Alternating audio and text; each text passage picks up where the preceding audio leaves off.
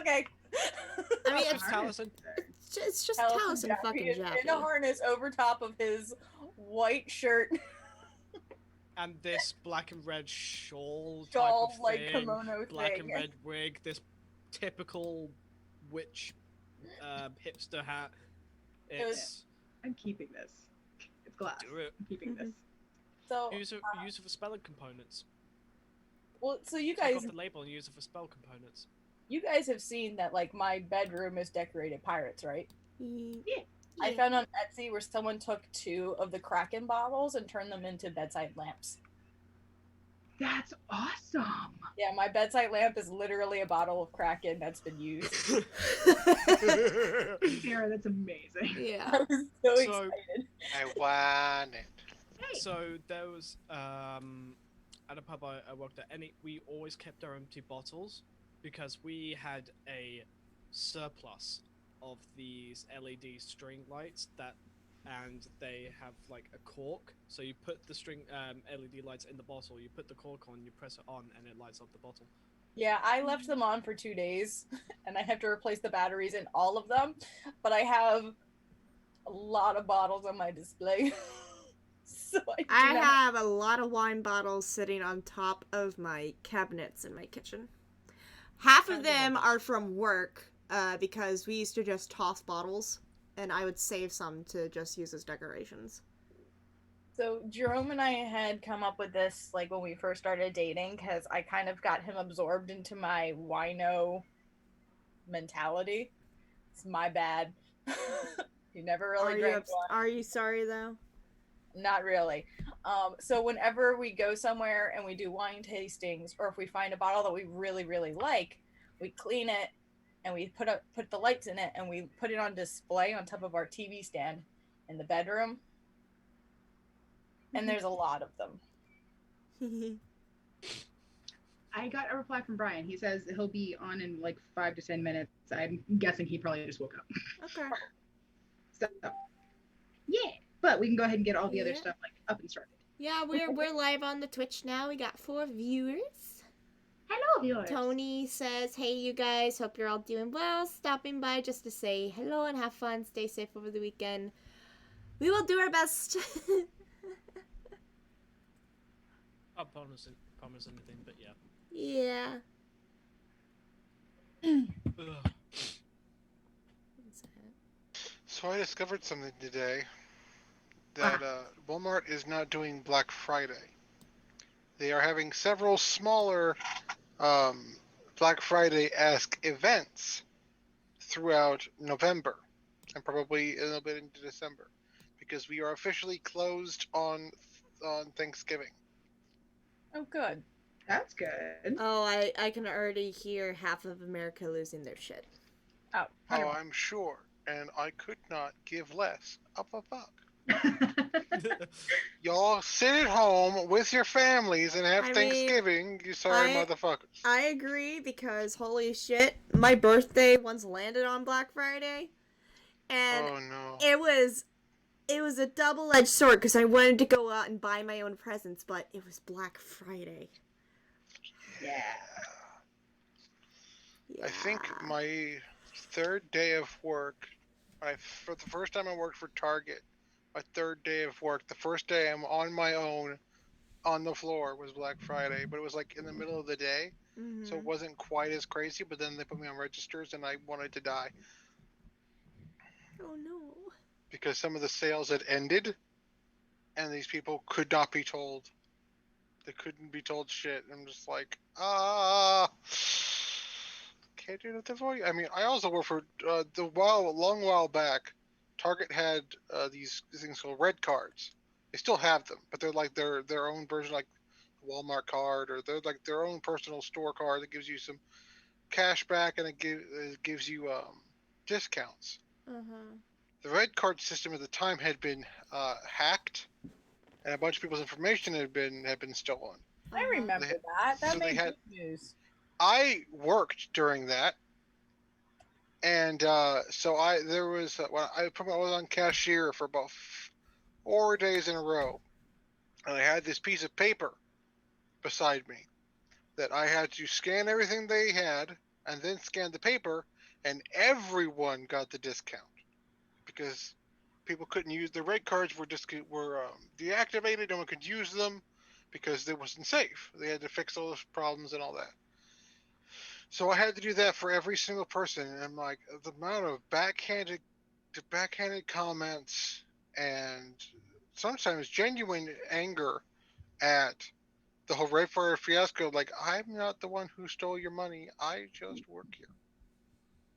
A lot of people shoot the messenger, unfortunately. Mm-hmm. Yep. Even though I wasn't really yeah, but the worst thing was that deal only went on for 2 days. 2 days. Didn't The matter. third day I was on the register, it wasn't there anymore, and people were upset. Yeah. It's like, sorry. Ben, question. Yeah. I meant to talk about this earlier. Your mic is very, very low, at least for me. Yeah, it's low That- for me that- as well. That's because my microphone was away from my Oh, face when I was. that would be eating. why. Continue, sorry. So, with Fighter Barbarian multi-class, whichever class you pick, you get extra attacks. On D&D Beyond, an extra attack in Barbarian doesn't stack because that wasn't my main class. Now, I've been told that can be down to DM's discretion. What is your decision? Oh my god, you getting 3 attacks? Or 4 Right, if it- attacks? No. Well, yeah. We 4 do attacks. not need another Vaxildon, okay? We don't need you dagger, evasion, action surge bullshit. Y'all are gonna hate me when I do actually. Except for Drax, it's great sword. I'm not gonna D12, sleep D12, tonight now. I'm not gonna sleep tonight now. That's if we level up today. God, we have a But, Anyway, but I'm just saying when I eventually level up. What is your decision? Well, the thing is, y'all haven't had like difficulty with any of these monsters I've been tossing at you. He's gonna wait till we have a near-death experience before we get another level up. That's what I'm getting from this. Well, my plan is actually most likely at the end of this episode or just before you get to Moonstone, you'll be leveling up again because I think the last time y'all leveled up was like before session Before 30. the Underdark. Yeah, something like that. So yeah, which feels about right to me. You haven't had that much trouble with the fangs, so I don't know if you. Then again, we haven't had a lot of combat either. True. But even like when I threw like some dragon bullshit and some master assassin at you. That, to be fair, the dragon bullshit was handled mostly because of Brandon. Yeah. And as for the master assassin, I basically self-sacrificed for that. You did. Oh gosh, you did. And the Raven Queen gave you a very strong, stern look and said, Yes, "Get back out there and yes, finish she this." did. She's like, I'm gonna make it harder to kill you. And then the next week, I almost get killed by my stepdad. She's like, bitch! Dude, I said The fuck caw, did caw. I just say? What about caw? Did you not get it? What about did you not get? That's it. I have to get a crow audio just clip to put on my video editing thing. So whenever I edit videos, when I curse, it's just. Okay. Hey, Brian's here. Zinc is alive. That's good. Hey, Zink. Zinc is alive. Is Brian? That is an excellent question. Roll a couple of death saver throws and we'll find out. Yeah. Alright, we might as well quickly just get into announcements at least. Hello, everyone. Welcome to Kingdom Chronicles. I am turned to page 394. Here with Emin Chief, Bridgie Lee, Aki Obsession, Brian T, Ben of Might, Alpha Hannah 5311, Bart of the Midwest, and Bryce Ossoles. We are here for session 40 of GKC. And God, do we need this tonight. For those of you who don't know, 99% of us are Americans. And We've had a clusterfuck of a week this week. But we don't want to talk about that too much. We're glad that it's almost over with and that we have a night of D&D to just distract ourselves. But to every American who went out on Tuesday to cast their ballots and to spread their voice and their right to vote, I'm proud of you. Fucking proud of you. You all exercised your right to vote. That's what it means to be American. Exercise your right to vote. Use your voice.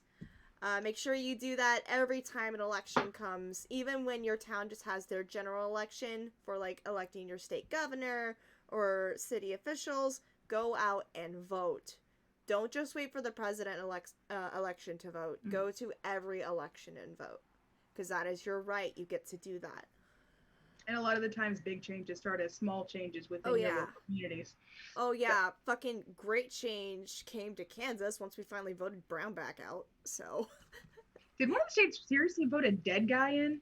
Or is that just a joke? No, that actually happened. I heard that a House representative got voted in, even though he died of COVID earlier this year. He died of COVID about a little less than a month ago. And they forgot to take him off the docket. They forgot to take him off the ballot, or had not gotten around to take him off the ballot yet. Although apparently there already is measures in place in case these things happen. Okay. Which good. I'm glad for that place, because that would suck otherwise. Oh God. No, and it's not basically because it was a Republican member of the House of Representatives that was voted in.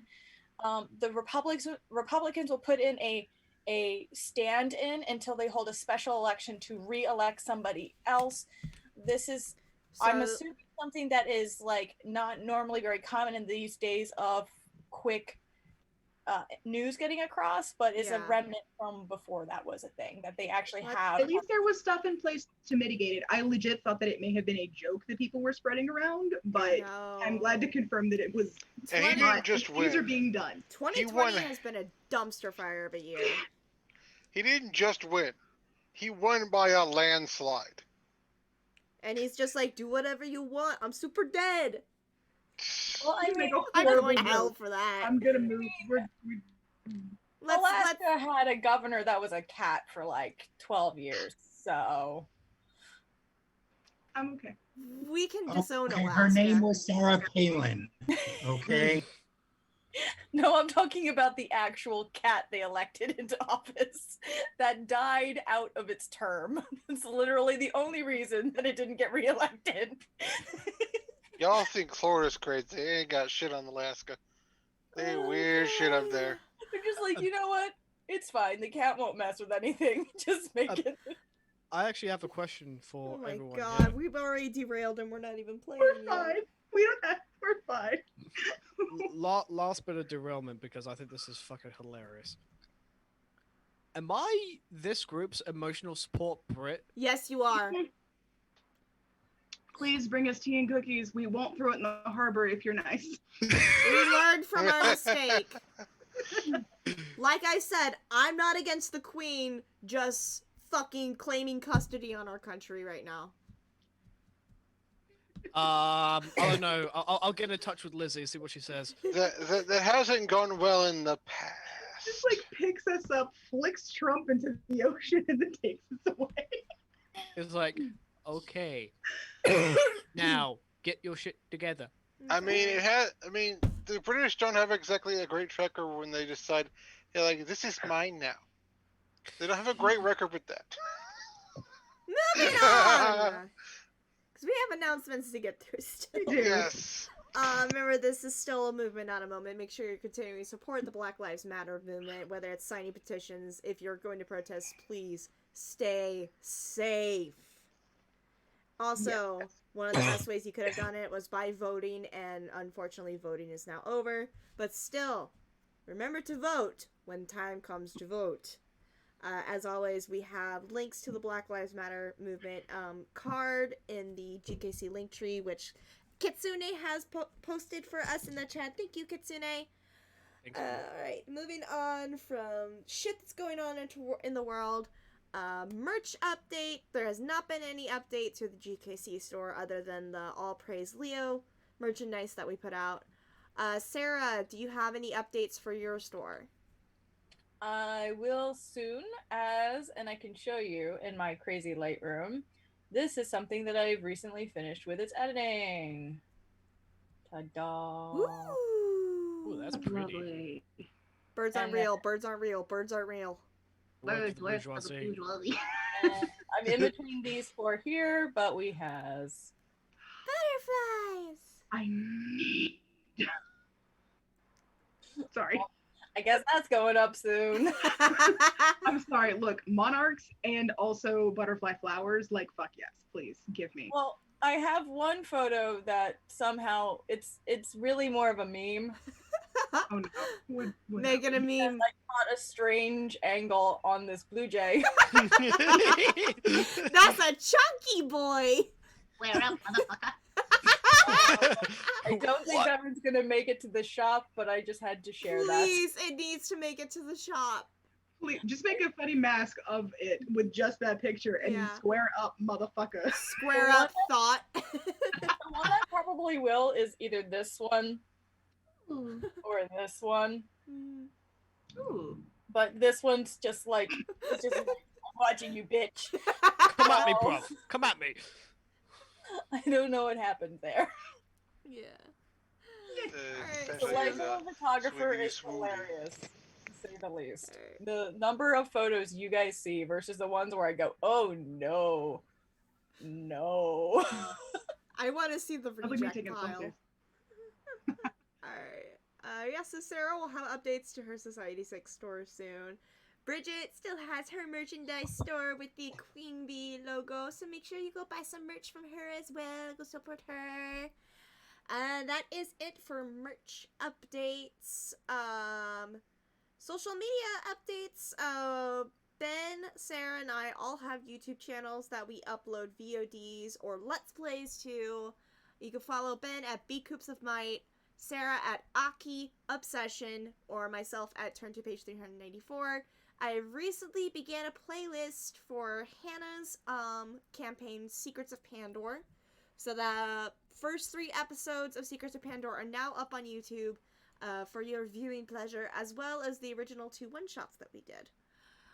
Sarah has her Humblewood campaign up on her YouTube, as well as the 2 parts of the Heckna one-shot, which I swear to God, if you don't watch it, you are missing out on a lot. My character got slaughtered in the second one-shot by another character. It was fucking amazing.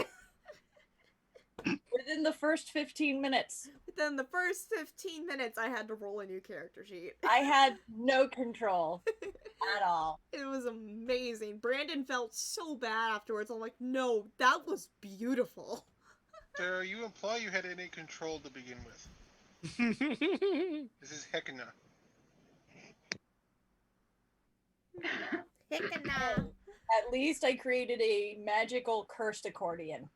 That's all I can say. That could petrify people. Yes, Mm-hmm. 10 minutes. Yeah. Ben, do you have any future videos to upload to the YouTubes? Not yet, because of the Yeah. gestures to everything. I haven't gotten anything up yet. I will soon. That is my plan. Uh-huh. And then I will resume my playthrough of We Happy Few. Okay. And I do have some other upload plans for when I'm on furlough. We did a recording session of us playing Cards Against Humanity. So I will have quite a few episodes to work with from that material when I'm on furlough and I have the free time to do it. So be on the lookout for that in the coming months. For Twitch accounts, make sure, hopefully you're following me, because that's why you're here, to see GKC. Also make sure to follow Mitch on his Twitch account. He is starting to stream more regularly, and next year will be doing his own D&D campaign. So make sure you go subscribe to his channel, go support him, and watch the crazy shit that he plays. Also follow Kitsune, JM Kitsune. He is our moderator and close friend of the entire crew here. You usually see him chatting with us every Wednesday on D&D Talk/Rabbit Hole, but he also streams basically every day on his own Twitch account. So go like his content, go subscribe to him, go support him, because he is an awesome content creator as well. And he also uploads a lot of his VODs to YouTube as well, so go subscribe to him at Jane Kitsune on YouTube. And follow him on Twitter, because he and I shitpost on there all the time. Any last announcements before I decide to be a little selfish for a moment?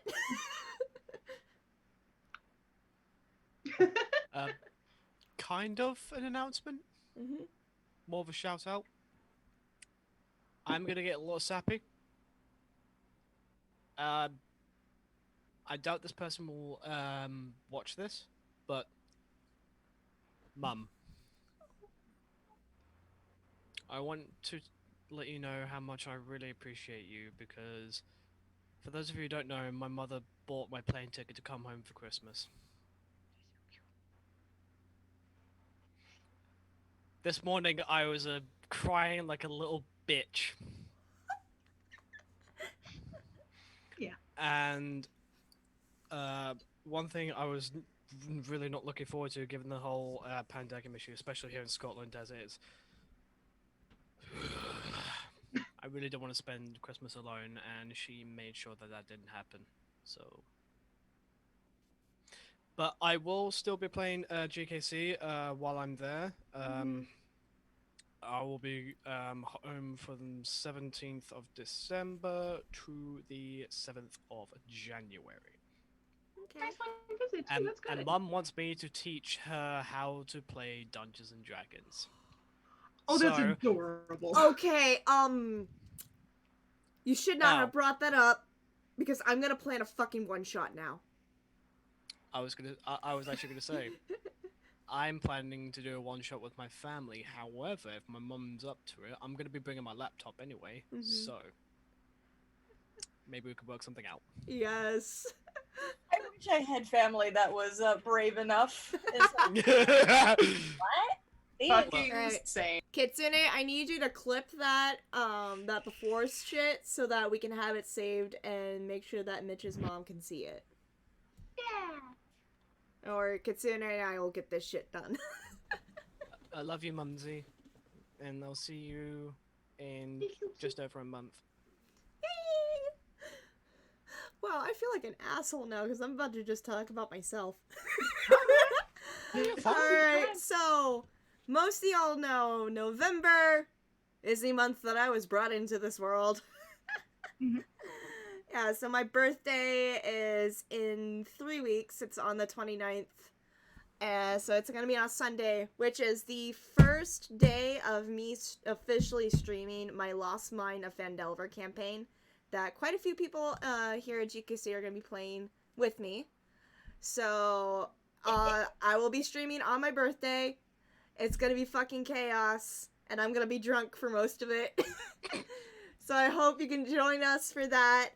And I just wanted to give a quick shout out to all my followers on TikTok who have bought me birthday gifts. I have the first of the Vox Machina Funko Pops. I have my boy Vaxildon, who sits at my desk to grant me inspiration. Look at him, he's so cute. I love the flame tongue dagger that he has. That's great. Yeah. And he has a feather in his hair, like Vex does. He has a feather in his hair. He's so I like those adorable. ones too. Yeah. And, yeah, so, Talon Cree, she got me the Funko Pop. Another follower got me some more,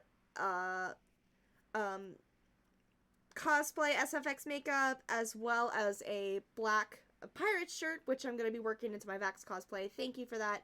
I forgot what your name was, but thank you for sending me that. AJ fucking spoiled me. AJ. He got me, not only did he get me rose quartz, like a whole bag of rose quartz, he got me a new set of dice. These are my new dice. They look like rose quartz. And they're so sparkly. I'm going to be Ooh, using them tonight. I love those. Yeah, I'm going to be using them tonight. So I'm excited for that. And he also got me this raven pin, the raven brooch that Sierra actually wears. So, get a nice shot of that. Ooh. So That's this fucking is cool. canonically the brooch that Sierra wears as one of her symbols of the Raven Queen. And oh shit, White Viper got me stuff too, but it's fucking slipping my mind right now. What did he get me? What did he get me? What did he get me? White Viper, I know you got me shit. It slipped my mind because I know also Amazon kind of lost one of the gifts you got for me. But also thank you for the presents as well. And somebody already bought me a new gift that'll be coming in next week. So, yeah, my Amazon wish list. I'm sorry, Brian, that I had to say it, but my wish list is linked in my Instagram and on my TikTok. So, you can buy me presents there if you want. Okay, I'm done talking about myself. I feel... Ugh, I don't like talking about myself. It's your birth month. You know what I mean. You know what I mean. It is the month of my ascension. Alright, I think that's it for announcements. That's about right. Yeah. Hannah, it's ritual time. That's it, that's the whole ritual. How is everyone in this group so fucking cute? Oh! The fucking nose rings I'm wearing. Thank you, White Viper. I have a fucking fake nose ring in. Okay, I'm good now. Nice. Okay. Hannah.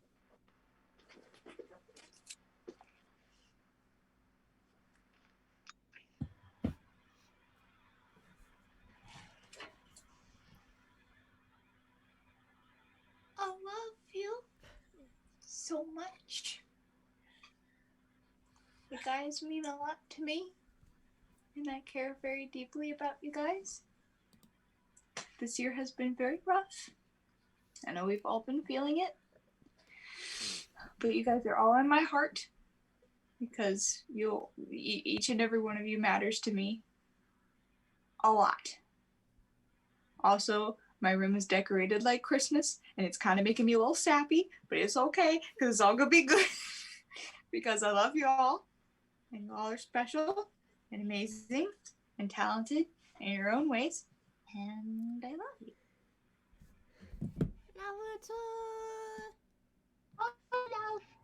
Look, you're just as sappy as a Christmas tree. It's fine. I was saying, Was that a tree pun? Maybe. Trees can get sappy, literally. Yeah. It's Ben, what do you expect? You're not alone in the Christmas decoration already being up train, seeing as Jerome is Jerome and insisted that we decorate for Christmas on date night this week. Aww. That's adorable. I insisted that we have my one turkey. It sits in my office. Has he tried to put a Santa hat on it? No, do not give him any ideas, please. Okay, but he's lucky I'm not friends with him on Facebook because I would text him immediately. This is a man who says that no Christmas music was ever made since Mariah Carey's. No other Christmas music exists post that song, and if you try to play it, he goes, "This isn't real Christmas," and switches it back. And has turned our smart bulbs in the house, the whole house, to red and green. I love this man. I love him. This is amazing. I love him even more. And my mother every year finds a different Star Wars themed nutcracker to give him. Oh my god. So our house is an interesting. His decision this year. He's moving his Lego Death Star into the living room so that the laser is pointed at the tree topper, which is a weeping angel. Oh no. Okay, that makes sense though. It's just okay. Alright, Hannah said she'll be right back. She's switching devices. Yeah. We'll wait till she's back and then I'll do it's the time to start. And I see Bridget is posting dice in the group chat. And so fucking pretty. I'm jealous. Oh my god, Ben. I got you. Okay, but those bad. Oh, don't drop them. Oh, I love that color combo. That's beautiful. That's Lovely. beautiful. It's like sky glass. The rainbow. I love it. Well, I tried to make them rainbow. Mhm. This one's the one that turned out the most rainbowy. Motherfucker. Oh, wow. Ooh. They're like absolutely clear. There's no bubbles in them. That's That's amazing. amazing. Good job, man. All right. Thanks, You I tried. summoned me. Yes, we did. Your bed turned into a mimic. You're lucky we saved you. My bed was a delicious croissant of a warm, soft, pillowy wonderfulness that I almost didn't escape from. Okay, but that's a mood, and I totally believe you on that. I almost joined you there because around 6 I was like, I need a nap. No, I'll just make coffee. I'll be fine. I still haven't made my coffee yet. I am running off the fucking energy I got from watching Mandalorian today.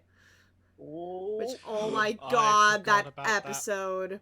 Oh my god. That episode's gonna have. Oh. Okay.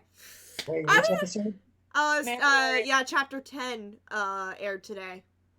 Oh, yeah, it's Disney crapped out on me halfway through. Yeah. No. It had some nice action towards the end, though. I'll give it that. I will, But without spoilers for those who haven't watched yet, all I can say is they looked like viruses that we saw in middle school. yep. Oh, like the little like Yep. D20 Yep. and Yeah. the thing. Yep. I was like, it looks like a virus. Also, just for trying not to give too many spoilers, but any viewers who watch Mandalorian, arachnophobia warning. Arachnophobia warning. That's all I'm gonna say. Okay. Are we ready to do the D&D? Hold on, baby. I can't hear you. Aye, Captain. Oh. Oh. Aye, Captain. I can't be the only one here who like hated SpongeBob. Oh, I despise it. I've never seen it.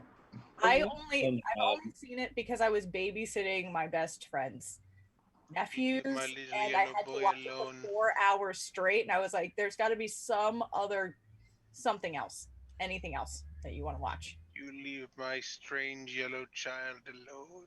I will not. I will not. The only thing I can say is from the meme. Apparently, I am Squidward, and that's fine. Yeah. We'll make sure you don't get attacked by sea bears. Don't know what that is. Sorry, it's a joke. Don't worry. Yes. Okay. Jellyfishing. 40. Without further ado, let us dive into tonight's episode of Kingdom Chronicles. Yeah. I, in all my grace and powerful wisdom as the DM, Oh, will say, I'm will scared. say, previously on Kingdom Chronicles. God, I have so many notes.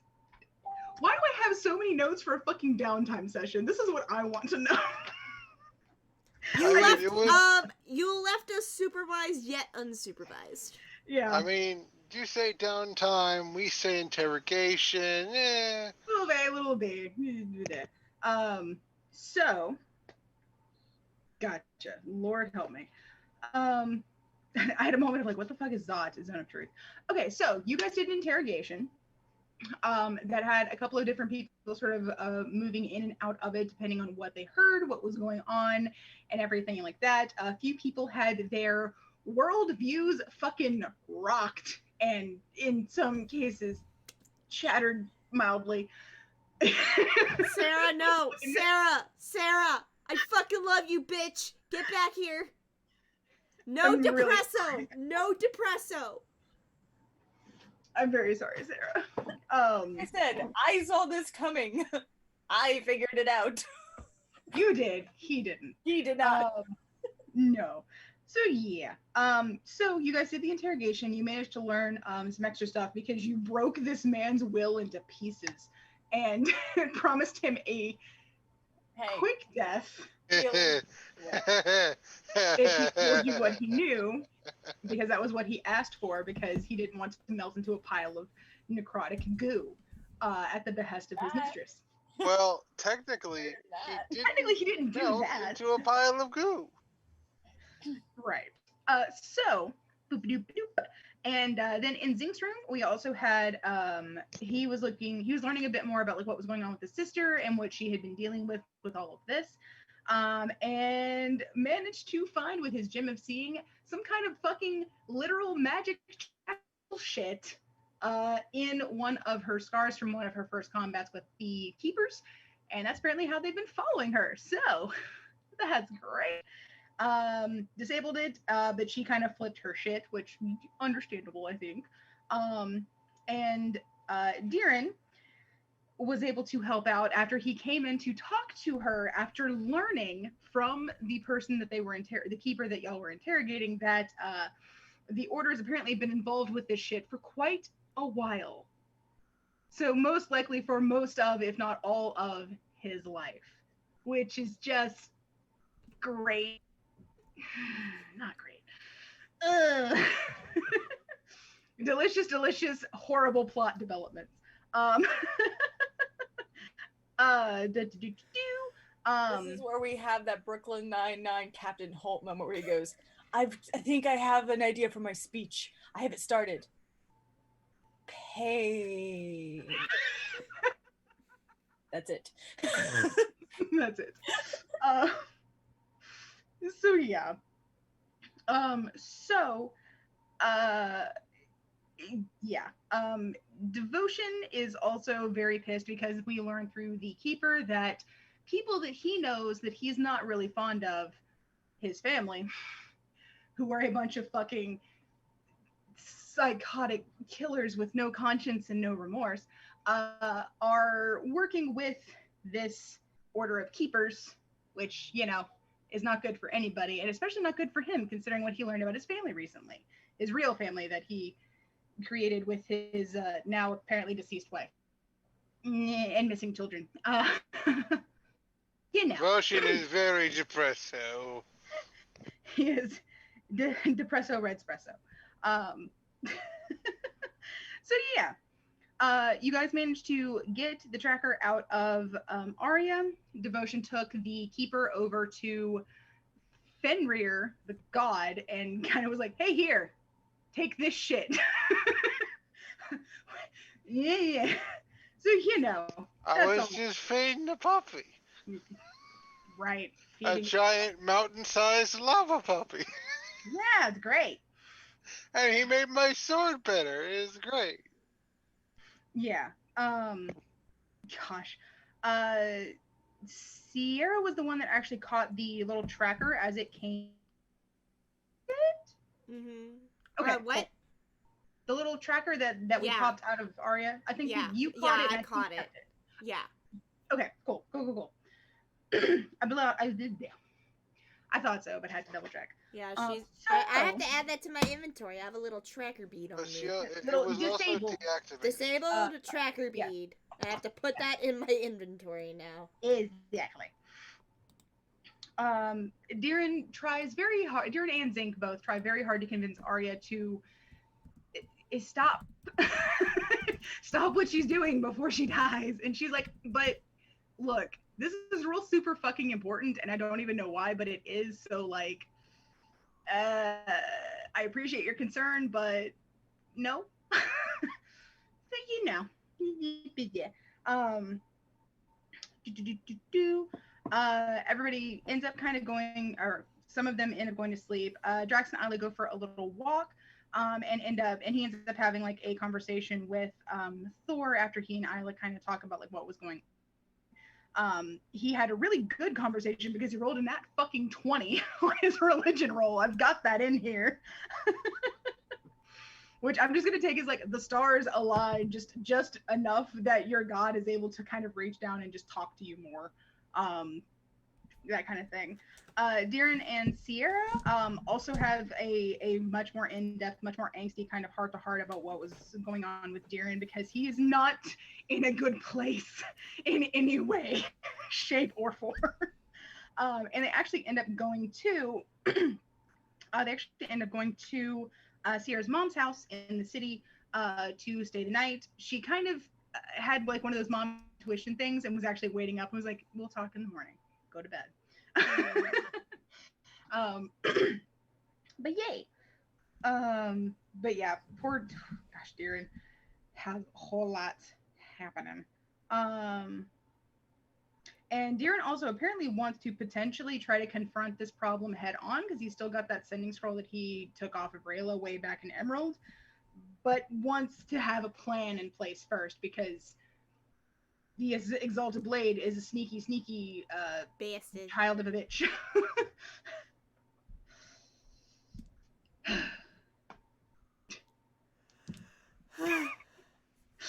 Just barely hanging on.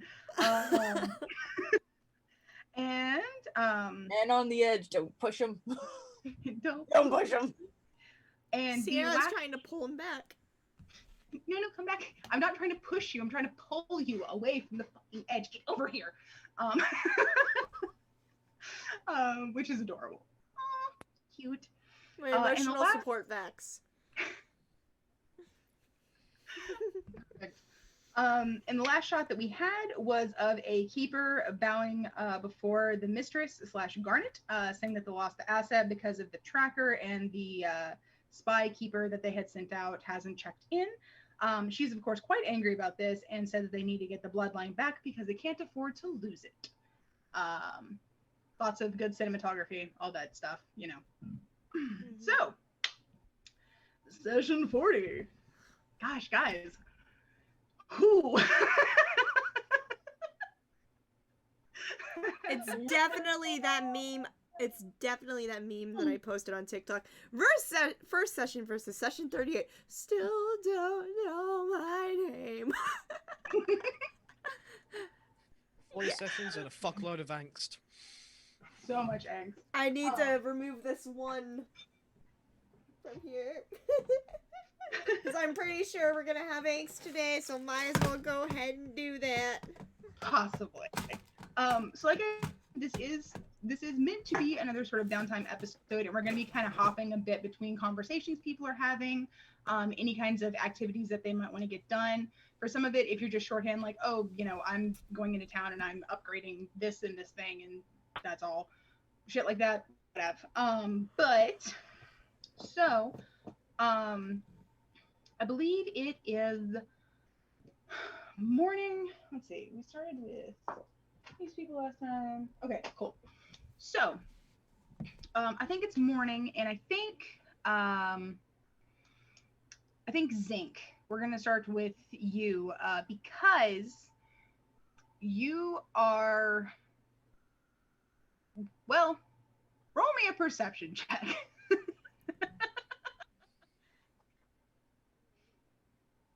Oh boy. 11. Ooh. Okay. And remember that I was sleeping in front of the door. It's true. Yeah. Okay. Fair enough. Okay, honestly, probably what happens is you don't wake up until literally you feel the door kind of like trying to scooch you across the floor. And so yeah, so you're like kind of like jostled a bit as you're kind of tugged or like pushed across the floor a little as the door is sort of opening. You open your eyes and you see Arya, your sister, standing there, fully dressed, ready to go. The sun is like barely over the horizon, if the tiredness that you feel is any indication. She looks a little like just Morning. Morning. Nice try. We have to go shopping before you leave. I'm not gonna stop you from leaving, but breakfast, then shopping, and then if you still want to leave, you can go. But you're welcome to stay with us for as long as you need. Shopping. Breakfast. Okay, fine. You have to swear, and she holds up her pinky because you guys did this as children, because every child does. Yep. You have to swear that if I still want to leave at the end of the shopping trip, you will not stop me. He, like, still laying down, thrusts his hand up, Yeah. Okay, That's why fine. cakes. Fine, go get dressed. I'll go order food. I'm not gonna leave until after the shopping's done, but I'll go order food. So meet me downstairs. Oh yeah, Zink doesn't even shower. He just prestidigitation, like a quick like A little bit of a breeze shower. like a fluff and puff. His hair gets a little extra wavy. This is fucking magical. And again, Zink's body odor naturally smells like mint and like herbs. So I fucking love this. it doesn't smell bad. Okay, so question, just for like my own edification, what does Arya smell like on her own? If you smell like fucking mint and herbs, does she smell like rosemary and thyme? I would say that she probably smells like yeah, like rose hip and maybe some gardenia, maybe a little hint of Is that a rock gnome thing, or is that just a your family thing? That's our family thing. We just smell good. But I feel like Arya is a little bit more like hygienic. She like she bathes properly, and so like she usually smells like perfume that that she's bought. She wears, yeah. Yeah, fair enough. Which is it's basically like when you walk into Victoria's Secret, like that's just sort of like flowery, like boom. I am a basic bitch, and I actually love the fierce cologne that fucking Abercrombie just oozes from their air conditioning vents. I don't care. I love it really badly. I want to get it for myself. Anyway, so she smells like love spell. I'm having Vietnam flashbacks to Tween Page walking into Abercrombie. Oh now. god. Oh yes. Not as bad as Hollister though. I don't mind. Is also not as bad as like the wall of Axe that would always come out in the boys' locker rooms after gym. Yeah. Anyway, so she's already downstairs by the time you get down there after your quick shower. That takes shower. I mean Zink like he just like does that and like moves the bedding out of the way, like doesn't even throw it on the bed, and then just like walks down with her. Because he's excited. His sister's here. That's cute. Okay, so yeah, so you guys walk down together, order breakfast. She seems kind of intent on like going ahead and like getting breakfast and like getting moving. She orders herself a cup of coffee nearly as big as the two of you are. And just kind of like quickly and efficiently goes through her stuff and is just kind of like waiting for you to catch up. Link is gonna ask the tavern master to sort of bundle up like maybe like a week's worth of like bacon and cheese and bread, like and dried goods, but like he's gonna do it cutty, so like she doesn't know, and then just have him set it aside. Okay, cool. Yeah, he will definitely set aside some rations, especially if you like. I think honestly, like a week's worth of rations is like literally a gold. Yeah. Piece. So, I already gave her gold, yeah? I think so. Okay. Sounds right. Because if I haven't, I can give her more. But I'll sort of slide like 10 gold over to him, just to cover that, and also like as a tip for being like cool. Okay, gotcha. Okay. But yeah, so she's sort of ready to go and doesn't talk much over breakfast until like y'all are kind of getting moving. So once you guys sort of head out, because the barkeep says that he'll have everything together whenever y'all come back, so that she can put it in her pack and then go. Okay. So as you guys are heading out, where are you intending to go? Like a weapons place or like a supply place or a place? So I specifically, and if anyone else wants to come shopping, that's fine too. But I specifically wanted to get an amulet of proof against detection, and then I also wanted to get just like see if there was anything that would help her on her journey. And I mean, because we have the sending stones now, so we can talk to each other. And then I want to make sure that she's well equipped, and I also if they have any like fancy stuff. Like I'm not trying to pull a devotion here, but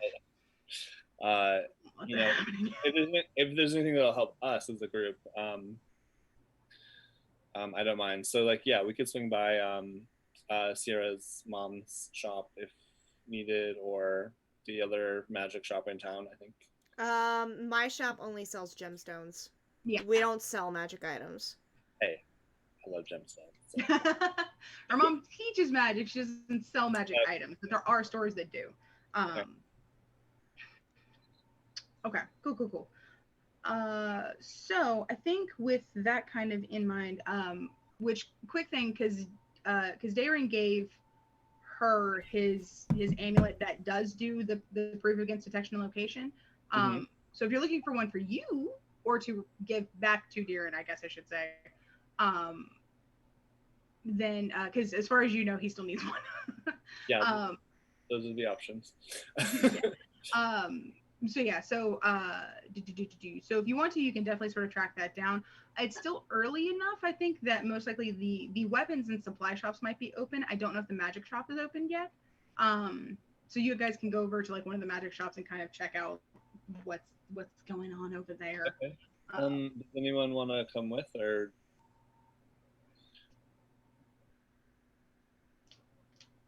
Not there. We're not there. They don't know that, but we're not there. Yeah. Yeah, well, who came down for breakfast? This early, I think the only people who might be awake are probably Flortma and Devotion, maybe Sutha.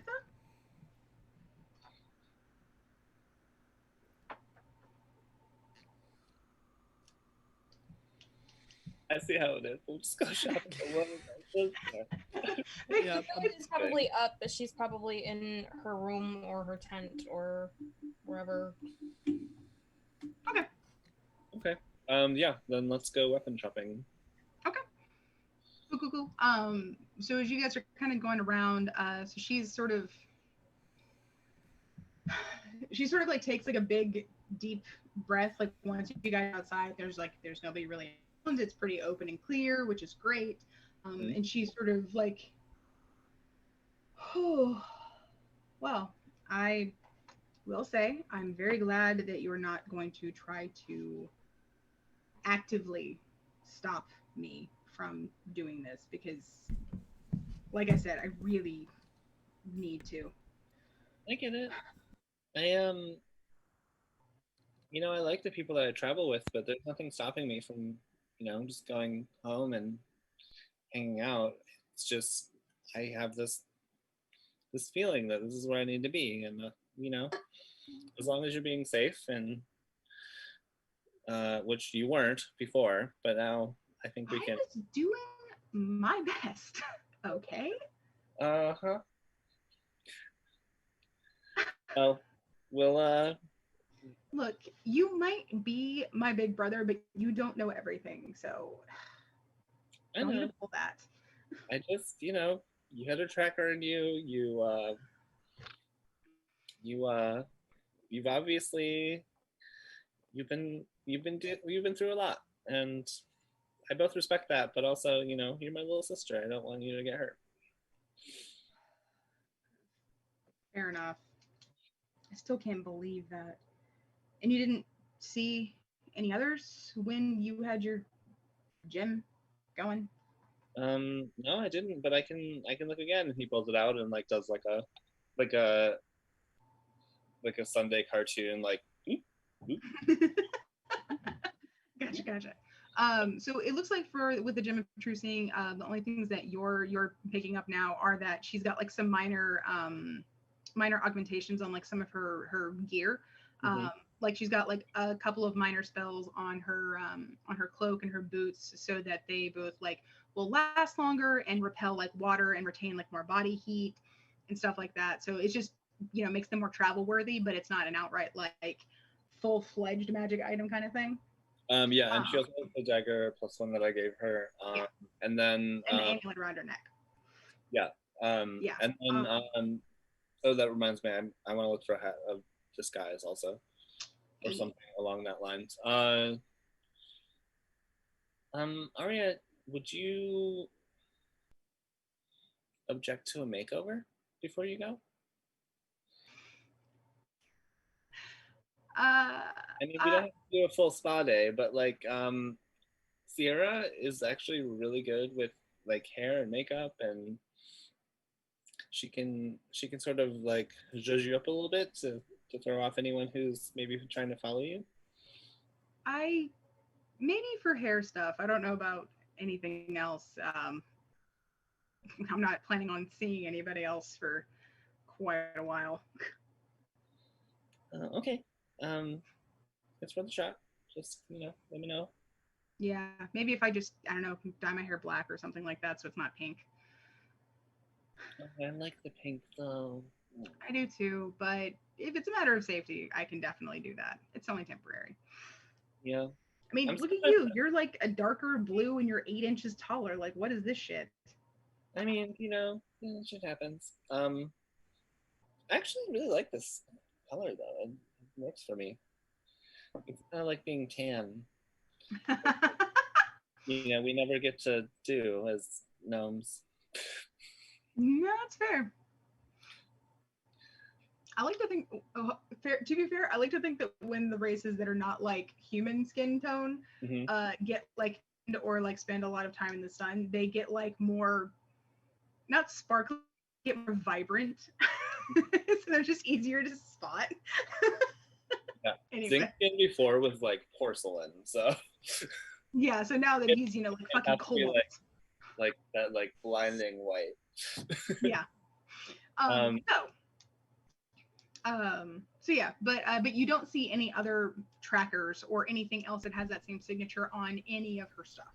Okay. So. It's up for I think it's 10 minutes. I'll also just like, since it's active, I'll just be keeping an eye out, like just using it to see.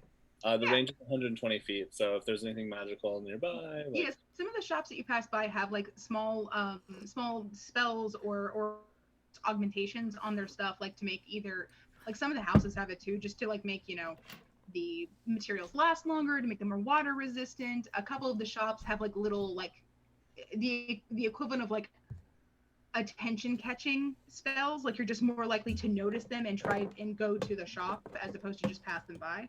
I guess like the equivalent of magical subliminal messaging, like, hey, look at me, come shop here. Magical neon signs. Exactly.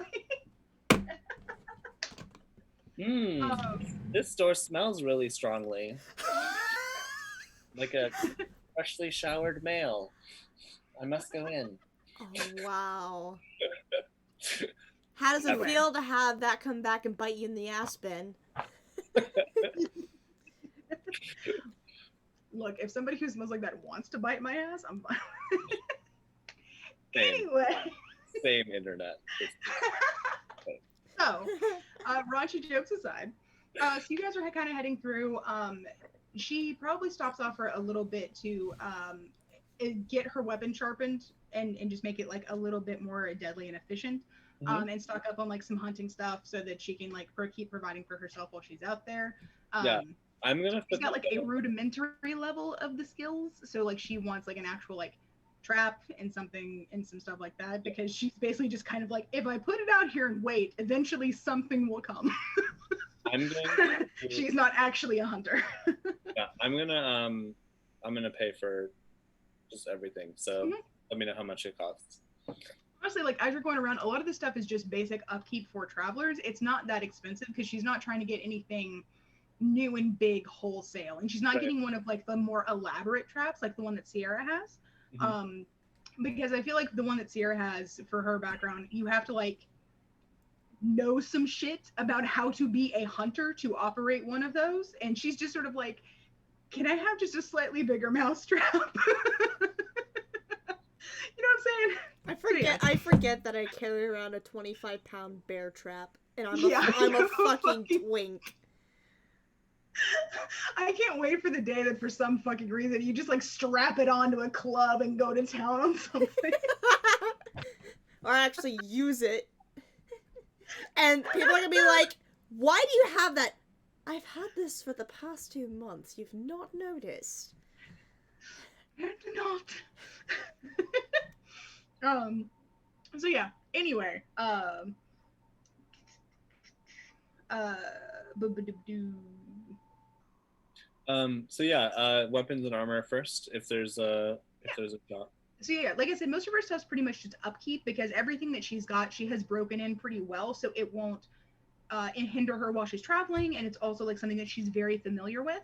Okay. So a lot of her stuff is just that. So I think, at least for that kind of stuff, by the end of the day, that's maybe like a total of 10 gold. Because Okay. maintenance stuff is way cheaper Then, than like, brand new wholesale buying new shit. Yeah. So does the weapon shop have anything notable, like weapon or armor wise? No, we're gonna risk this, but I have grounds to say fuck you. You always have grounds for that. I always have that. I just didn't operate them last time because I was trying to be more, truthful. So listen, if you just have like a handful of legendary things lying around, I'll take them off your hands. It's fine. Wall, but no, not that. So I think what I want you to do, go ahead and God, the fucking. Sorry, this pisses me off. The fucking binding on this has already completely detached, and I'm very careful with these, and it's just frustrating. We can talk later. There's a binding glue you can get. Yeah.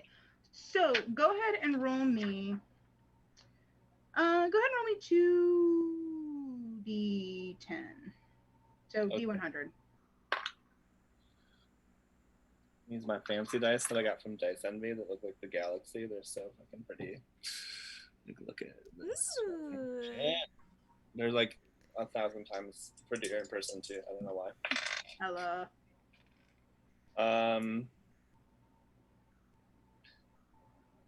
4. All right then. That's rough, buddy. Dude, too bad this wasn't divine intervention. Right. If only. Okay. Well, a 4. I'm gonna say with that you were actually able to get her instead of just sharpening her little short sword that she carries around, you're actually able to find her a +1 short sword, so she's a little bit more capable and able to get around. So yeah, I think that one's probably going to cost you a little bit more. That's going to be like 125 total. Okay. But hey, it's better. Yeah, and Zink is not with Forma, so he's not checking prices. He's just like, okay, that sounds like a good deal. That sounds fine. Are you okay? I think he just exorcised the demons from his body. One of them. 125. You It's said? clear now. Yeah. Where am I? Who are you guys? Okay. And then the magic shop is next. And actually, is there so I'll be looking for a how to disguise, an amulet of proof against protection or whatever, or detection, and then if they have a bag of tricks. What color? Oh, it doesn't matter. Okay. I just want her to have friends when she needs them. Well, you are in luck. Damn it, Dave. You are in luck. I rolled to see. It looks like for each of those. Why? It looks like dice are very kind to you. It looks like they actually have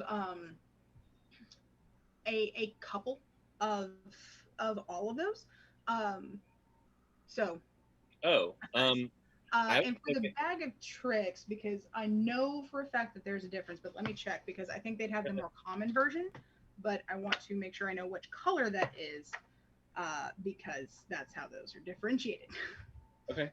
I'm interested in 2 of the amulets and 2 of the hats, if they have multiple. Okay. Tell you what. Nope. Yeah. Okay, they've got a tan and a gray bag of tricks. Okay. So, whichever one of those you.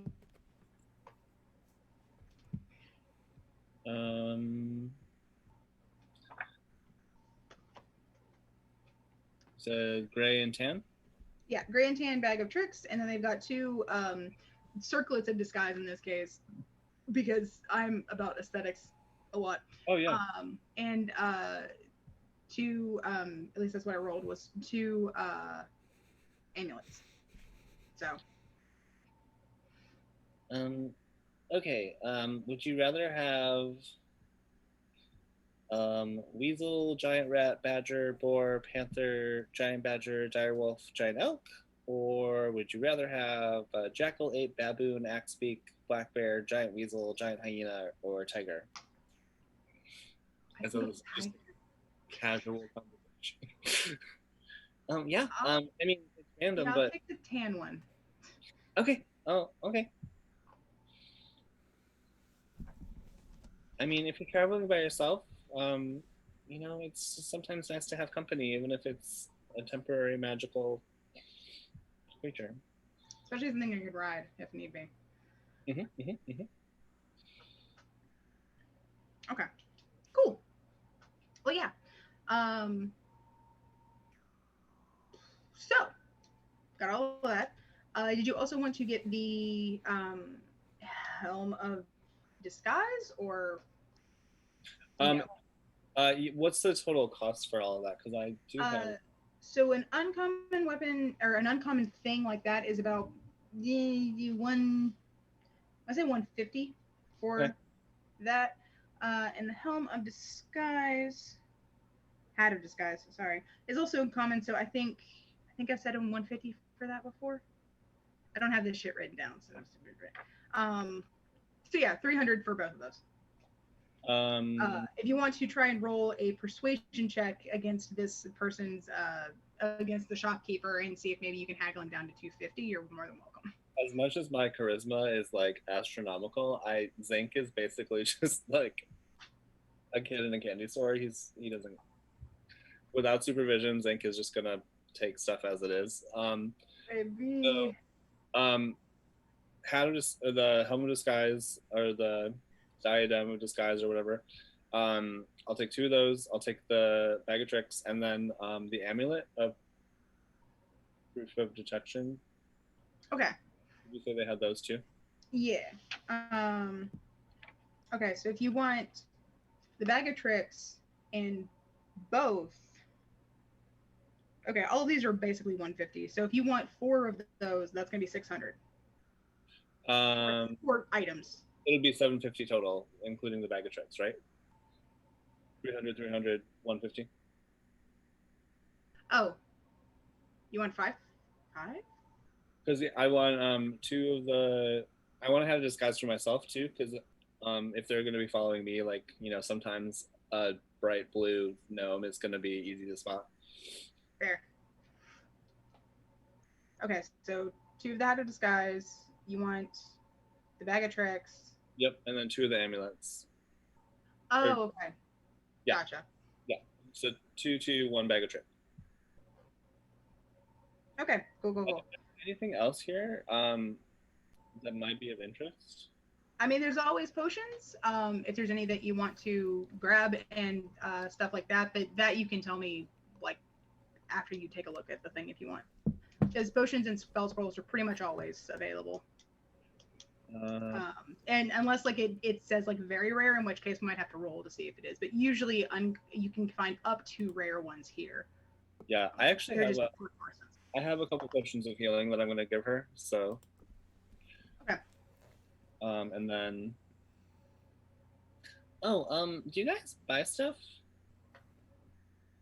Like, can I sell my items that I don't need anymore? Yeah, if they're in good enough condition, we can definitely take them back. What you got to offer up here?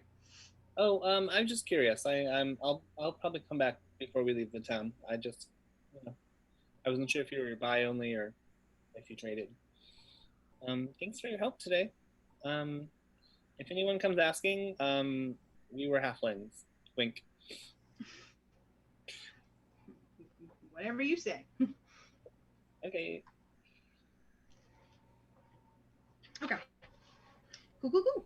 All right, neat. So with your shopping stuff finished, and you guys, I think, like probably settling in, like getting attuned to different things, and kind of like being familiar with what you just bought, I'm gonna hop over to somebody else. Sounds good. Okay, cool. So, sorry. What with it being morning, sorry. Uh, Sierra, you wake up in your childhood bed, in your childhood room, with your not so childhood boyfriend. No, and no, we did not have sex at my mom's house. That's totally fair, but you guys did, like, I'm assuming It's at least, cramped. like, we're just there for each other, Yeah. and probably we're just, like, holding on the whole night. Yeah, two grown adults crammed together on a twin bed. Done that. I've been to college, I understand.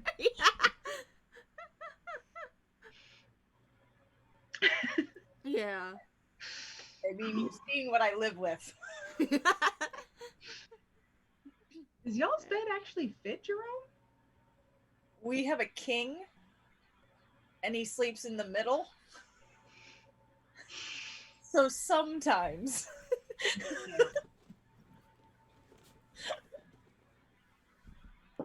Interesting. Anyway, He also So- goes to sleep on an angle, but we're not going there. We're not. for my grandfather from before, they actually had to get him a special bed for the hospital because he was 6'6", and they were like, we need to make sure you can fit in the bed, sir. Anyway, we were really surprised they found him one. Anyway, Sierra, you wake up. Deeran, are you there? Yeah, he's still there. What do you do? Birds are chirping. It's very nice. It's a good morning. Is Darren awake? That's the question. Or is he like I'm- mid-trance? He doesn't sleep very long, so he would be awake. Morning. Morning. Oh god, this is a sight. I say as I look around my old room.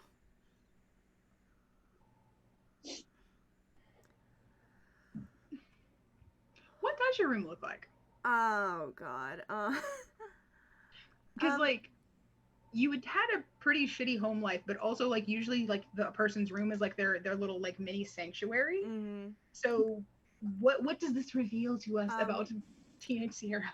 Well, there's a lot of empty shelves on the walls where her original rock collection used to be. But Ferris had sold it, so she never refilled them.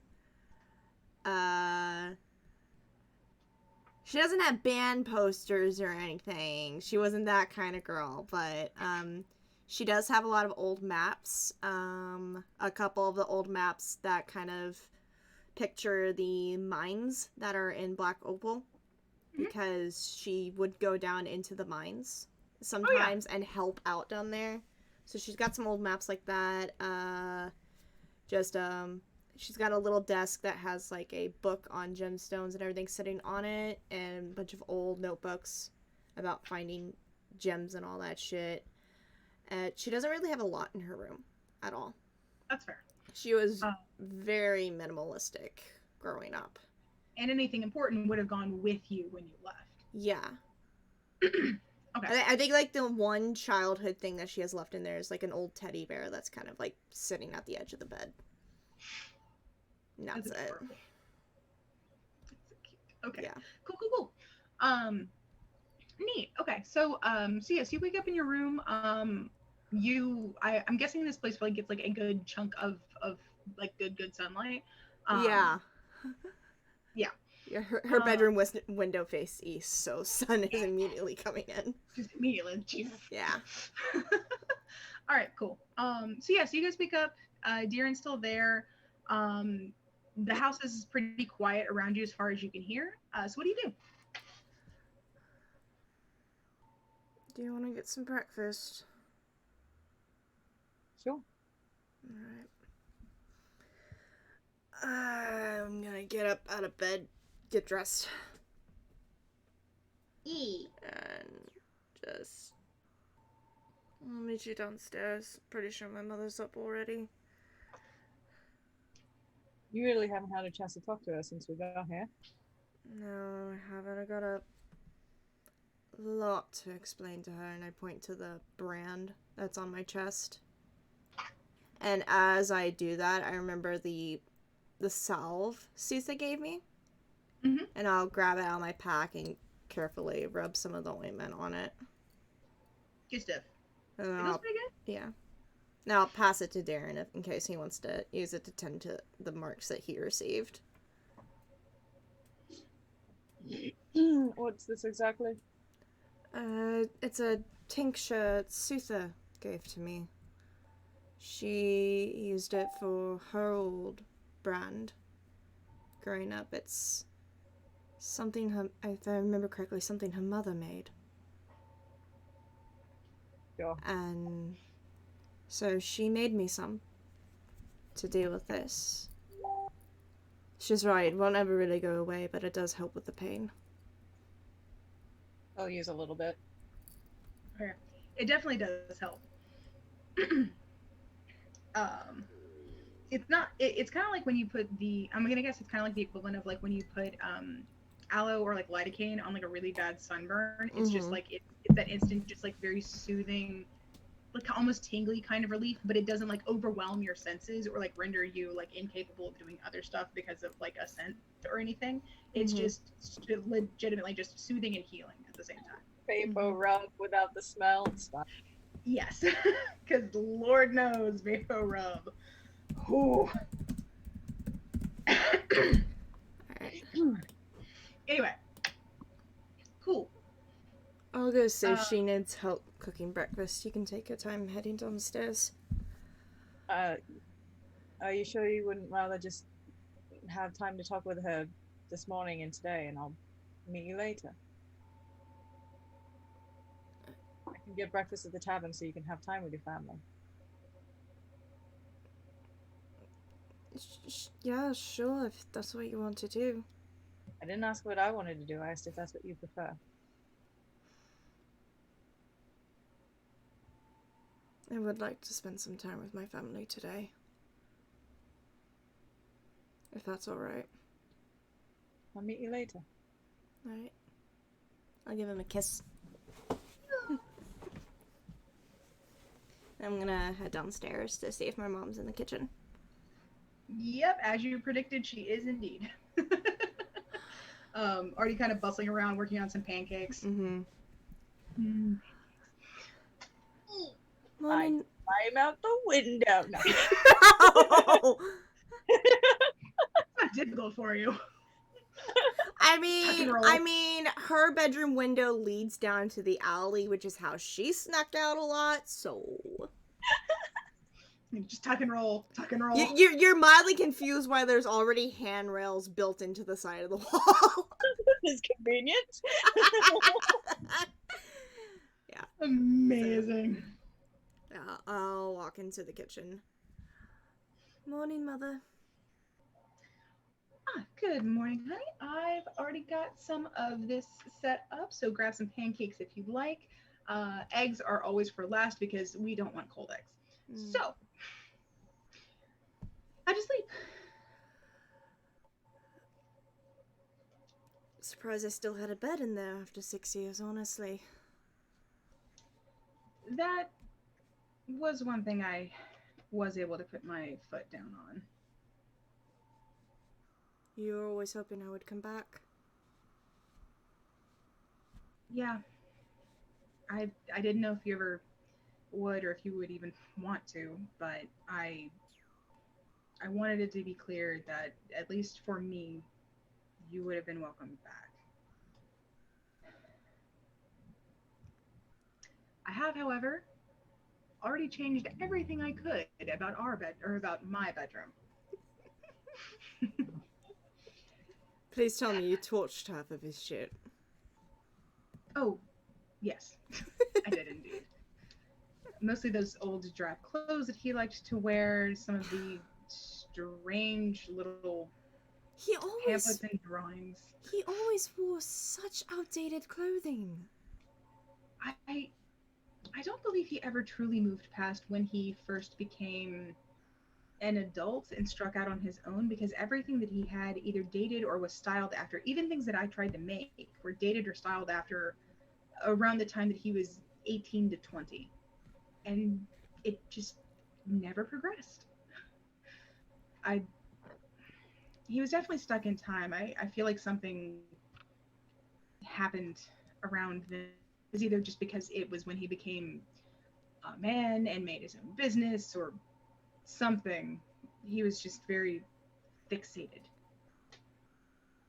I might have an idea of what caused that, but it's not my place to talk about it.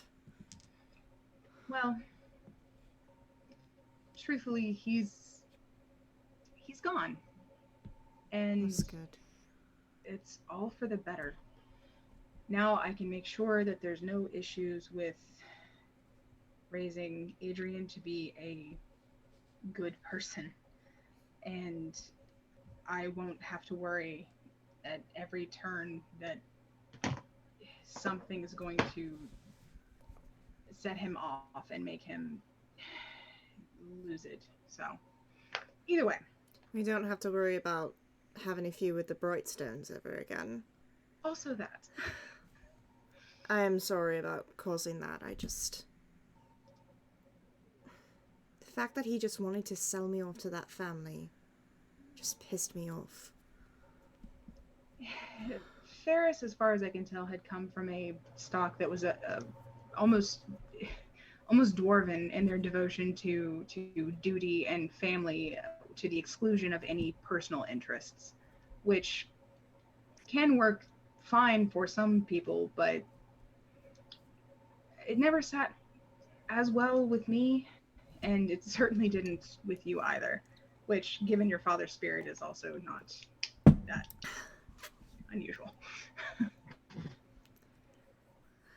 Speaking of seeing father again,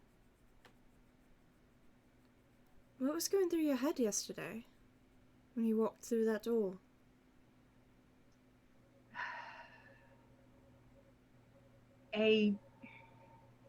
Do you remember those kaleidoscope toys that you and Adrian had a couple of times over the years? Yeah. Made with bits and pieces of gems, and how every time you blinked as it twisted, it was something new and different, and yet slightly similar to what you had just seen in the previous moment.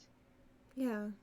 It was sort of like that, but with emotions. I was delighted that he was alive. I was ecstatic to see him. I was so angry that he had left in the first place, and then I was furious that someone had kept him away for so long, and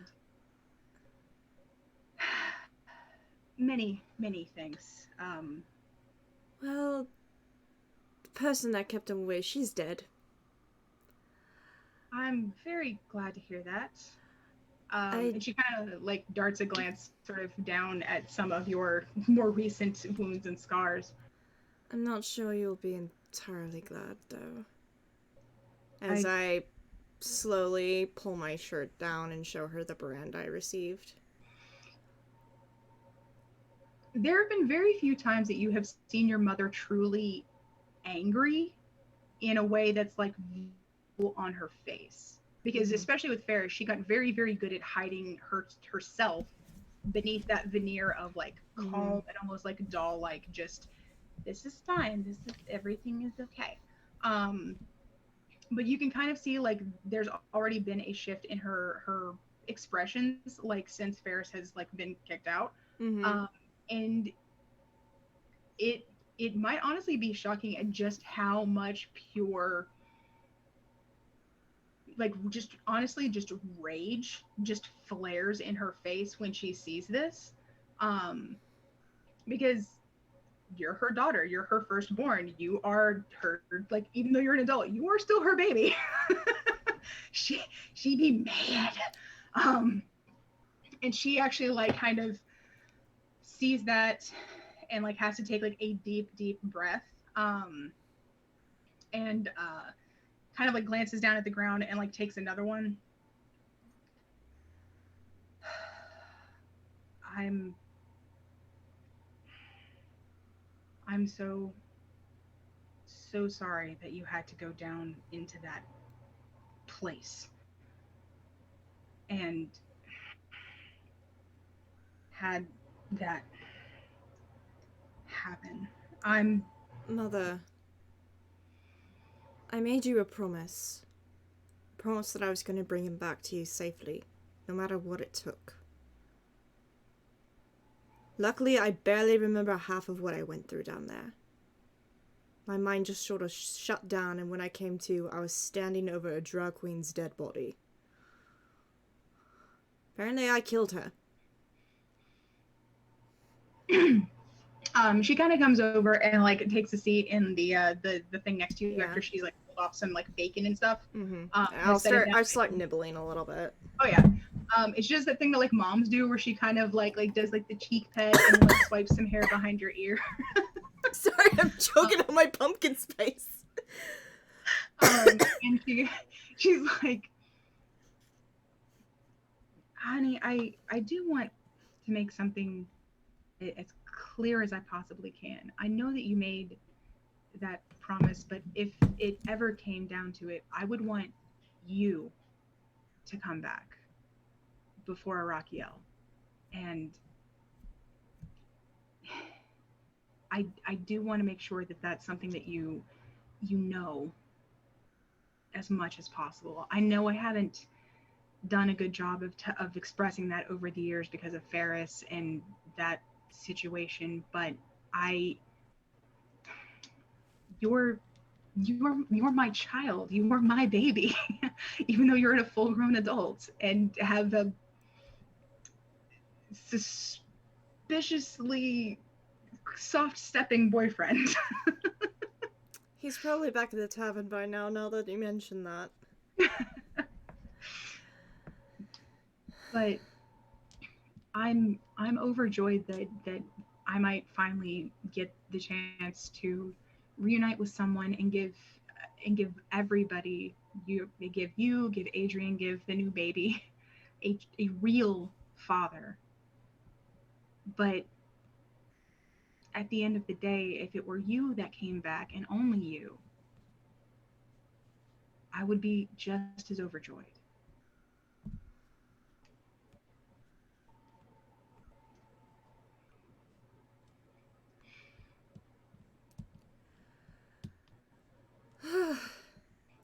Sierra's like trying not to cry right now as I'm thinking of something to say. And she kind of like does another like little pet and is like, I just want to make sure that that's never something that you doubt or have second thoughts about. So I'm sorry that I doubted you in the past. I was too young to realize you were as trapped as I was. But I was still the adult in that situation. I was trapped, but I had much more agency to do something about it, and I wasn't able to until very recently with your help. And I'm sorry I failed you for so many years. But I'm hoping we can have a much better, healthy relationship moving forward. And it'll be much easier since we've gotten rid of the weed in the bed. But well, we'll be in town for at least a week or so, and I know that you have to help at the library with teaching the students. So true, but if you want, I can run the shop. I know how to do it. Oh, I know you do. You could probably spot fakes and make better appraisals than most anybody here. I know you have a better eye than me. Probably work with Papa Brightstone, building that business relationship back up again. That could work. Maybe he can send a couple hands over to the shop to help you out as well. be proper business partners this time. I believe I would very much like that. And if it helps, I know you have Deeren, and I know that he doesn't seem to be the jealous type, but he's also got a very quiet face, so it's a little hard to tell. But Yavel is not in the town currently. He's on another business trip to Emerald. I was already told Yovel is engaged to someone else, and I wish him all the best. He is, but that boy is. I will say that boy has definitely been quite sad about his loss these years. So I think he'll survive. oh, he will. He definitely will. But I think it'll just be a little easier for everybody if you don't have to deal with him. Yeah. So, and of course, Adrian will be hovering with his recent choices obvious for everyone to see. He's definitely my little brother. I will give him that. If he just asked for help, but now he knows better. I try not to laugh because I told him not to let Mom know what he was doing. I'm just like, I caused this chaos. He'll be fine. He's just a little, has some extra blue for a little while. Yeah. He'll be fine though. It lashes out. And eventually. Mm-hmm. Oh, before I forget, I have a present for you and for the shop. And I reach into my pocket and I pull out one of the garnets. What is something Ferris could never find? It's a garnet. They do exist. What? I've heard of them from other places. I know we produce most of the gems in the area, but I've never actually seen one. It's a nice display piece you can put in the shop. Oh yes. I have another one that I intend to give to the Brightstones so that they don't feel left out. Of course, want to keep us all on equal footing. As far as I know, those are the only two in existence. Besides from the ones that are in the museums. Yeah, as I said, I've heard of them, but I always thought that they were pieces that had just sort of become part of our history, but weren't really from here, just because we don't have a town and we don't have anything else to do with these. So, but this is gorgeous. It's definitely different enough from a ruby that it'll make people ask. I might have to do something to get like an official appraisal thing so that people don't think that I'm trying to cheat them when I say that it's an actual garnet. But what, is my appraisal not enough? You know how I give her a pout. It's good enough for anyone here, but you know, out-of-towners, they're always uppity. Mm-hmm. Damn Yankees. Damn carpetbaggers coming down here.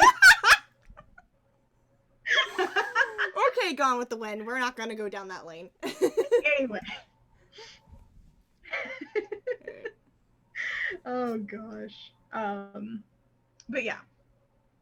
Beautiful. She goes ahead and like polishes it up with like some of that really like the really good like I guess rock polish. Yeah. That you don't have in here, and sets it in like its own little specially locked play case. Yeah. And then I'll just continue chatting with her and catching up and just having breakfast. And then when Adrian comes down, I'll chat with him as well, catch him up on my adventures. Oh, hell yeah. Before I head on with the day's events. Okay, cool. Mm-hmm.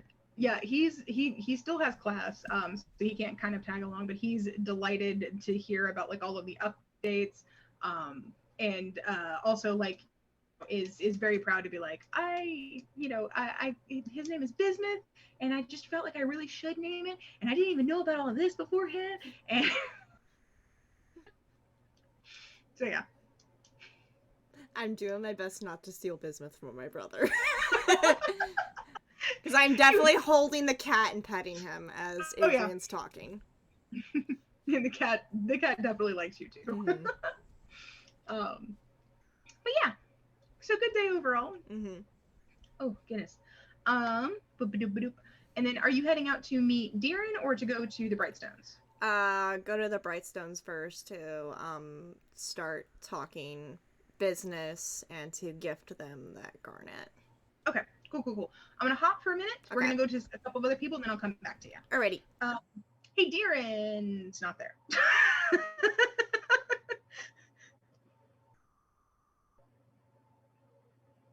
Okay, got you. Be right back. Drow would make fabulous drag queens. Okay, so in that case, I'm gonna hop a little bit more. So Drax and Isla, y'all wake up. How early in the morning? Or not early? Like somewhere in the middle, kind of like 11 maybe. I'm thinking. yeah, like giving them like an extra like half an hour to sleep in just a little bit, but not like ridiculously. That's totally fair. Yeah. Drax kind of wakes up, and either would you say they wake up at the same time, or is Drax likely to wake up earlier or later?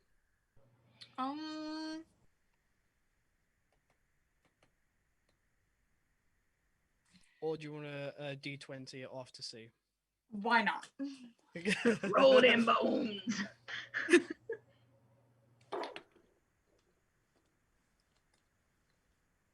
What did You go first. So I wake up right. Yes. No, well, I've Oh already yeah. rolled. What did you roll on the die? I rolled an 8. I rolled a 4. Then yes, Isla, I'm gonna say you won, so you can wake up a little sooner. Oh, wake up. Okay, yeah. She'll probably like get up and notice that Drax is still sleeping. No, he's not sleeping. He's comatose. Just yeah, just out. Yeah. So yeah, she will definitely like cuddle him for a minute and like kiss his head and stuff like that and slip out of bed, get ready for the day, and just like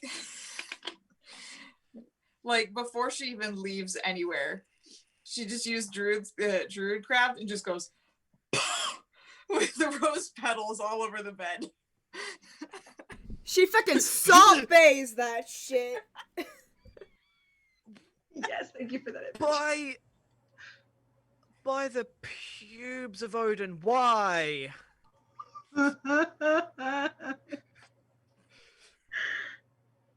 Good morning to you too, honey. Good morning. She's like trying not to laugh. How long have you been up? Not too long. Was I out? Mm-hmm. Huh. Okay. Well, It's probably time that we should get up, go get some breakfast. I don't think I'm that. No, I'm hungry. Okay, let's go.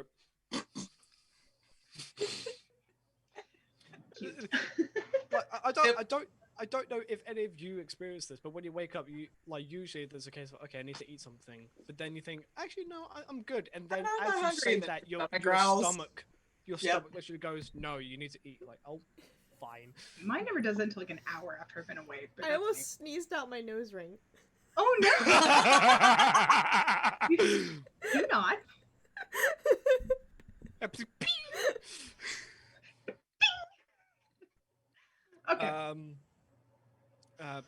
Drax will get up. He won't put on his armor.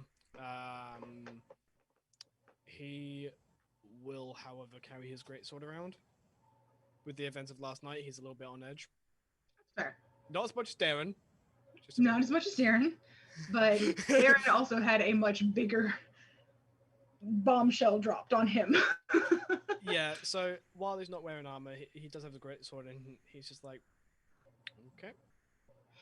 Isla will have her tattoo show up on her back.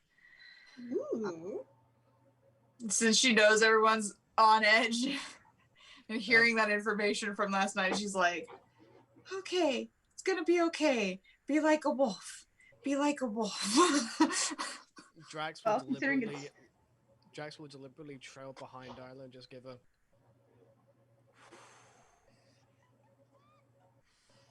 Wait, can she sense that? I mean, I'm just picturing that meme of that guy going, Yes! and then there's a girl going, and that's Drax's common sense. Drax, Ayla. Shut up, but you're not wrong. Yeah. I mean, I'll roll stealth against your perception. Okay, let me get my perception. Ooh. Oh my god. What's my stealth? My stealth is not that bad, actually. Yeah, you're pretty dexterous, so. I've like, my dexterity is max. Oh, yeah, no, nope, nothing. Do you Did you roll a that one? one? Oh, baby. Oh, no! Oh, dude. That one. Oh, well. I mean, Nope. Can't What's say your- shit. what's your perception modifier? I mean, that one is auto fail.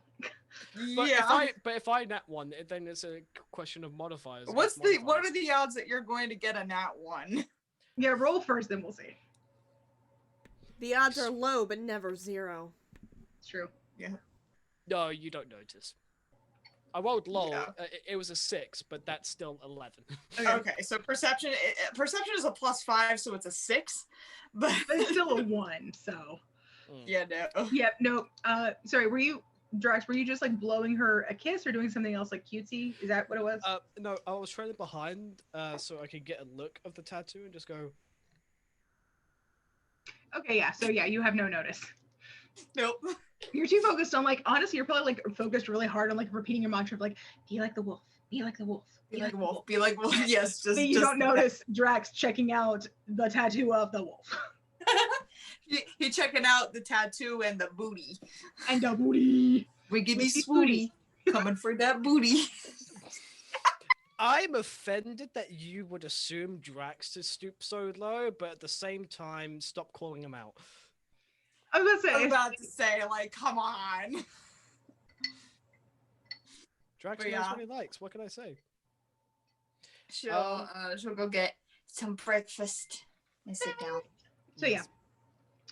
The tavern's pretty has gotten to the point where it's fairly busy. Like there's some people that are kind of trailing in for a late breakfast, some people that are getting an early lunch before they go back to work. So like roughly like between like 11 and 1 is kind of like the busy daytime hours for this place. But you're able to get a table and you're able to get like some food and stuff like ordered and everything like that. The barkeep definitely recognizes you guys at this point. Yeah. You've come in with Sierra enough. You have made the impression. Yep.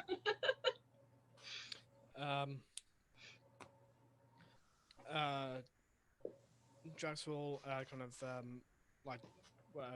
will get up to the bartender, but before he does, he just asks, "So, tea, coffee, and what do you want for breakfast?" I think some tea would be nice this morning. Okie dokie. And foods? And some pancakes. Good choice. Drax will go and... Is he going to do the thing today? What is today your cheat day and you get a Cinnabon? No. He gets again, not a drop of alcohol.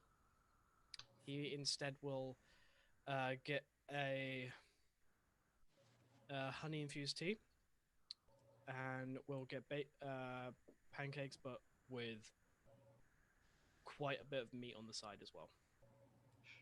Just a big old thing of like ham and bacon. Oh yeah, Isla- just like big stack of pancakes, and then fucking meat. Isla like just goes, "Are you okay?"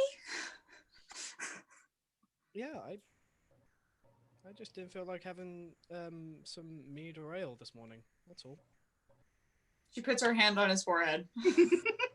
This bullshit again. And thank you for actually aiming for getting the forehead instead of my mouth. She purposefully his head. I'm telling you, I am fine.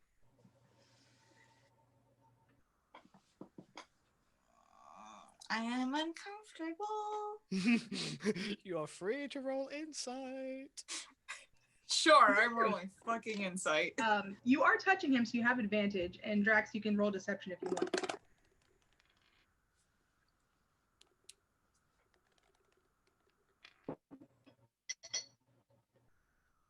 $24. Okay. There is not an ounce of false. He just doesn't feel like it. She just goes. Even the DM's like, really? She just goes. I was like, what's your? Because that's what Isla picks up, especially like emotional signature. Like she can sense your honesty definitely, and like your determination not to have a drink. But does she sense any other reasons why? Like, is there? Yeah. Are there other emotions kind of here? He wishes you could sense that so before obviously with like when he was drinking on the regular that any time like he was drinking, there was always this cloud, nothing malicious or anything. It was just like something affecting his senses, his insight, his brain. But you can sense that this cloud is slowly sifting away, and you can tell that that's his goal, to kind of like be sharp. It's not big. What you can definitely tell, it's not a determination to quit wholesale. He'll still have a drink, like doing celebrations and such. However, Sure. It's just a case of he's definitely cutting down.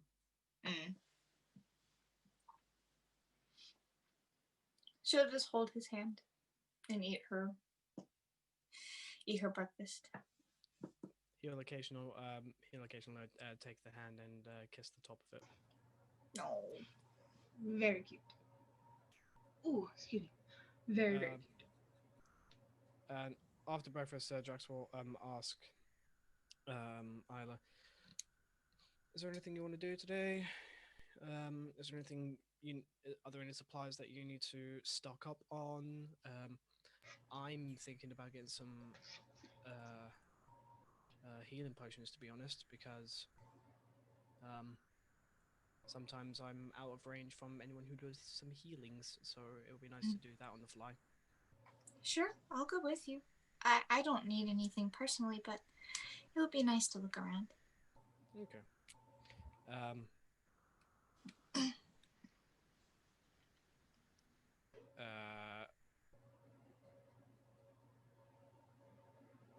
Sorry. ADD is slightly going off. Anyway, they were held out to the magic shop.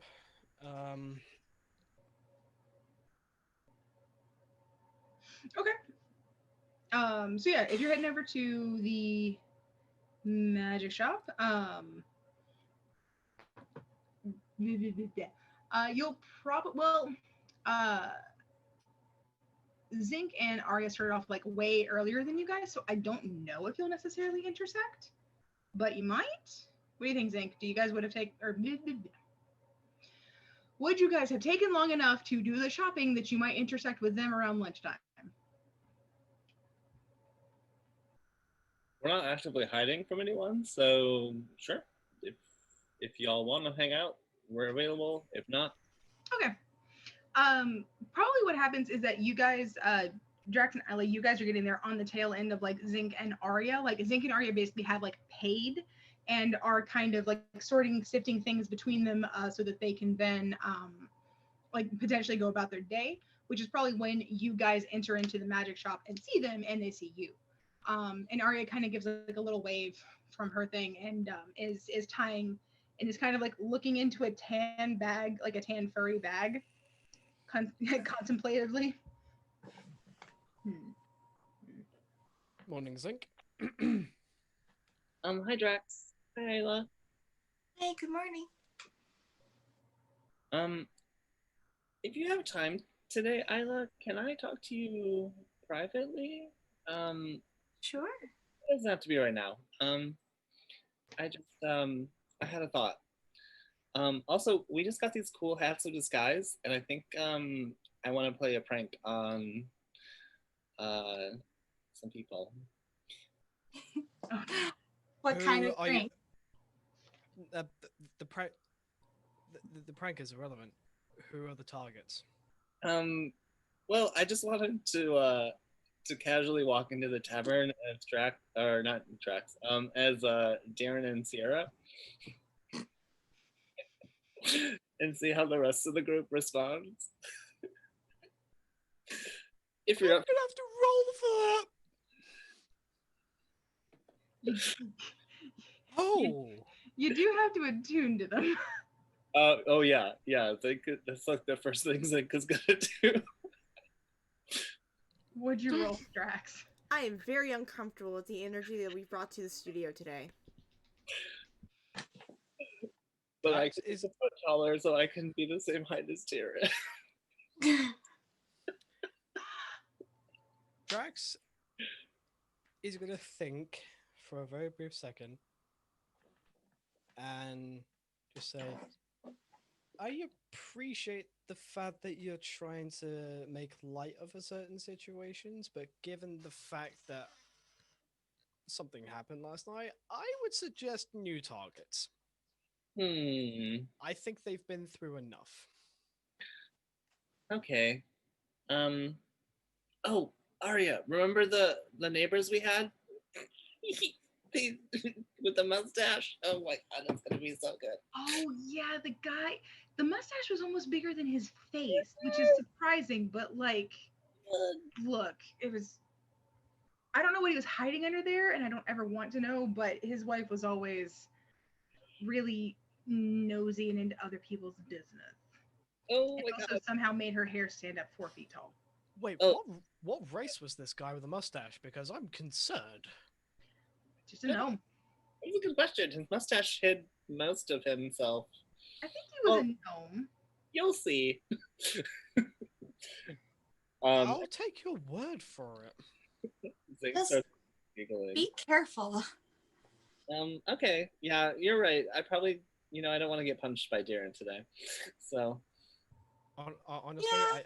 honestly, I feel that getting punched by Sierra is probably a little bit worse. Trust me, I've had it done to me many a time. I don't know. I kind of feel like she would laugh. But it's fine. Don't tempt fate. That's all I'll tell you. Good point. All right. Are you guys gonna do more shopping? Do you guys want some alone time, or do you want to stay? Or I mean, you're free to join us if you'd like. I'm just gonna go to the magic shop and stock up on potions and see what other things they have, as well as there's something I didn't buy here that I'm going to buy because I can. Oh, cool. What is it? There was a special brand of Do you need me to distract Isla? Is it a wedding ring? no. Please tell me that she heard that. What's your passive perception? Hold on. I say that stealthily, and I rolled a dirty 20. Oh, okay. Unless your passive perception is over 20, I don't think you did. Okay. 15. Okay, cool.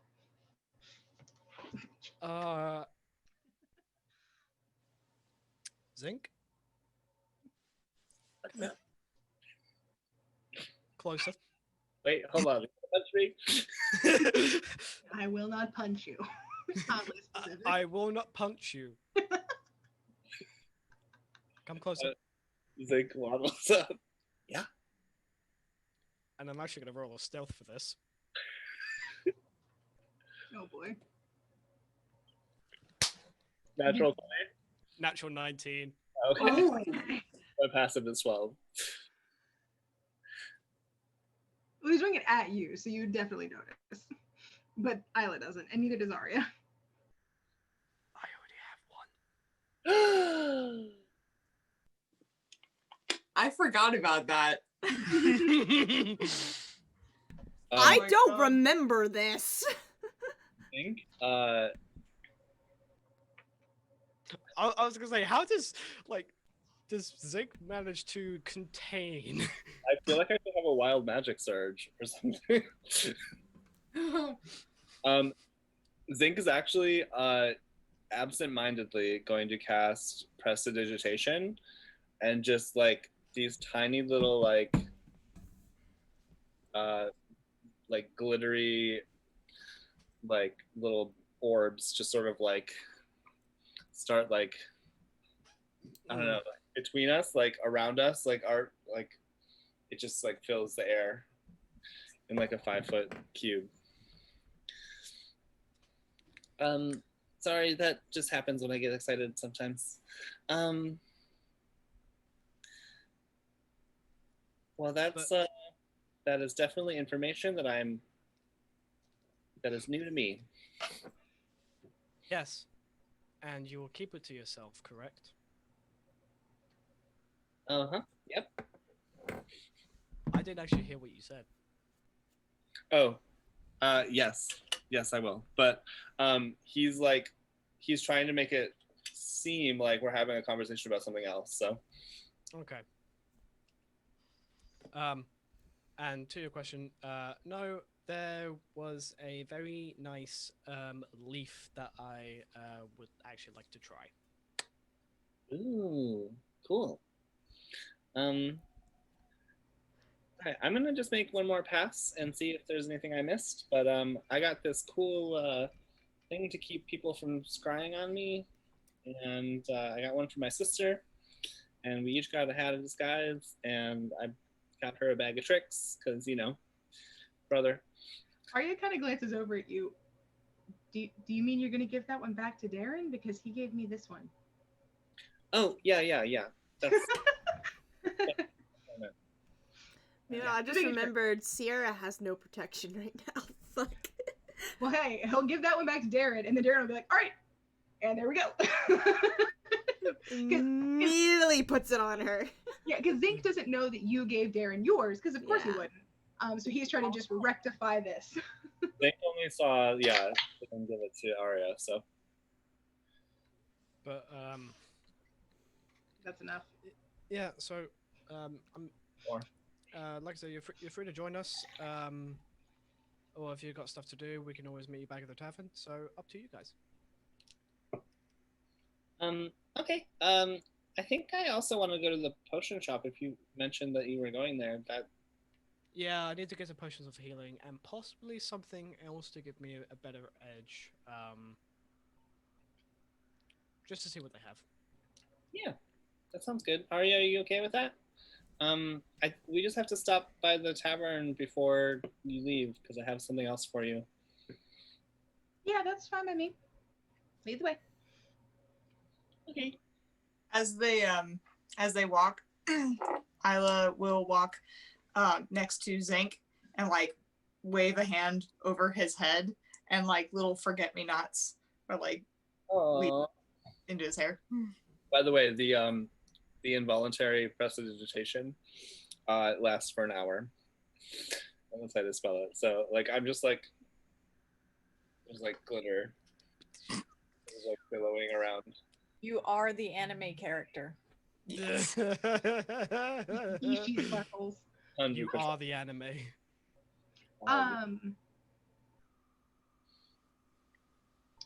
Okay, sorry. Anyway, okay, so yeah, so you guys are going in and stocking up on some of the other potion stuff.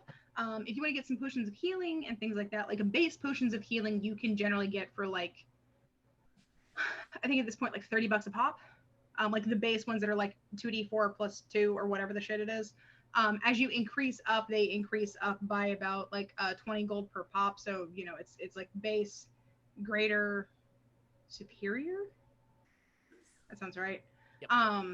So yes, once you get to superior, it's like 70 gold per pop kind of thing. But you can get those. And then did you want to get like an additional potion of some kind, like a potion of like giant strength or something? I was actually possibly. So what I might do is I'm thinking of buying 3 potions of superior healing. Mhm. Which is 210 gold, if my math is correct.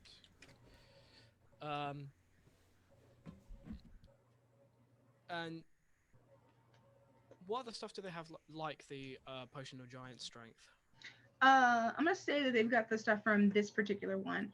There's a potion of clairvoyance, of diminution, gaseous form, frost and stone, giant strength, heroism, invulnerability, and mind reading. There's also an elixir of health, an oil of etherealness, a potion of fire, giant strength, and a Kiatog's ointment. I think that's how I pronounce that shit. Okay. It's fucking weird. But yeah. You know what? I'm feeling flashy, but not overly flashy. I think I'll go for the potion of stone giant strength. Okay. Cool. Let me just double check what fucking level that is. Let's have a look. Potion. Living in the ocean. Okay. Stone giant is a rare one. So I think you're gonna be able to get that for it looks like about $750.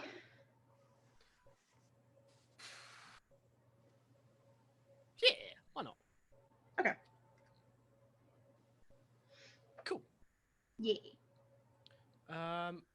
And that's it for me, really.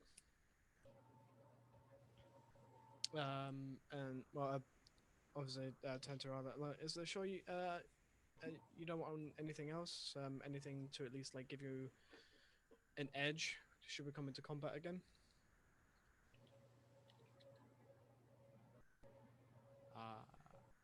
Isla? Sorry, my brain is like, woo. No, you're fine. So is mine. Drax was just asking, re-asking Isla if there's anything that she needs, whether it's healing potions or just a little extra stuff to give her a bit of an edge when we come into combat again. No, she'll just say, no, I think I'm all right. I don't need anything really. Okay. And she'll kiss his cheek very sweetly. Okay.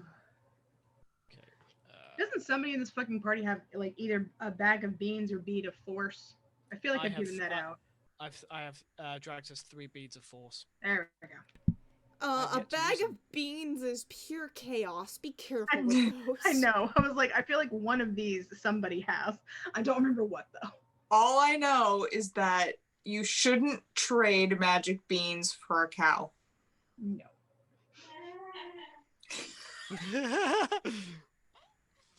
Okay. Thank you for understanding. Alrighty then. Yeah. So you get your magical.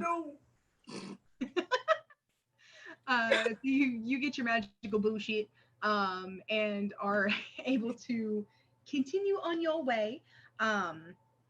Was the next stop for you guys back at the tavern, or were you wanting to kind of stroll about town a bit more first?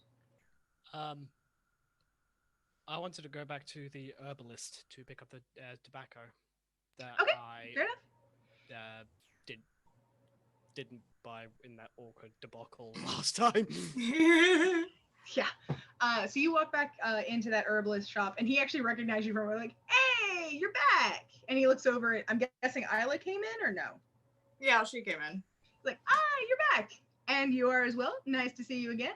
Are you here to buy, or are you just gonna kind of breathe deep and then move on?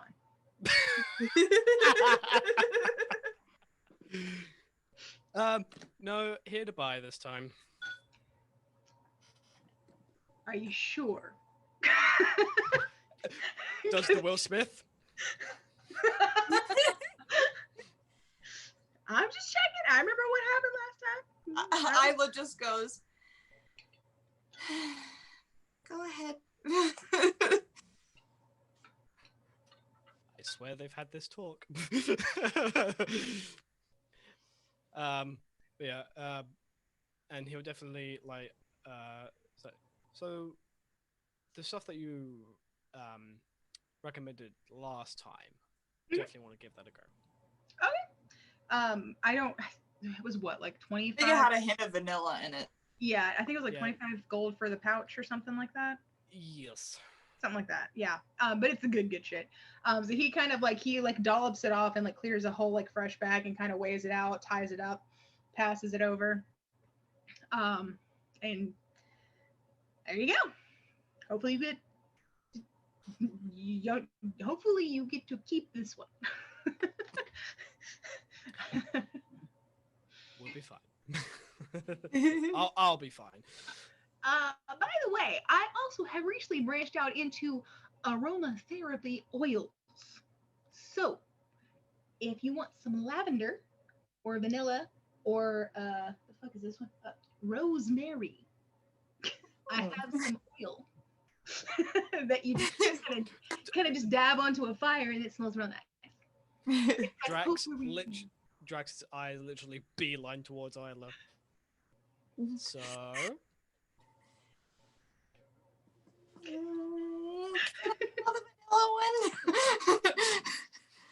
Which one? Yeah. The vanilla. And he like kind of picks it up. It's a very small vial, but he like kind of picks it up and puts it down and says, "Now, it's small, I know, but it's only 5 gold. And it should just be like a drop to your campfire or evening candle. And yeah, so it should last you like a good month if you use it every night. So okay, she'll buy it. Cool beans. How much was it? Just 5 gold. 5 gold. It's much less than the tobacco because it's not tobacco. It's just an essential oil, basically, and it just smells nice. Yes, and essential oil isn't taxed as much. Yeah, sin tax kind of, and that's sin tax kind of, always get you. Yeah. Sorry, that was really meta gaming ranting there. I think like in West Virginia it's like $6 for a single pack of cigarettes. So like fucking Christ. Is that a 10 or 20 pack? Is that a 10 or 20 pack? I think it's a 10. Fuck that. Yeah, sin tax in West Virginia is high. Anyway, so.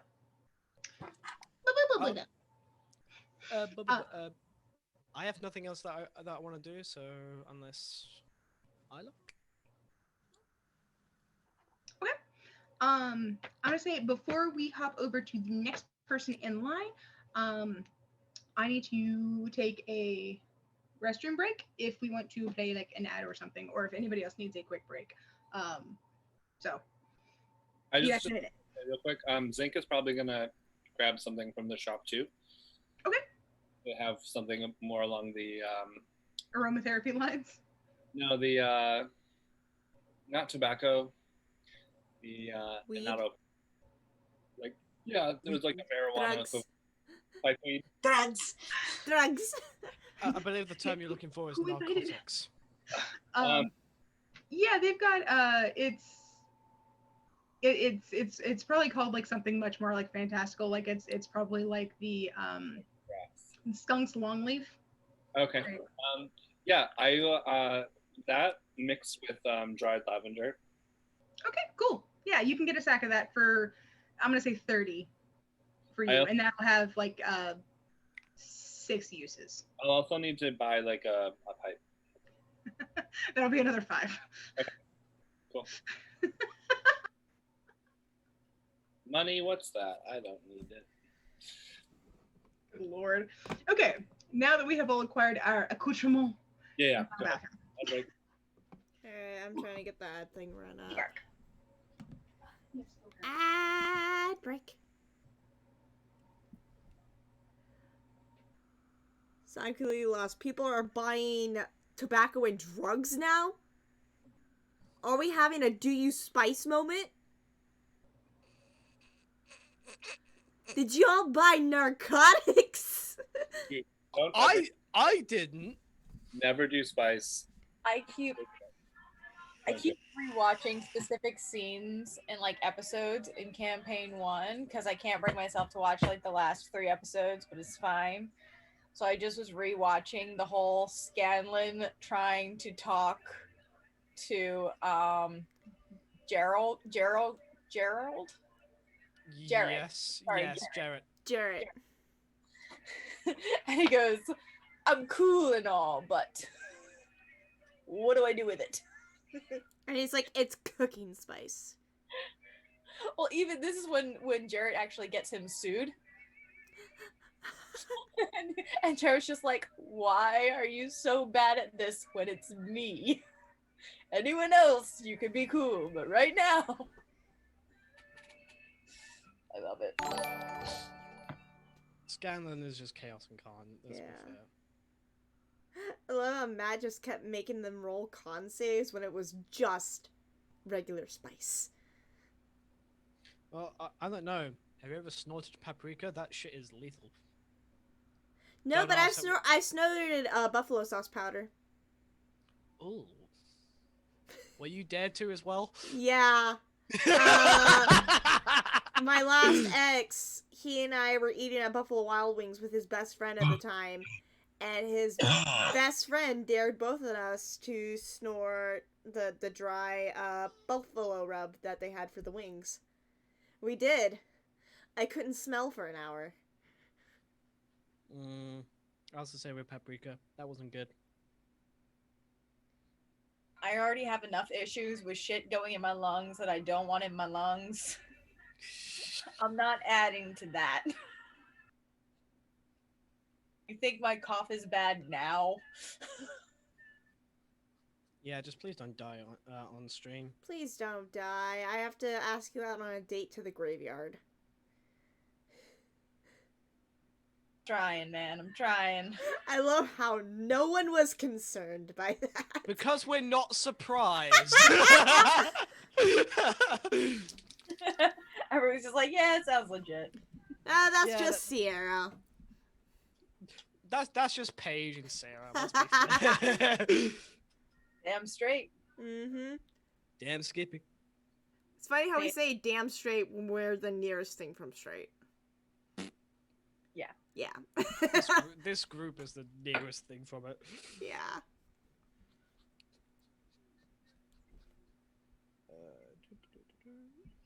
I need to convert more of my earrings into gauge weights.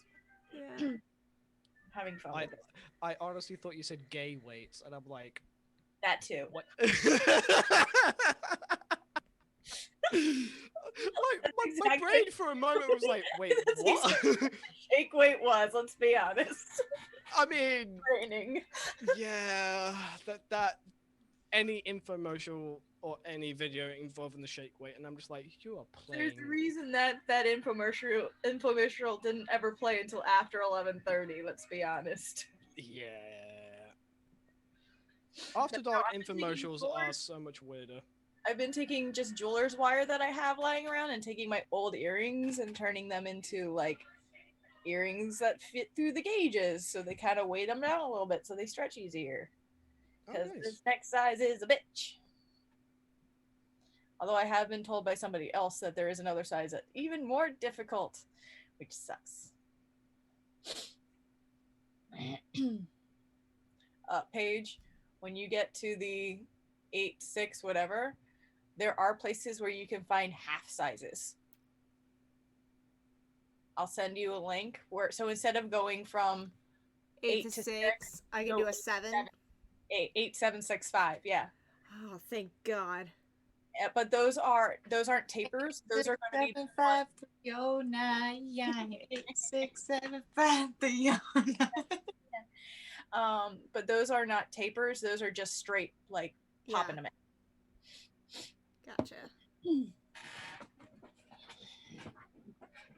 But I will send you that link because it is on Etsy. Okie dokie. Only place that I found them. Okie dokie. Whew. We have other half sizes, but let's be honest. The ones that really matter. Why do I get the feeling we're gonna have some random combat dropped on us today? I wouldn't put it past Ben. Ben's just like, we haven't fought in a while.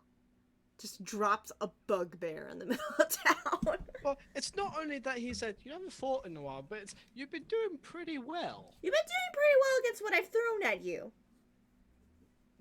Doing pretty well. I've almost died 3 times. But I guess nothing bad ever happens to the Kennedys, right? Nothing bad ever happens to to the the Laughing Steads. Ha ha ha! Nothing bad ever happens to the Laughing Steads. Ah!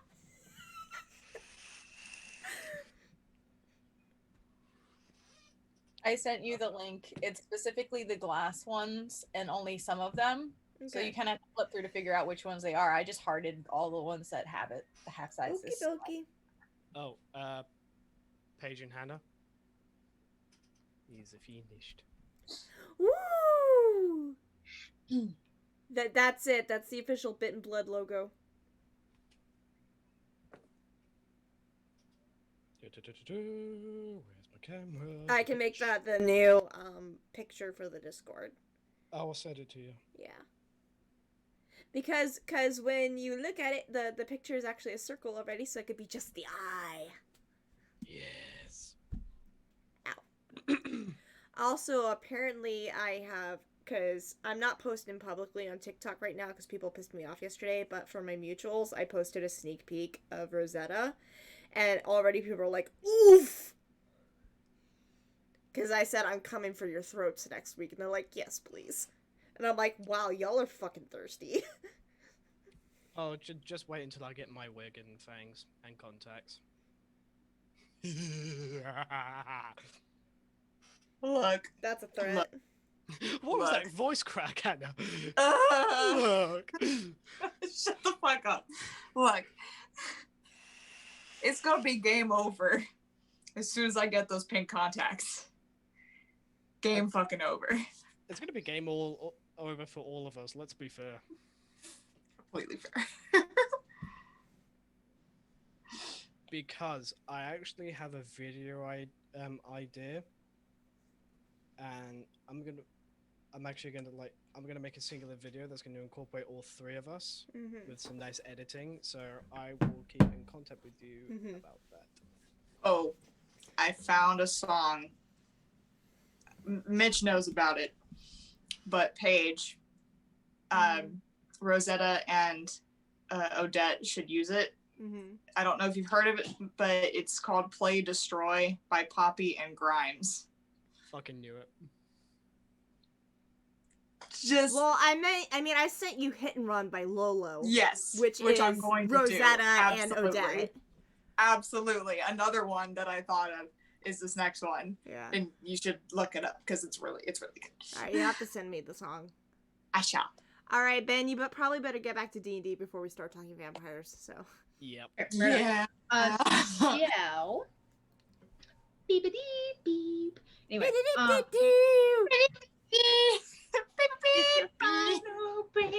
Okay, I wonder if I could summon Jerome. Bum bum bum bum. Bum bum bum. Few rooms over, he doesn't hear any of this. God damn it, Jerome! Why must you fail me? So, yay. So all of our, so for the 4 people that I was just dealing with, you guys had bought and purchased your various smoking and or scented accoutrements.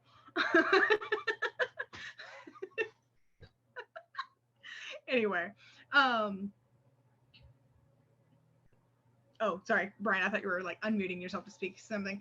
Anyway, so back at the inn, um, so Darren, what did you do after you left Sierra? Probably God, found you make some it sound like you broke up with me. Oh yeah, no, after you left Sierra's mom's house. fun with you. No. Probably climbed up on some random roof. To brood like Batman in the daylight, in full sunlight. Just trying his best to like keep flashbacks at bay, I guess. Oh no, I don't like that look. How about you roll for me? Frick! You see, this is why we can't have nice things, Sarah. Because I'm evil. If I have to walk out and see my boyfriend is like having the 1,000-yard stare while perched on the top of the fucking Walmart. So yeah, roll. I feel like fighting him. I think this would be like a wisdom save because you're trying to like keep yourself together and like ground yourself. Frick. Wisdom's not great. Unless you, I wasn't talking to you, I was cursing. Unless you think that you're trying to like keep it at bay by like running over like things that you know to be true and just like, nope, see, I'm not going to think about that because of XYZ kind of thing. Like it depends on what you're relying on, but it's either an int or a whiz roll. What do you think feels better? As much as my intelligence is better, wisdom sounds more like it's accurate. But that's only a 14. Okay. In that case, time for some tragic backstory flashback. Okay. Brought to you by the Deck of Many. They have a sale going on right now. Early Black Friday sale. They do, and it's pretty awesome, actually. Their Black Friday sale is amazing. You can get Humblewood on a discount for any of those DMs who want to play some fun Woodland Madness. Ooh. Okay. So, I'm thinking, what in your mind's eye, what is the specific memory that you are trying very hard to keep at bay? Because I'm not going to throw a random one at you because you did well enough that you're keeping most of yourself together, but there's one memory that's just picking at you because you just know that something is screwy with it, but you're trying desperately not to think of it, which is making you think of it more. You know, that horrible feedback loop. But what is this memory focused on? Is it focused on like your early days or like right before you left or what? Yeah, probably actually right before he left. So like that night or like leading up to it? Probably that night, specifically him trying to figure stuff out, and that's what would be haunting him at this moment. Okay. So I think honestly you're doing a pretty good job of keeping yourself together. Nobody around you can really tell like what's going on in you, especially because like I'm guessing you're trying not to be around people. Did you go back to like your room at the tavern or No, he's literally just found like some random place. Fucking chimney to sit on. Or sit Kinda. behind. I mean, he's a fucking assassin. Like, God, child. Okay, I say of someone who's literally like 4 or 5 times. Somebody's my age. played Assassin's Creed way too much. I mean, yes, but we're not going there. Do not try to jump into a To cart. quote John Mulaney, we don't have time to unpack all of that. All of that. I just, I can't watch any shows based in Italy because I'm like, here's how to climb this. It's fine. It's fine. Okay, so what you're thinking of is probably like the night before you decided to like go storm the castle. In which case, I mean the conclave's room. So you're just ending up like running over this memory despite you trying not to, and it feels like the more you run over it, the more you're realizing that things were just a little bit off. And you weren't aware of it at the time because, like, right after that, you were on the run for your literal life and didn't stop moving. Didn't have time to do things like recall memories. You just had to keep going. So yeah. So I think what you're thinking, what's happening on this one is that you're kind of running over all of the pieces that led you up to going to that conclave meeting without them knowing and spying on it to see what the fuck was going on. So you're running it over, you're thinking on it, and you're realizing the more and more that you're thinking about it that little bits and pieces are coming back to you that you straight up just didn't fucking notice or weren't supposed to remember until something either triggered or what have you, basically. Like you're remembering now that the most of the areas are kept pretty bare because like if you guys if something drastic happened and y'all needed to like leave in mass from the core area of the order headquarters, then you didn't want anything left on or in the walls to like give you away. So everything was either like extremely nondescript or very very mobile, like to where somebody could just grab it as it was passing and nothing would be left behind, kind of thing. Like you guys didn't have inscriptions in the walls, you didn't have anything like deeply engraved because you weren't supposed to be able to leave a trace behind, kind of thing. So like somebody could tell like, oh yes, people lived here, but you would have no fucking clue about anything about those people besides that they lived here. Kind of thing.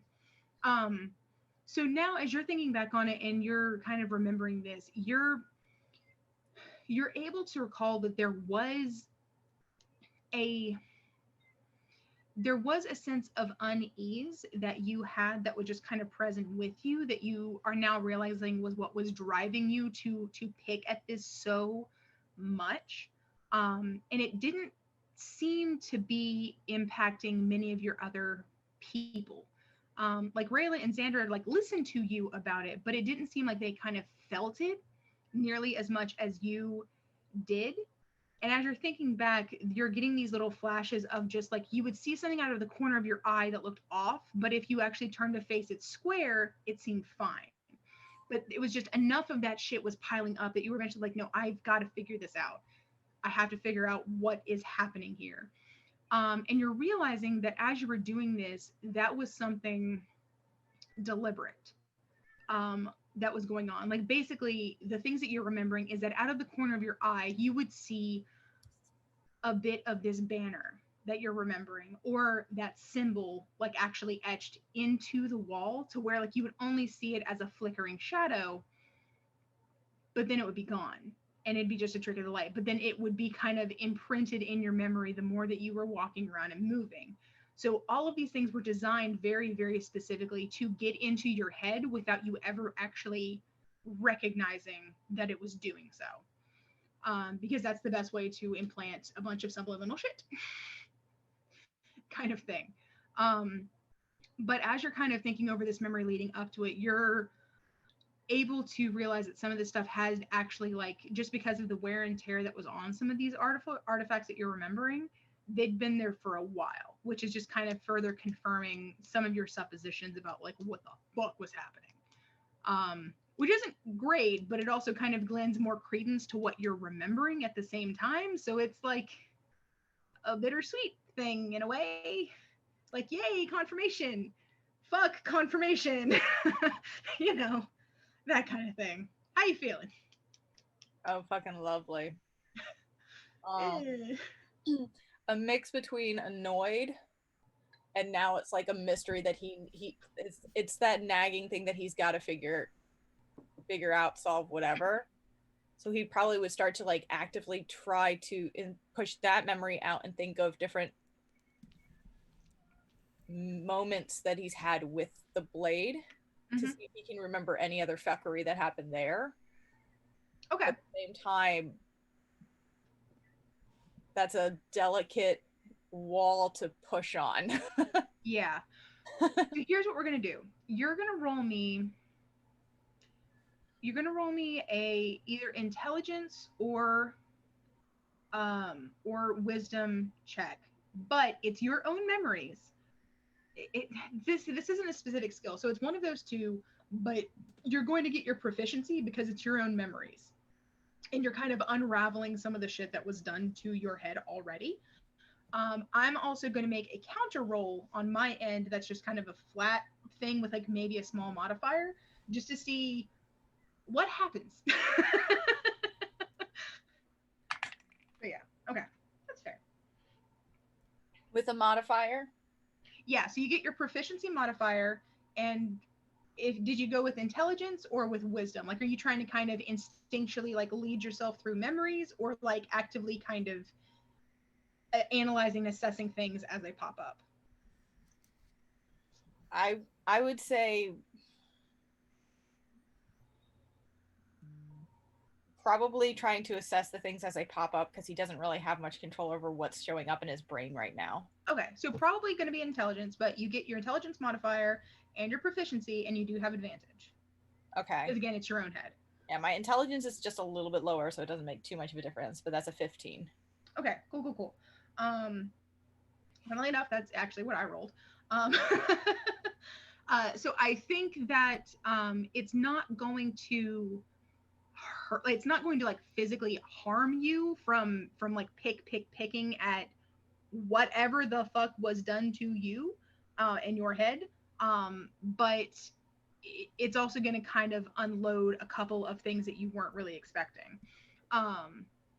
So while you're thinking of some of the interactions that you'd had with the exalted blade, one of the things that we had already covered was that one of your first, like I think your first kill, was done quickly, efficiently. You did like basically as perfect as you can be for, you know, a baby assassin, which is what you were. And then realized that you had also like been given a subliminal kind of command to retrieve something and give it to the blade, who seemed very pleased with your progress because that's what they wanted you to do. So I think something else that you're kind of remembering from all of this is you get this other flashback to you're a little bit older in this one, like you're maybe closer to like 50. You've been doing this for a little while, but you're still nowhere close to being like an actual adult. You're an adult like in a lot of ways, but you're not fully there yet. So basically, you're still 20 years old.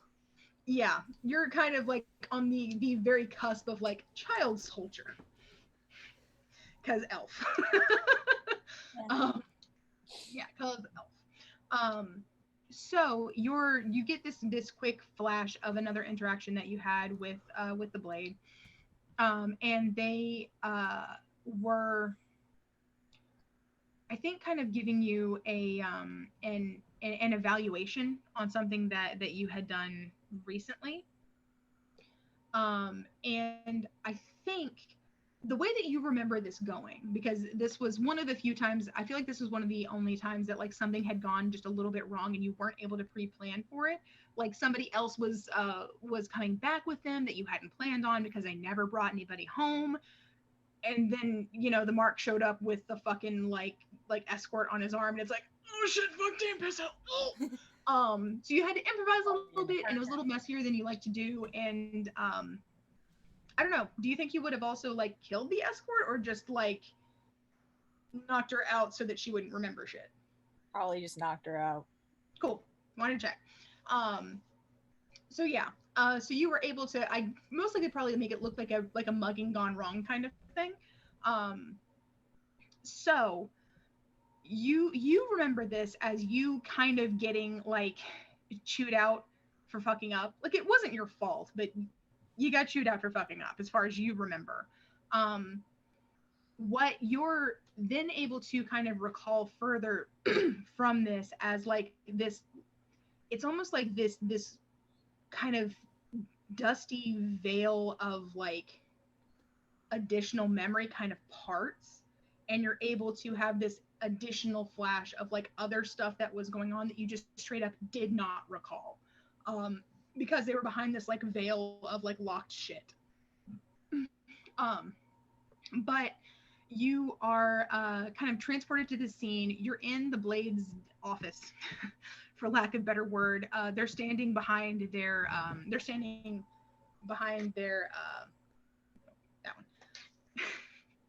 standing behind their desk and are looking a lot more aggressive than they kind of normally do. Like they've got like full on like hands planted, like head cast down. You know that as a member of this order, we cannot abide mistakes like this.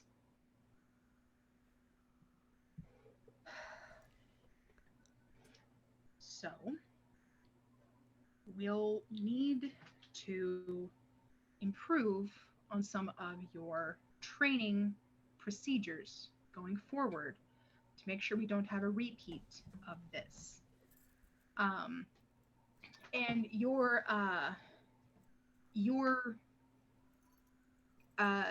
this is a way basically like where the memory diverges, because you remember after this they basically said like, and you know, you're dismissed, go back to your bunk, like think about what you did, for lack of a better word. We'll talk about this later. Yeah, basically. Go polish your weapons, go sharpen everything, like you're on cleaning duty for like a week.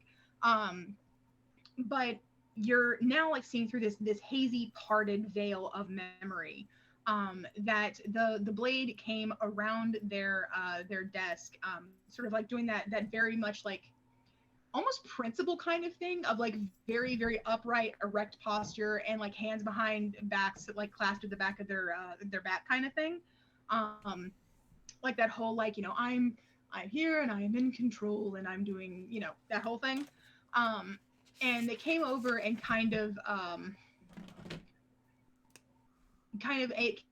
like, I level with you, but they're a little bit taller than you are, so me. You know what I mean, Paige? Do I? That kind. But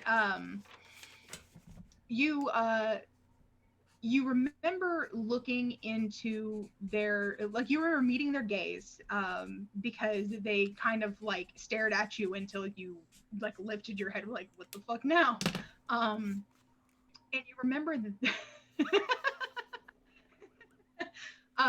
you remember that you met their gaze, and that one blind eye of theirs just like captured your attention, to the exclusion of everything else. And it's not so much that it was doing like that swirling thing, it's just that you like looked up, met eyes with them, and like locked eyes with them, especially that blind eye, and it was like you couldn't look away.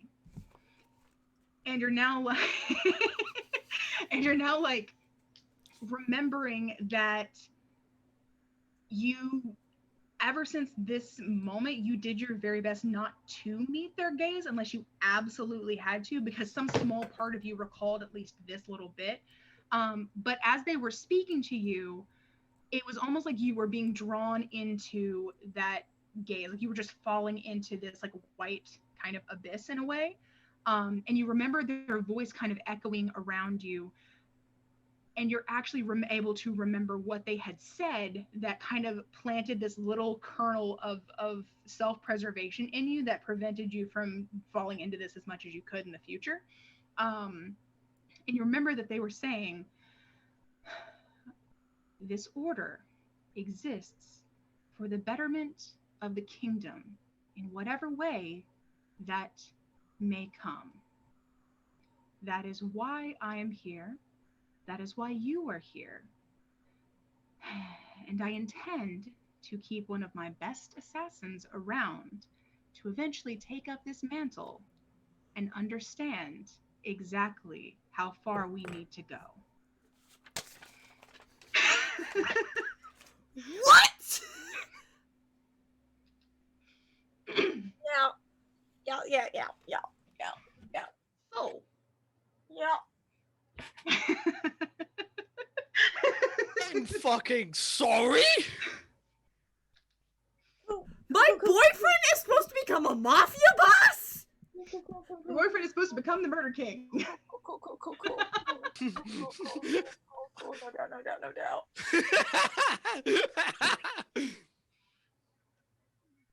What is it with me and dating mafia members? Oh no. To be fair, the first one wasn't necessarily your choice, but apparently you subconsciously have the type.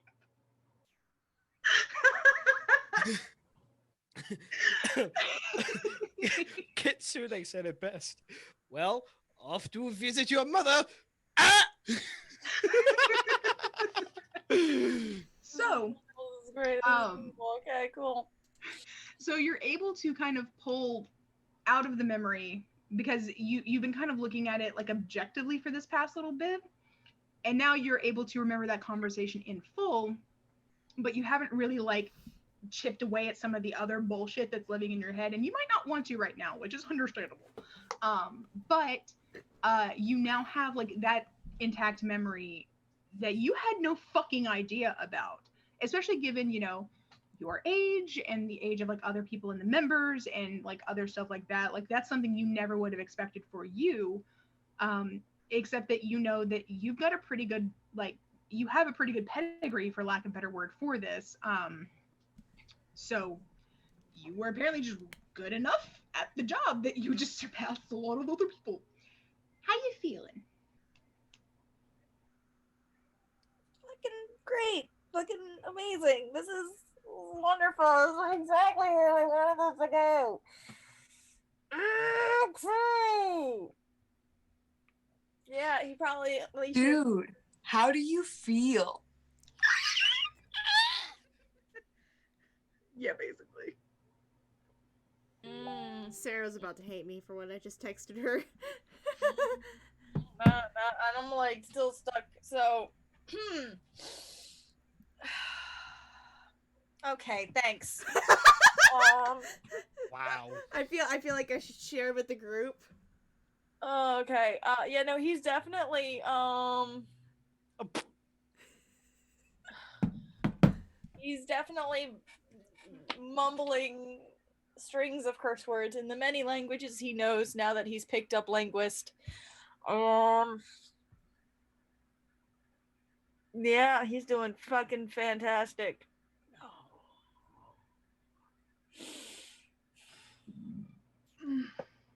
Alrighty. Do I sense a disturbance in the force? No. Damn it. I will also make a point that he is probably actively avoiding Isla during this day. Oh, right. Yeah, I should probably find out.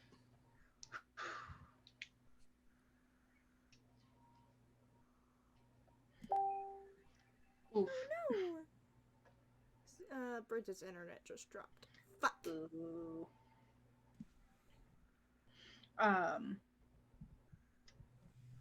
It's fair. It's a whole lot. I'm sorry that you're just getting all of the mind fuck. Okay, yeah. I think he needs an emotional support ASMR. Probably. Emotional support cleric. I mean, she's only gonna level up in cleric from now on, so. Okay, so what are you feeling after this? Like, you said that you're gonna be avoiding people or avoiding Isla specifically? Isla specifically, because she can pick up on a lot of shit that he doesn't want picked up. Fair. But I mean, who's gonna find him on the fucking roofs? That's very, very fair. Okay. What? I can roll my stuff. I could try to perceive. Because this is my hometown. That's very true. Would I get advantage? Do you want me to roll the stealths? I'd say yeah, Sierra, especially like Sierra later, like after you leave, if well, question, would you be searching for Darren before or after going to Papa Brightstone? After.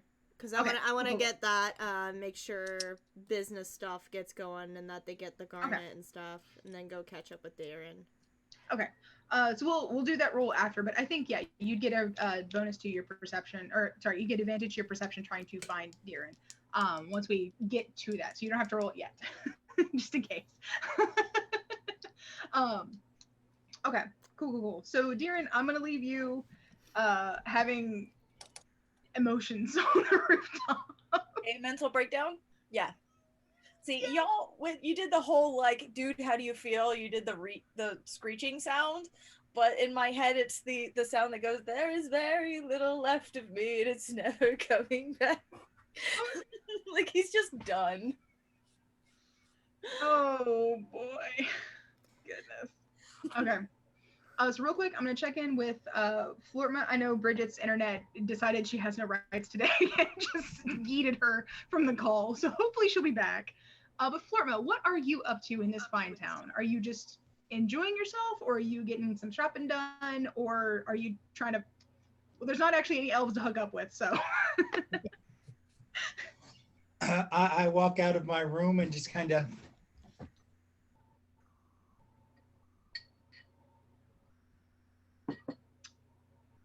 They left without me. They do this every year.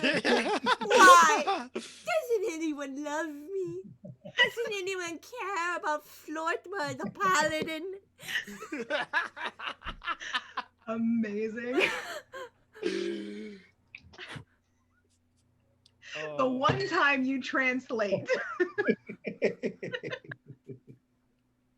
Amazing. I love you. Oh, fair enough. I don't have any needs, I don't think. So I'll walk around the town and see if I can track them down. Oh, fair enough. Yeah. I'll just stop by the pub first. Okay. They're a bunch of Yeah, you guys alcoholics, are so. you guys are in the tavern. Honestly, you probably go downstairs around the same time that Arakiel has actually gotten up and is also downstairs. In case that's something you want to pursue.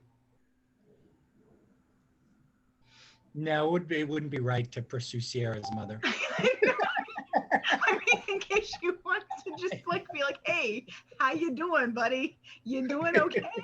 You've had a rough like decade and a half." I'm not sure what terrifies me more, Flortma pursuing my mom or pursuing my dad. Yes. Or both. Both is good. Sorry, I more meant like, do you want to talk to Sierra's dad and be like, "Hey, how you doing, buddy? You know, you were captured, tortured, and a prisoner of like some bullshit for 2.5 decades. How you feeling?"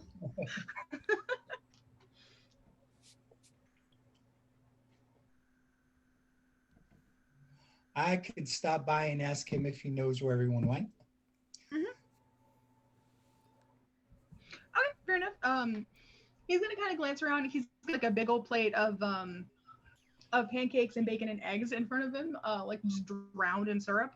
And he kind of glances around and goes, "Well, I believe they had all kind of made off before I was here. I think I remember hearing something from Drax and Isla that they were going to go shopping.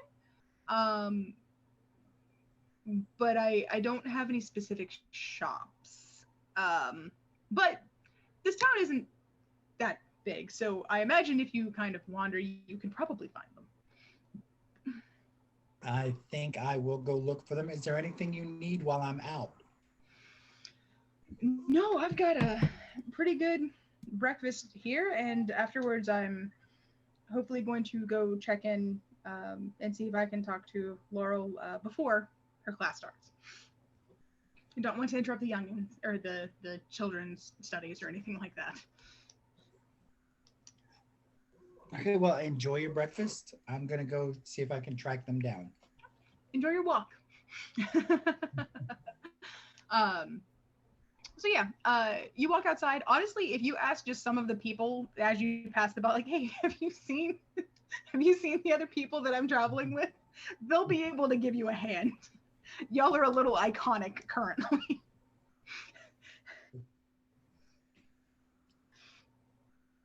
So yeah, I'll do that, but I'll head I'll head in the direction of the tavern because I suspect that's where they'll be. Well, you came out of the tavern because y'all were staying in the tavern. Oh, that's true. Yeah. At this point, probably you've been directed over toward like the tobacco shop, where they're probably like just coming out of, including Zinc and his new crystal-looking bong. I was actually looking for like one of the pipes from like the 30s or 40s that are just like a Fair enough. Yeah. like tobacco pipe, but I think a corncob pipe would be more your style. that is hilarious because my grandpa actually owned a corncob pipe, and they're not as exciting as you think they would be. But yeah, I just want something elegant and like classy and old. Oh, fair enough. Yeah, you can probably find one that's made out of polished wood that has a black opal. Rich is back. That has a black opal. I have no idea what happened. I'm sorry. No, you're fine. Jared had some heavy flashbacks, and now we've moved on to Flortma kind of strolling about. Do you want Sutha to have been in the breakfast room to have seen Flortma and like join him in walking around town?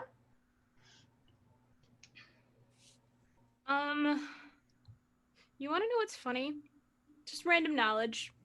I think Sutha has the most money out of everyone because she doesn't buy shit. That's true. And she doesn't need armor because barbarian. Yeah. So like Sutha's walking around with like $4,000 right now. Cause she doesn't spend nothing. So I know that you said that Sierra's brother has a cat. So I'm going to try to entertain that notion with the rat. But I can do that after Flortma's done. Okay, fair enough. Okay. Cool. So Flortma, you probably meet up with Zinc and Drax and Isla and Arya as they're finishing up with the tobacco shop. And you can find them fairly easily because, as we've mentioned, Zinc is very brightly blue. But yeah, and Arya also, like one of your other compatriots, has pink hair. So what do? You see them coming out of the tobacco shop, and they're kind of assessing some of their purchases. It's what you do. So what did you buy? Oh, hi, Florma. How are you? Hi. What did you buy? Are you talking to me? Yes. You're not even worried about me? Just some sundry things. I got Arya some stuff for her journey. And nice of you. I got this really cool pipe. Why? Because it's cool. Smoking is bad for you. Don't let me catch you. Oh, I don't. Isla looks straight at Drax. Think also While straight at Drax also. We're all just like. Zinc's like, it's fine. It's not tobacco. It's mostly lavender.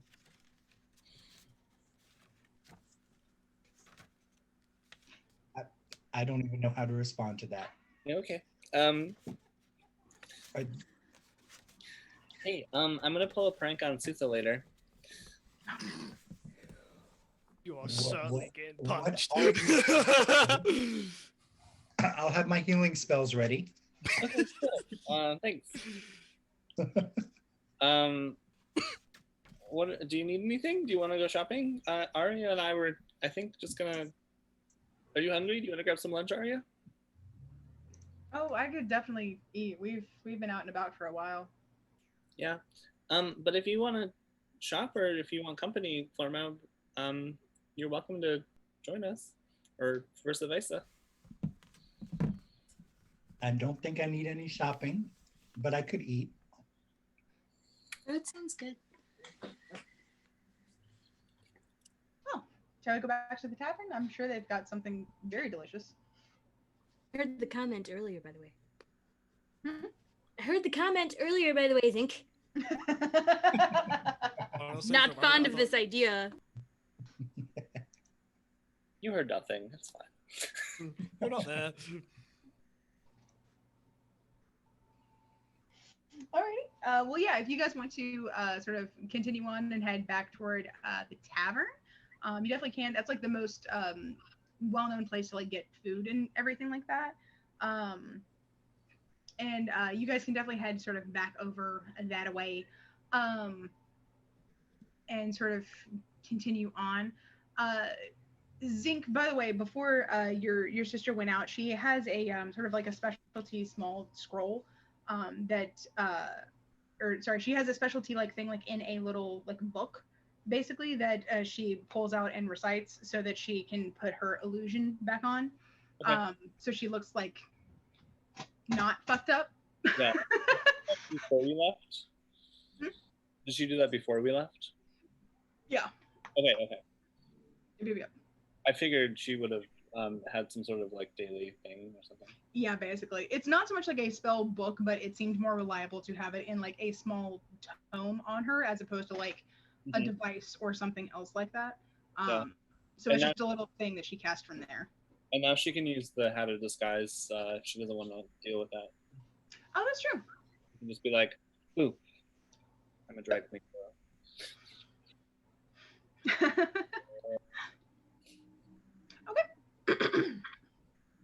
Excuse me. So yes, you guys are heading back over to the tavern, and Arya's kind of like trailing along with all of you, and she actually walks just fast enough, Flortma, that while Zinc is distracted with something else, who knows? But while Zinc is distracted with something else, she can kind of like get up enough that she can kind of walk close to side by side with you, and she'll kind of glance at you and be like, "So, it seems like you're one of the people helping to, well, you're all helping to keep my brother from his more chaotic tendencies. So, thank you for that, by the way." I'll do what I can. It's my pleasure. He's a handful. he's just kind of always been like that, but he's got a good heart. He's still young. He'll grow out of it. I hope. Eventually, and she kind of like gestures like between you, like with the long-lived races, stuff just kind of happens slower. Because elf, gnome, they both live for a long while. But yeah. Yeah, I think I got into some trouble when I was his age. Probably. But I'm glad to know that no matter what else is going to happen, that he'll have people around him. Although I can't imagine traveling with quite so many people. Y'all must have y'all must make quite a splash no matter where you go. That we do. And what about you? What are your plans? Oh, gonna keep searching for the thing that I'm trying to find, and hopefully it'll be a little easier. And she kind of like rubs her arm where the tracker was taken out. I'm gonna hopefully be able to do it much safer and more effectively now that I don't have to worry as much about them finding me.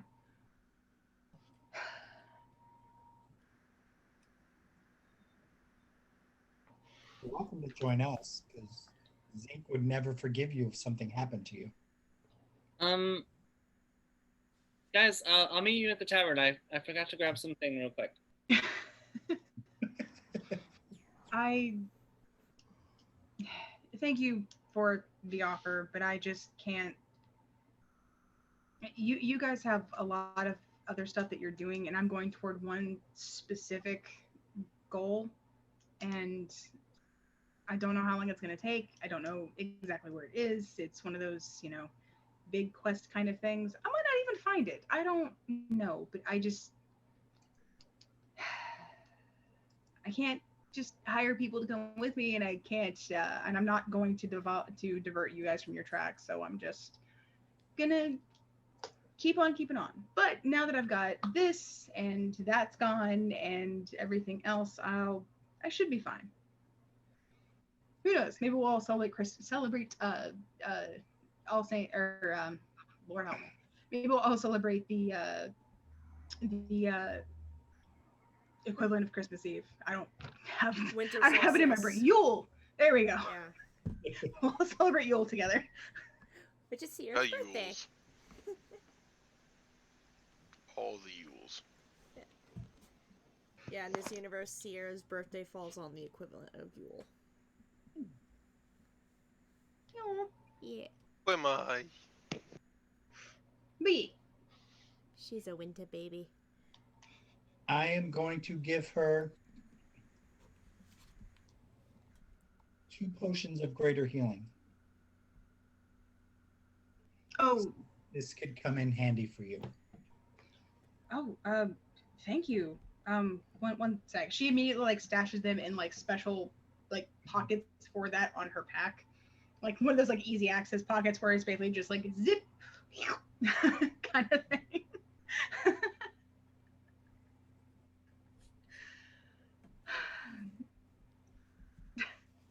Anyway, sorry. Remembering something ridiculous from a D&D game past. Anyway. So. She just sort of, it's always nice to not have to use spell slots for that kind of thing. And hopefully you'll be able to restock a little before you've got to head out to whatever your next stage is. And Zinc gave you a stone, correct? Yeah, I've got a sending stone, so now we can talk a bit. And Darren gave me an amulet to avoid detection, and I've also got a hat of disguise now. So I should be much safer, and they shouldn't be able to find me. Especially since they mentioned that there was somebody that you guys were talking to who is now not a problem anymore. And I don't necessarily condone it, but I'm very, very grateful for whatever you did to make him not a problem anymore. Justice was served. Yeah. I don't understand why they're so fixated on the thing that I'm also trying to find, but... What exactly is it that you're trying to find? And she kind of just taps her eye and kind of waggles her eyebrows a little bit. Which you've heard enough talk from the rest of your compatriots to be that thing. Yeah, exactly. So nonverbal communication. I'm not saying it outright. I'm just alluding to it. Well, our paths will cross again. Probably. Apparently you guys are, big, important people working for the Queen, which is amazing. I know our grandfather would be so happy and proud of Zinc if he were still around. It has its advantages. Sure. But yeah. But thank you for being there and having my brother's back against whatever he may throw at you. And it's a lot, but we love him. It can be. I heard something about he turned into a plant.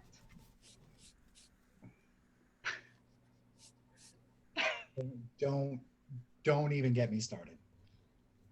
Trust me, I hear you there. We grew up together, and that stuff manifested in weird ways. Gosh. But yeah. So you guys make it back to the tavern a little bit after that, and you're able to get a nice, hearty, delicious lunch. Good stuff. I don't know. Like honestly, my idea of like a really good like hearty lunch is like a big thick, like a really thick beef stew with like tons of veggies and stuff in it, and like some good bread. But gosh, that sounds really good too. Anyway. Off the table.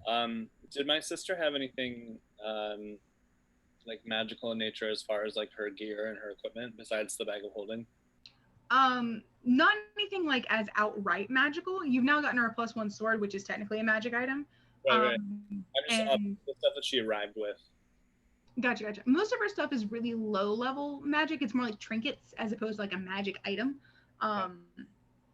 And it seems to be kind of a deliberate thing on her part because it makes her less noticeable and less likely to attract attention on the road, basically. Right. So what Zink was doing when he ran away, he's gonna stop at like just like the goods store and grab a backpack,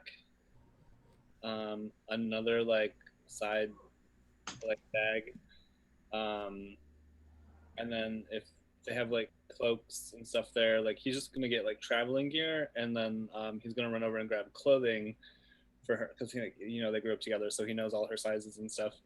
Mm-hmm. And he's just gonna get like enough stuff for her to be good for like a week's worth of like clothing. Like she'll have different looks and stuff. Travel for like cold weather, warm weather, tropical weather. Okay. And then he's gonna like however much that costs. Just let me know. Okay. It's mostly just like clothes and traveling stuff. So I think at the end of it, it's probably like 10 gold. Okay. I'll pay. It's all like base common stuff too. I'll pay 20 just to help the person who's helping me because I'm like in there like, hi, I need this and this and this and this and this. As quick as you can. So yeah, I like you know like a thing for water, just like basic like traveling stuff, and then when I'm gonna come back to the tavern with like all these bags and be like, before you leave, I need to give you all the stuff. Oh, okay. We'll go repack my bag, I guess. I'm glad you got a bigger backpack. I'm gonna need it. I got you a lot of stuff. Do you want to eat first, or you want to do this first? Yeah, let's eat first. Okay. So, yeah.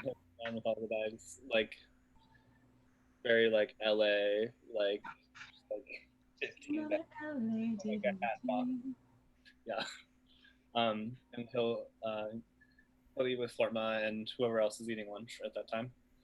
Yeah, it's probably Flortma, Drax, and Isla, and then you two, I think, at this point. Or Devotion come down? I'm about to hop over to Devotion, so he may or may not have, so he might join you guys after. Okay. Okay. Hey, Devotion, are you there? Yeah. Okay, cool. You didn't have your camera on, so I couldn't tell. I just wanted to like. Yeah, I'm just my phone has not been charging fast enough, so I'm just like I'll just be in voice. Okay, totally fair. So so you had mentioned that you wanted to potentially talk to maybe Tyr or something like that and see like what his thoughts were. So what are you doing since you have woken up today? Did you kind of wake up like in between everybody else and get like a quick breakfast? Have you even slept at all? Because you got some pretty world-shaking news just like Darren did, but for different reasons. Yes, Diaz technically slept. Technically? Technically. It wasn't good. It wasn't consistent, but it was sleep. He had all manners of nightmares and memories of the past. He probably got up in between people coming and going, grabbing quick breakfast, and would have headed out away from the town, but not like too far, probably to like a clearing in the woods or something, so that he could begin training with the sword and its new fancy abilities But what we would do first, when he would get there, he would set up his little thing and he would try and make contact with Tyr. Okay, gotcha. Go ahead and roll me religion. Rolling. Done.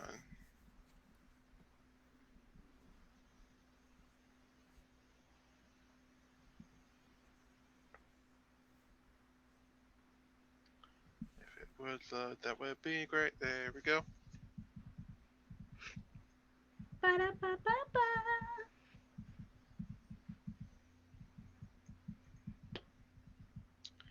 Ooh, 19 on the die. That's 26. Damn. Okay. Good shit. So I think. Remind me, Tyr is lawful good. Yeah. Fair. And Tyr is the god of justice or the god of vengeance for Justice. Okay. Gotcha. So I think what happens is you reach out to Tyr, and it doesn't take very much for you to make the connection. You sense, because Tyr was kind of almost like he was waiting for you to get for you to do the reach out so that he could be like, all right, listen here. Yeah. So at this point, like, normally it's a very calm thing of like, close eyes, open eyes, you're in the astral plane thing, whatever the hell you want to call it. Like, I'm in the lobby of the deity space. In this case, you get fucking, thank you, Booker.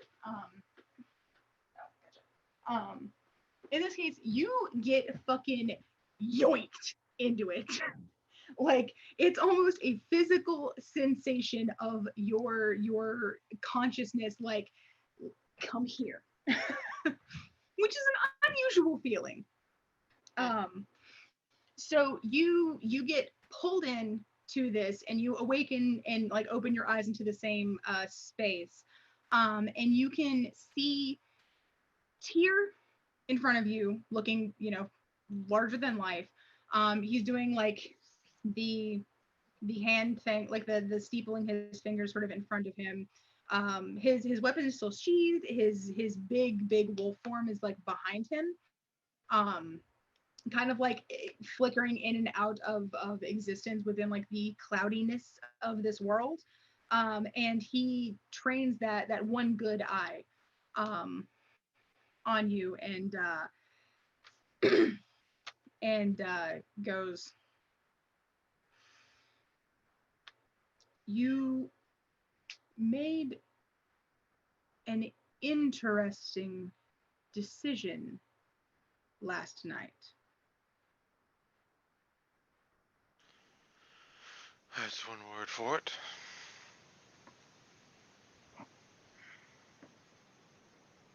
I do believe you. Also, this is just me trying to remember because I couldn't from my notes. This is out of character. Was devotion the one that promised him a quick death?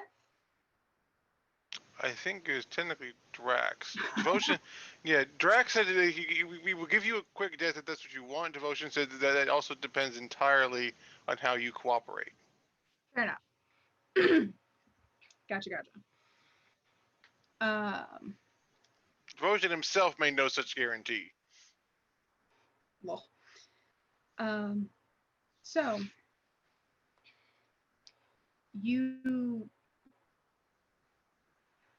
you had led your captive to believe that his death would be quicker and more merciful than that he would receive at the hands of his mistress, for lack of a better word. And yet you gave him to Fenrir for Fenrir's delectation and traded that for favors of your own.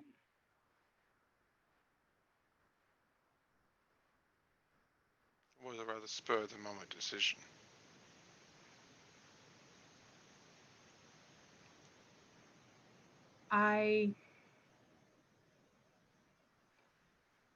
While I understand your anger, your animosity toward this, I can't I cannot necessarily condone this. I know that you are not the one who explicitly made the promise of this captive, but your party had taken responsibility for what he offered. And it concerns me that you had a much more, and he kind of flickers his glance down to your hand, chaotic resolution to your problem.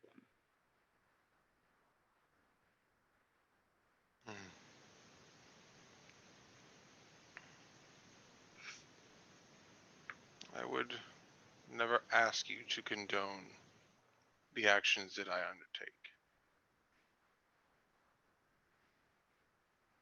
And to say that was not an influence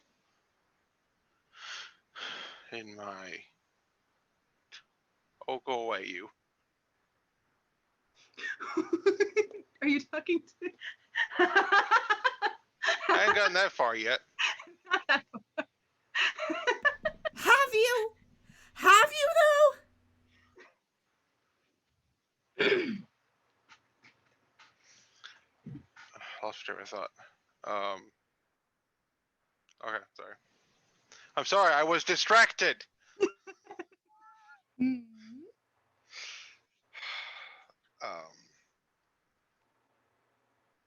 You wouldn't expect Tyr to condone your actions, but was kind of where it had left off. Yeah. But I do not regret what I did. It was a bit over the top, even for me. That is saying something, considering some of my other exploits.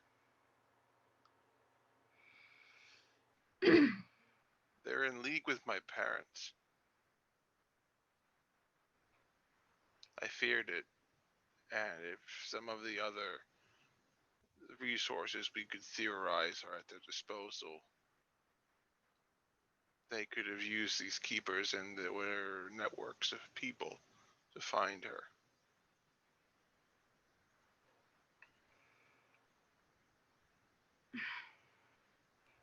Remember that one of the great wisdoms that we as deities hope to impart upon our chosen paladins, champions, and others that are associated with us is the ability to push past your initial mortal panic and emotional response to to arrive at a solution or resolution that still carries the mark of the deities that you are sworn to uphold. It worries me that I see a greater mark, and his eyes flick down again. I see a greater mark of Loki in your resolution to this problem than my own.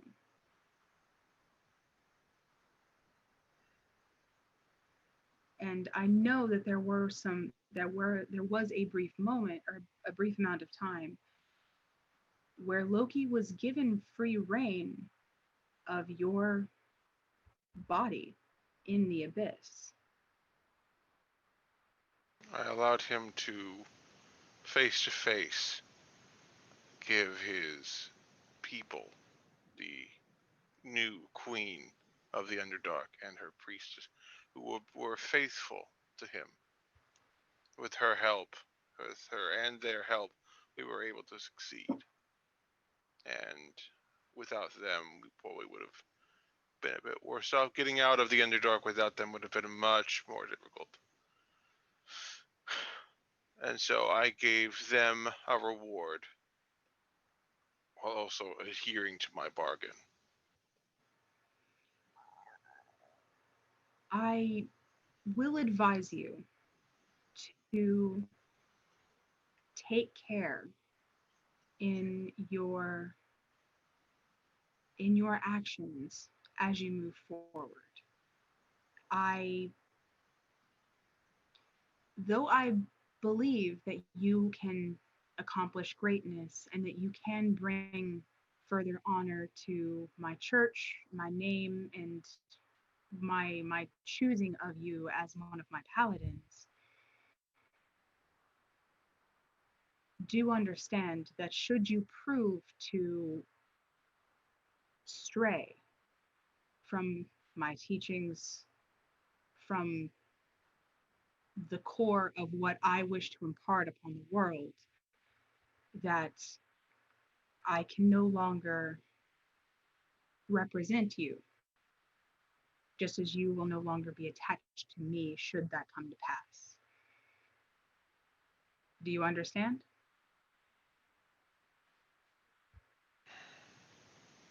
There was a long pause.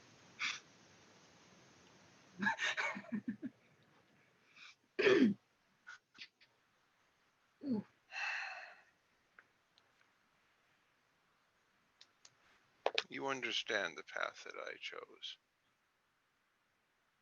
Path that I chose to follow in your footsteps. We call it the path of vengeance. At least we mortals consider it this. I have done my best in the past to show mercy where I can.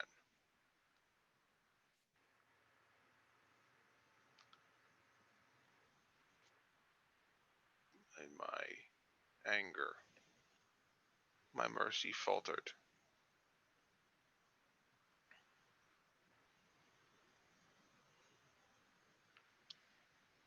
This group has done a great deal of evil. Even someone as lowly as he was. Still likely killed many and been serving for so long. I did not feel as though his admissions and information outweighed the sins of his crime. And perhaps I judged him harshly, more harshly than I would have, had what he had revealed not resonated with me as such.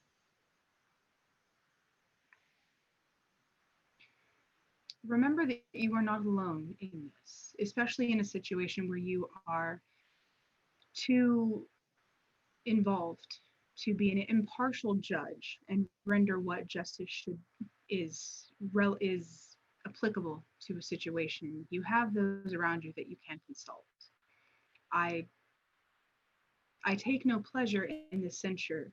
I simply need to make it clear that I have expectations of my paladins and of my champions. And even if it is difficult, you are expected to uphold those.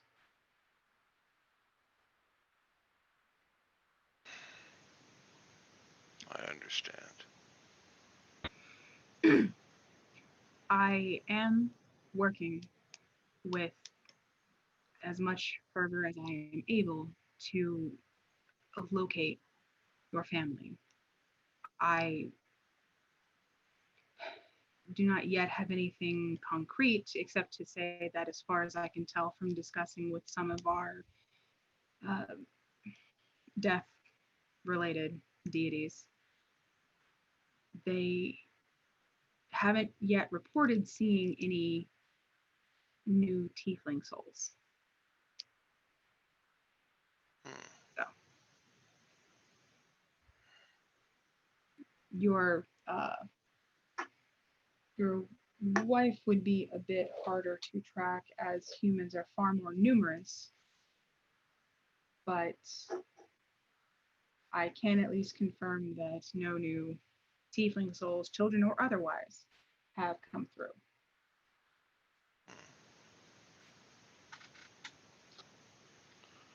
Rare commodity are we. Our souls make a bit of a splash, I imagine. A bit. Especially in the young, as they have certain exemptions and additions to their time.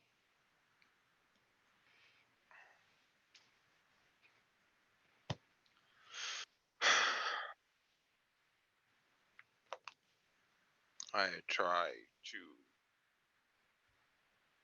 not let myself be shaken around the others. I still haven't told them. I don't know how.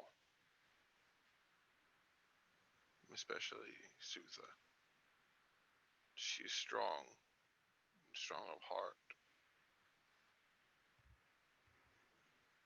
But she's already lost too much. They all have.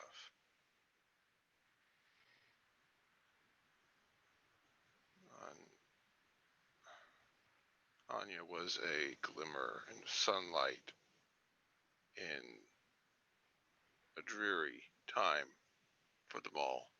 She certainly was for me.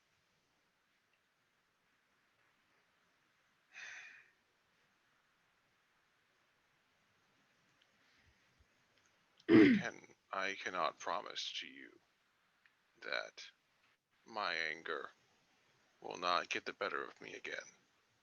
I will do all in my power to avoid this, but if we encounter my family's cult, or my family, especially Severance, I cannot promise that that cruelty that they rooted so deeply in me growing up would not show itself again. Well, so long as you don't imply to them that they will receive mercy and then recant it, I don't believe we'll have much issues there. I understand justice must be wrought, and they have more than earned your anger and your vengeance.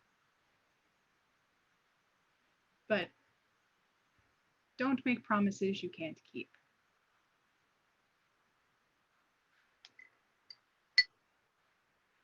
I'll try not to.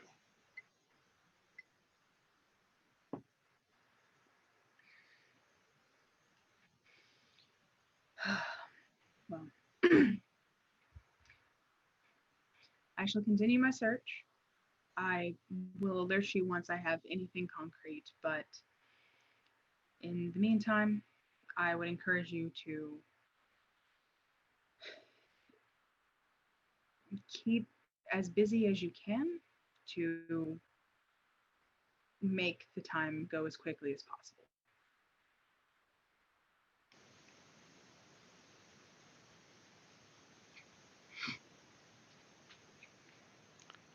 Well, that does seem to be my way of things.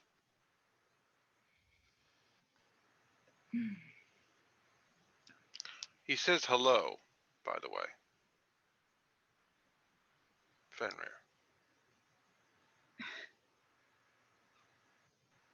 Of course. I'm actually not super sure. What is their relationship? Good, bad, neutral? For from the fables, Tyr and Fenrir were at one time very, very close companions. The reason why Tyr got his hand bitten off is because the only way Fenrir would agree to be bound again is if someone put their hand in his mouth, saying that if they were tricking him again, he would bite their hand off, and only Tyr was the one brave enough to do so. He was also the one who raised Fenrir and some of the other wolves, because Fenrir was so terrifying to everyone else, but Tyr is also the god of courage. So he's just like, yeah, it's a big scary wolf. What the fuck do you think? I got this. Shut up. So they actually, their relationship is kind of, they would still be considered comrades, but it's a little like, obviously given the situation of one's locked in another realm of existence, it's a little strained. Okay. But there is a mutual respect. Okay. So I think what you see is probably like a very wry sort of smile. Just, yes, I expect you would. Well, I'll leave you to your training, and I wish you the best of luck in your coming mission. I will do my best to keep on the path.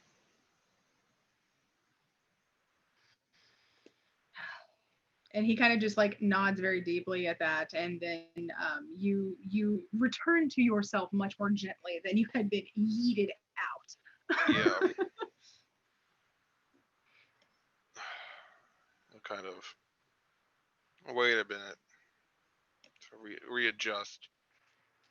He'll summon the blade in its new fancy form and glowingness.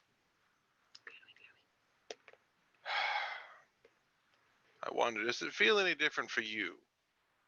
He's referring to Loki. You can almost feel Loki like stretching in your hand, which is real fucking weird, by the way. Oh no. But it's just like it's like, whew, that's a lot of my element there. I like it. I like it a lot. You know, I bet if you just gave me a little more time, I could really see what this thing could do. What do you say? Huh? Just 5 minutes. It worked out last time. Everything was fine last time. Come on. Fine.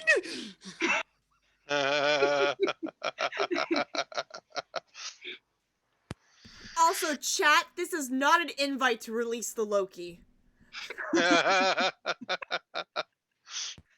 Oh, that's right. Yeah, we did the thing. They need to have 666,000 points to do that. Oh yeah, nobody has that. Kitsune and AJ might.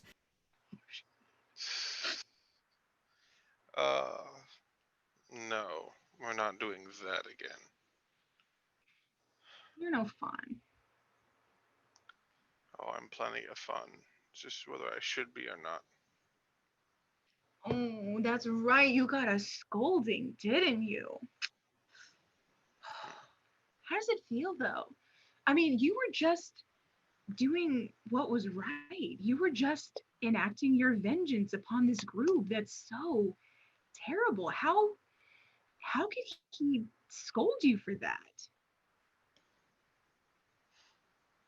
Because I did what I wanted instead of what was right. But you're a paladin, aren't you? So you just, whatever you do is right, isn't it? That's the whole point of being who you are, of doing what you do. I have a friend. You may remember him. His name is Darian Evanglen. He was part of a sect of another god's faith. Then he discovered a small sect of his people were performing horrible things, killing young girls who showed magical aptitude, thinking them witches. And he destroyed them. His order, following their own laws, declared him an oathbreaker and branded him so that he was cut off from his god's power. That line of thinking you mentioned, that leads to both results. To think that I am above anyone else.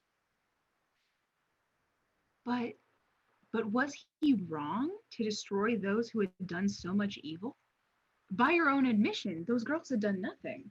And he rid the world of a great evil by getting rid of them. So why should he be punished for that when he's only done good? in your own words, you only did good by getting rid of that horrible person and enacting upon him the very fear that his group wrought upon the entire world. Why should you be censured for just returning a bit of that to him in his own death? I see nothing wrong in that. But do you? And therein You did it. lies. So, And I knew what I was doing was not exactly what I should have been doing. I was angry. It wasn't just anger. It was fear. The way he described her, I knew in that moment that it was my mother. That laugh haunts my dreams still.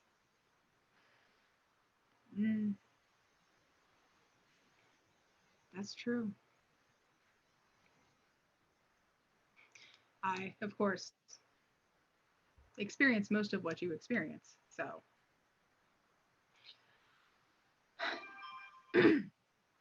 well, if you won't let me give you a little bit of relief by taking over for a while, and if you won't let me convince you that I am the much better patron, because I will let you do what is truly necessary and not just what I think is right, then I suppose I'll let you get back to training. After all, I'm sure you'll want to be very prepared for everything that you need to do when you snap at some point in the future and lose everything because Tyr's having a temper tantrum. And he goes quiet. Temper tantrum. I'm sorry, guys. He's a shithead. Okay. That's rich coming from you. He's still quiet.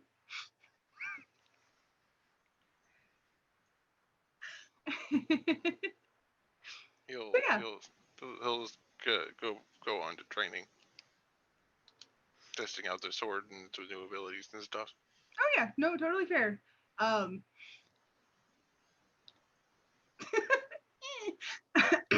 So, so yeah, you train, good stuff. You know, get yourself like a nice good like workout going. You're managed to clear your mind of a lot of bullshit, and have like a, if not good day, a neutral day. Neutral's probably as good as we're shooting for today. Neutral's about as good as you're gonna get right now. So with that in mind, I'm gonna hop away from you. Sutha, I haven't done anything with you yet. I know that your internet was being kind of wonky. Are you still here?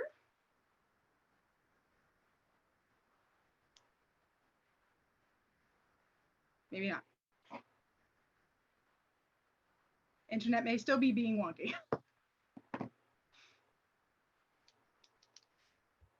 Hey, cool.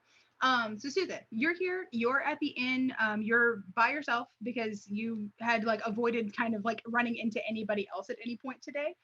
So what are you up to? Did you say you wanted to train your rat? You're muted. So you said that the Sierra's brother had a cat. Yeah. So I thought that'd be a funny scenario. I don't know, because there's really like Sutha doesn't want to buy anything. There's nothing for her to really do here, so. Okay, totally fair. So yeah, if you want to head over to the, well, actually, hold on, because Bismuth does like Bismuth is Adrian's familiar, but I don't think that they necessarily like have to hang around him like all the time because they can like be separate from him. So I think Bismuth, especially like if he's doing like drills and stuff, might just kind of wander around. So probably what ends up happening is you're just like chilling, maybe like wandering around town yourself, and Bismuth ends up just like kind of appearing nearby to you, and like your rat notices and like is on your shoulder and darts to the other shoulder and is like peeking around your face. Yeah, Sutha's just gonna play with Bismuth and Ratty like the whole day. Oh my god, that's so cute. Yeah, she's gonna like train Ratty to be like, okay, this is Bismuth. Bismuth won't eat you, right, Bismuth? And looks at you with big old. Sutha's just like, I know you're a familiar, but I can kill you multiple times.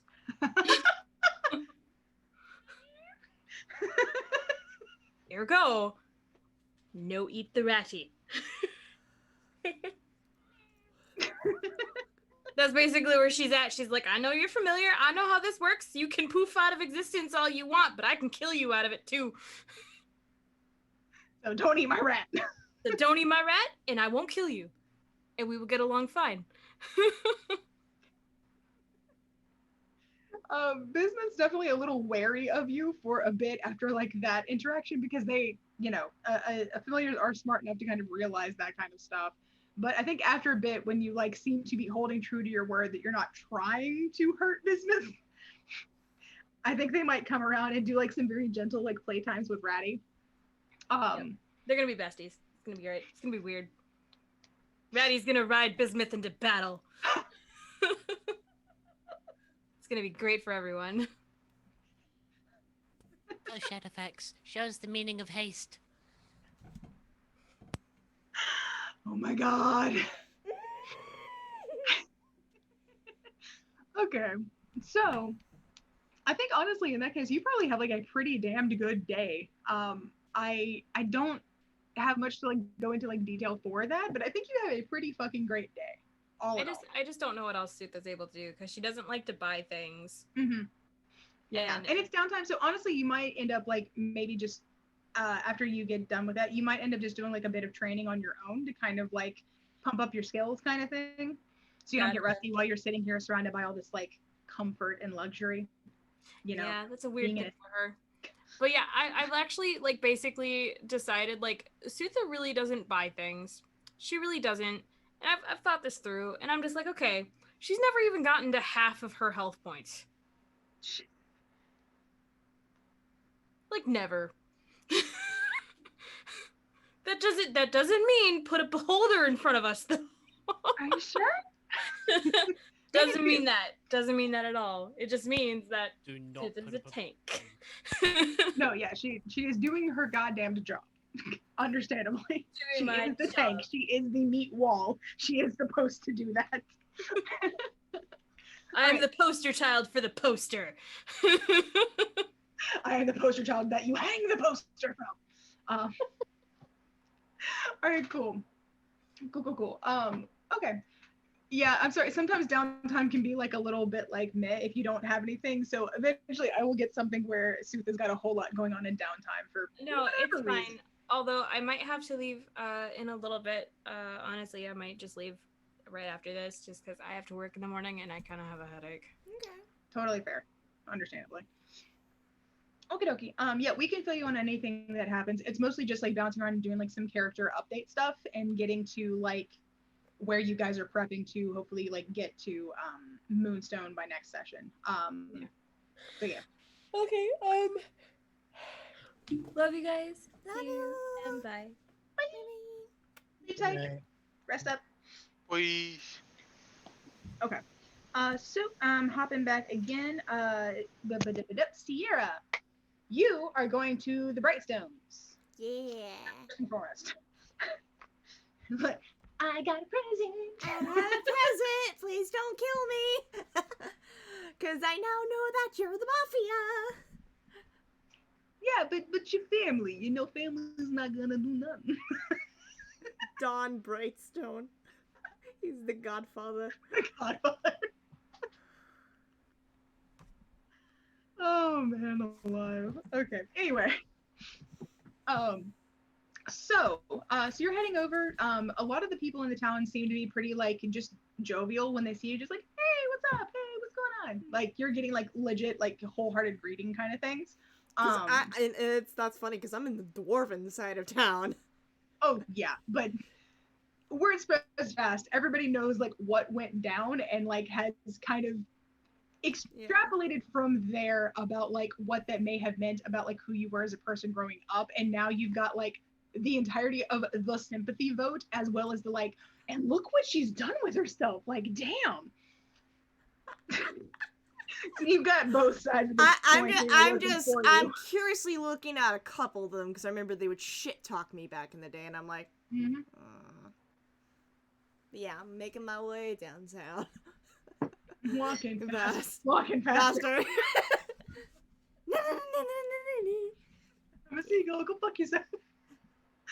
Seagulls poking my head. Not fun. I said seagulls. Stop it now. Okay, I need to stop before I derail. Anyway, so you're heading over. The way to the Brightstone shop is just as familiar as you've always remembered. It's still fairly early in the morning, so like they've just opened, and nobody's really like come in yet currently. But they're there. You know, they're working away. Papa Brightstone is behind the counter as per usual. Like he's like polishing a couple of things, wiping down some stuff, getting all of that prepared. And he sees you coming in, and he actually like raises his hand like, good to see you. Good to see you. How fares business? It's been fairly good lately. Surprisingly so.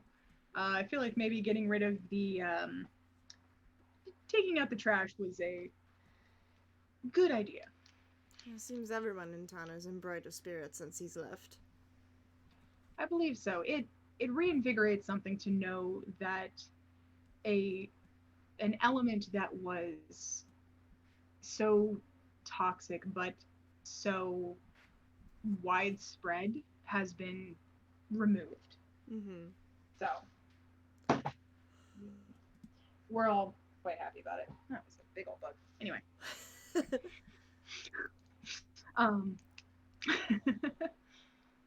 So, what can I do you for? Would you like to purchase another glorious necklace?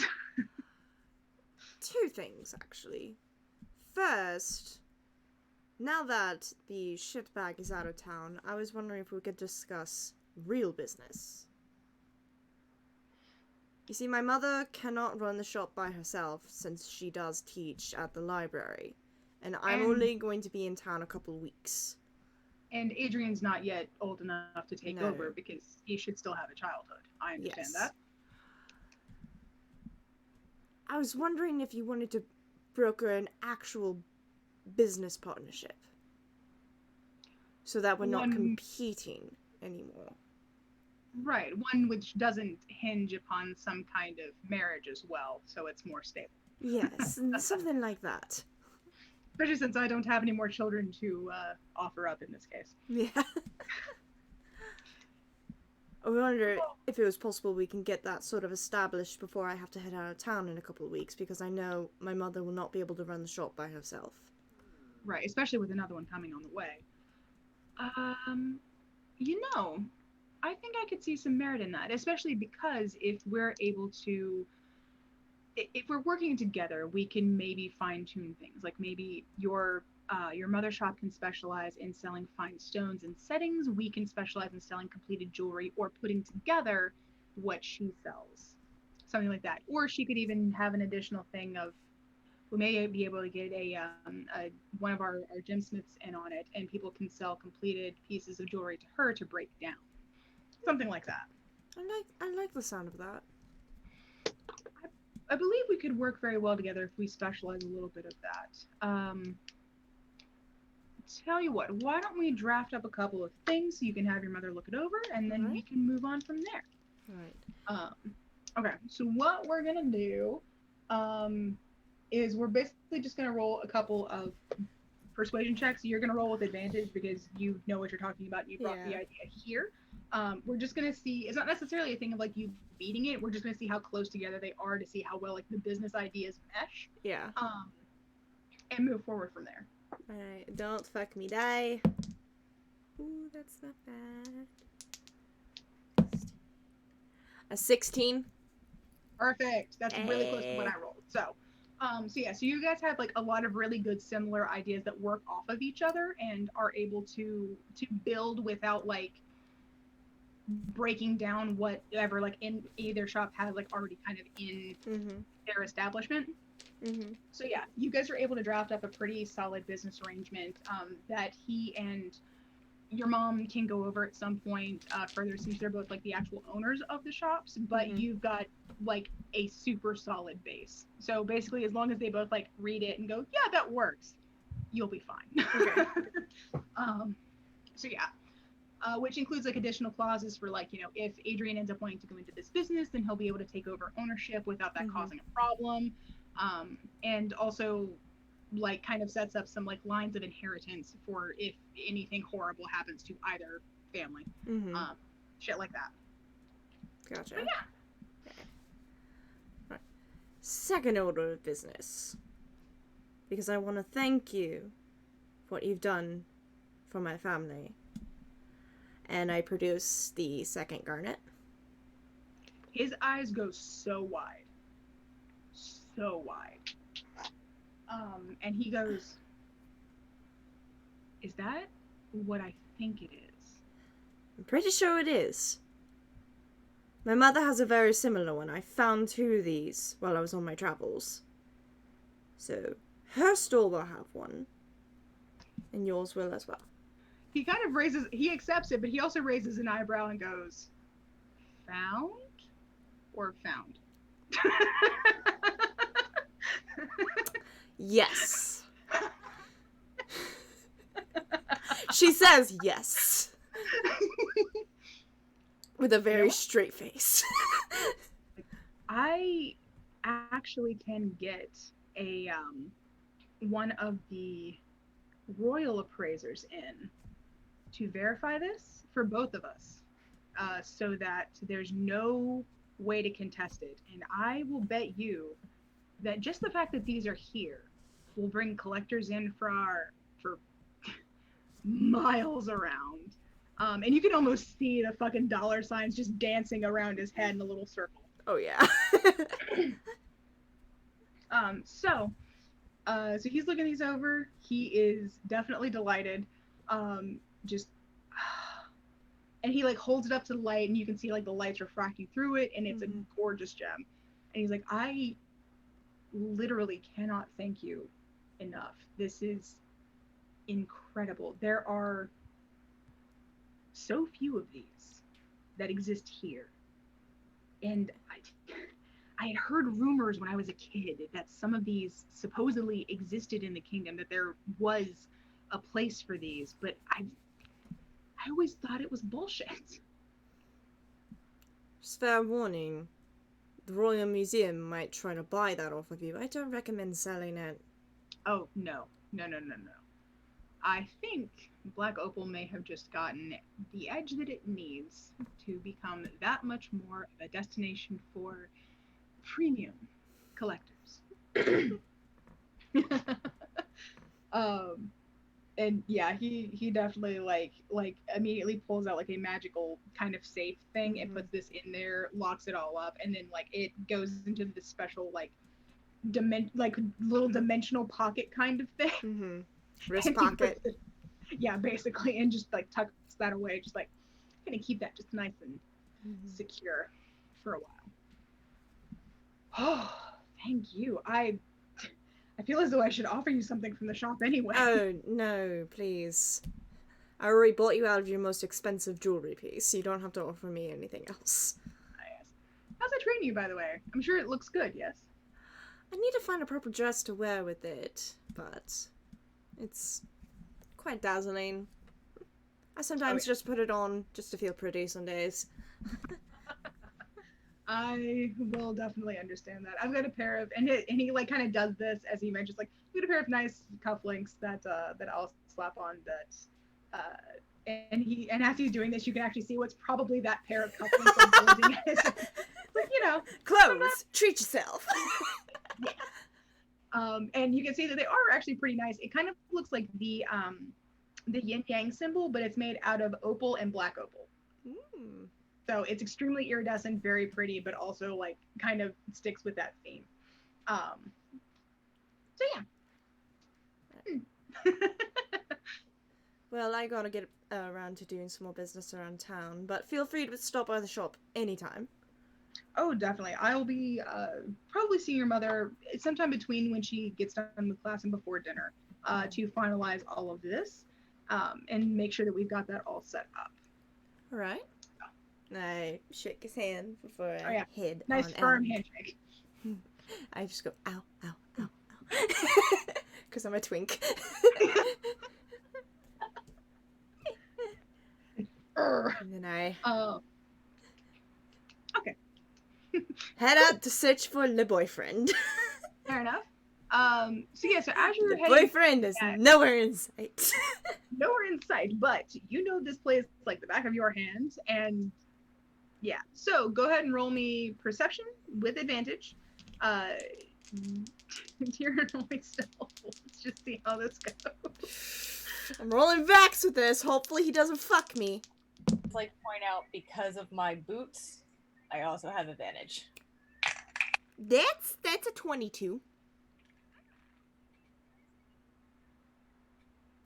What? It's a 25. So close. Well, dear, with your Son, passive, why must you fail me? And okay, for a second I thought my nose started bleeding. Fuck. Why must you fail me so? Why? In his defense, I have a plus 12. Yeah. That's fair. So, real quick, roll for panic. It's a 4. So, Darren, with your passive, you definitely notice Sierra looking for you. Just in general, do you come off the roof? If he notices her looking for him, he probably would just pop down and like be next to her all of a sudden because he doesn't think of these things. Do I accidentally pop him in the mouth? I accidentally pop you in the mouth. Did you just roll an attack on him? No, I just rolled to see if I would pop him in the mouth. Now I have to roll an attack. Fuck. I'm so sorry, babe. Unarmed strike, +3. That's 18 total. My armor class is 17. I have no damage though, because I'm a twink. It literally says 0 bludgeoning damage. Oh yeah, because it's just plus your strength. My strength doesn't. I have the same problem. Like, oh god. Yeah. Ow. Sorry. Ow. Sorry. Need to remember that. Yeah, sometime. don't sneak up on me like that. Yep. Yeah, I should remember that. You good? Oh, I'm great. Do I believe him?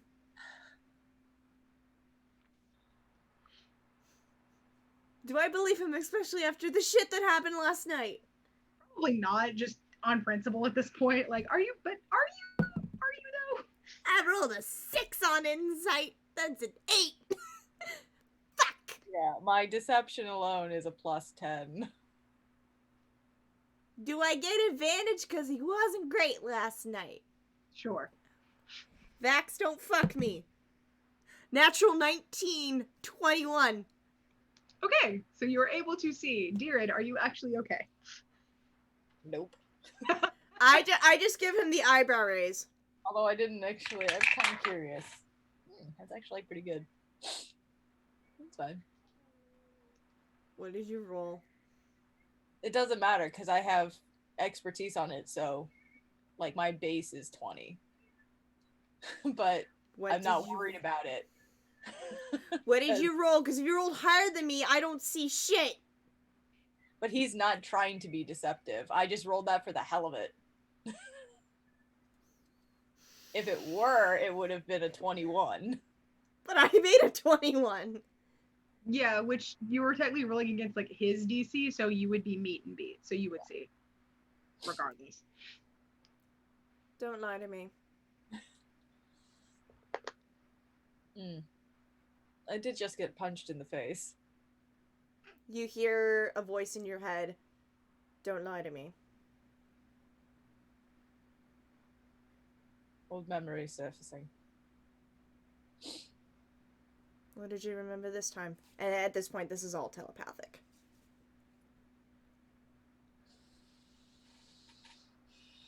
I loop my arm through his and start walking, and just start the telepathic conversation starts. A conversation that didn't take place, but did. With who? My boss. Former boss. I don't know anymore. He told me that their name was the Exalted Blade, yeah? I believe so. I think that's come up at least once. Probably. A conversation with the Exalted Blade? What did they discuss with you in this memory? Not to fuck up, because there were plans in motion. What plans?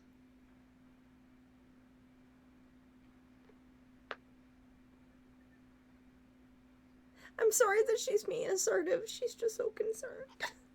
I know.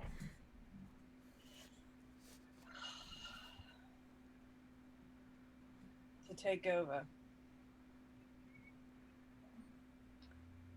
I'm sorry? Not even looking at her during this mental conversation. She is staring at him during this mental conversation. Is that bee just stealing noodles?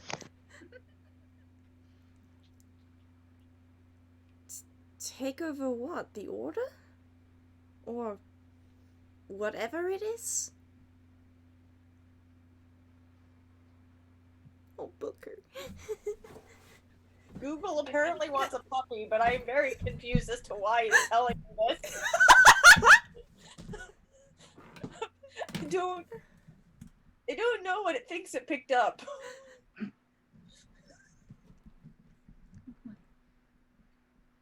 sorry. I got very distracted by that. What was the last thing she asked? Take over what? The Order? Or whatever it is now? Apparently. Well, shit.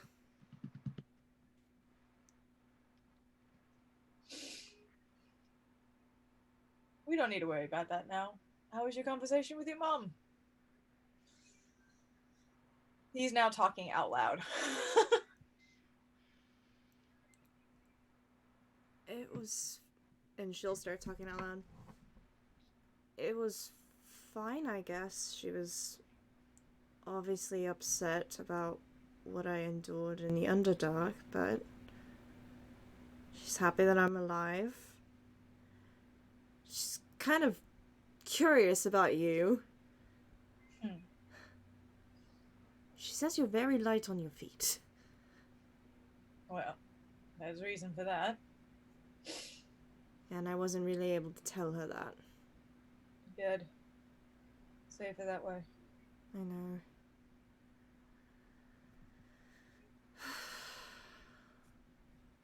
Still so much that I'm hiding from her. She hasn't even scratched the surface.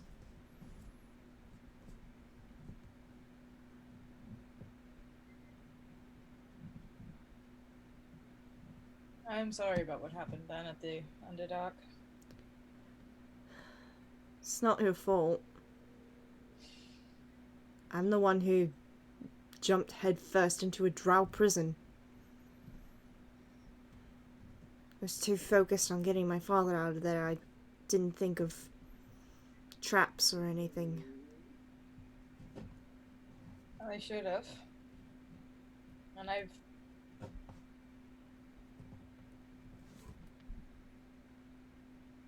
tried to keep a focus. I didn't succeed.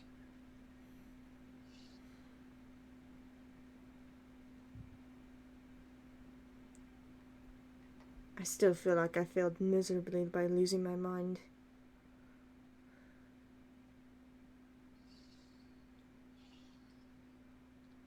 He'll just put his arm around her and kiss her on the forehead. Far from true, my dear. She whimpered just a little.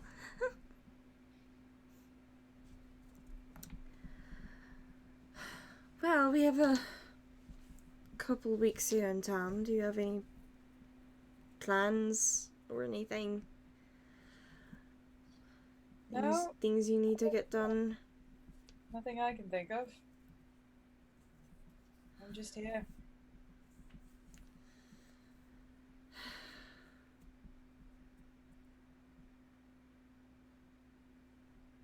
Do you mind helping me with the project?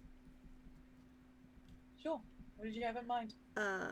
Quick question for the DM. Is there any sort of temple or shrine to the Raven Queen in Black Opal? There's a very, very basic one near y'all's like kind of tiny cemetery. Nothing that's like too extravagant, but basically like something that you would like burn some incense at, or something like after a funeral. But nothing as elaborate as like an actual temple. Like definitely not. But there is a small shrine. Very small. We have a very, very small shrine to the Raven Queen in a cemetery here in town. And I'm still trying my best be a proper follower of hers. I want to try to give it a bit of a revamp. Would you mind helping me with that? I certainly can try. Can't say it's something I'm used to, but why not?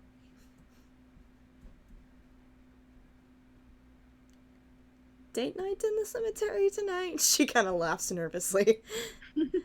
Never thought I would say that. If it works, it works. We should see what the others are up to at the moment. Okay. So, head off to find the others. Okay. Cool. Don't forget, kids, chicks dig cemeteries. I mean, yeah. Bitches love cemeteries. Keep that bitches. It's me. I'm bitches. So yeah, you know this place well enough to know that most likely, especially since y'all didn't like pass any of them like on the way like here or coming out of here, that they're not in the shopping district. So most likely, especially given that it's a little like around about lunchtime, maybe like late lunchtime, they're probably at the tavern. You're fairly certain about that. But yay, so you guys are able to make your way back over to the tavern. And probably come in like a little bit after everybody has already like gotten in and like ordered some stuff and is like kind of seated around like the biggest table in there. I think Arakiel is also still here and has come over to like join the others and is just sort of like, I'm glad you had a good day. I also got to walk around on my own in the sunlight. Again, I'm just gonna be on like the opposite side of the table as Isla. Fair. Distance. But yeah. So you guys are able to kind of find everybody. So Drax and Isla and Zinc and Arya and Flortma are already in here, you know. Time. I think Devotion at this point you're probably still training out there, because you need something to occupy your head. Yeah. So, and I think Sutha, I'm gonna say is currently just like having a good old time with a cat and a rat. She kidnapped the cat. No, she didn't kidnap the cat. The cat came to her willingly. The cat's just now just like, the fuck? Yeah. But everybody else in the party is basically here and chilling out. Arya and Arakiel probably like see the both of you. Arya waves, Arakiel much more enthusiastically, so he's got a big old plate of food in front of him, and he's like already halfway through like what looks like his second bowl of like beef stew. Have a good morning, are we? Yes. Have you gotten to see much of town? No, it's I- been a couple decades since you've been here. It's very true, but all of the key components are mostly the same as when I remembered. The Brightstones still have their shop, and everything else that goes on in there, and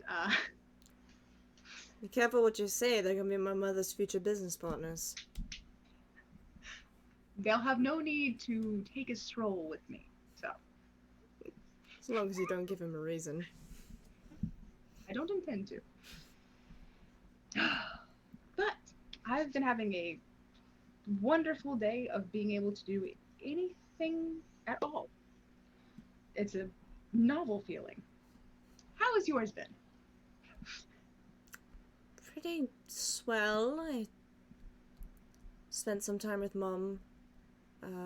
Started working on the business partnership with the Brightstones and just took a stroll around town, really. Wait, you just partnered that like entirely yourself? Yes, I did. Congratulations, that's amazing. He just like offers a hand like It's a work in progress right now. He still needs to talk with my mother about finalizing the details, but we've got a rough draft of a contract going. No, of course. For some reason, especially since you've only been here a couple of days, I thought maybe it was something left over that you were just continuing on in the interest of your family. But if you just slapped that down on the table and are ready to go with it from this morning, that's amazing. I may have kind of sweetened the deal a little bit with a gift of sorts.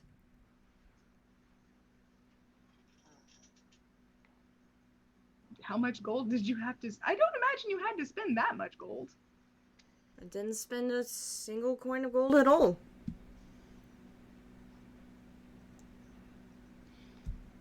Do I want to know? He's like kind of It's looking up to like you.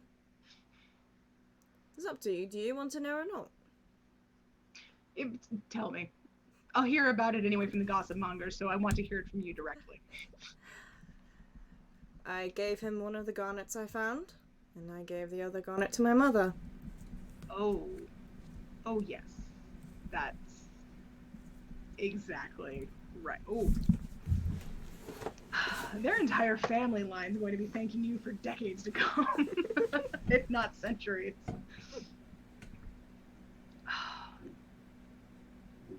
Congratulations. Thank you. I glance around the rest of the table. How's everyone else's morning been?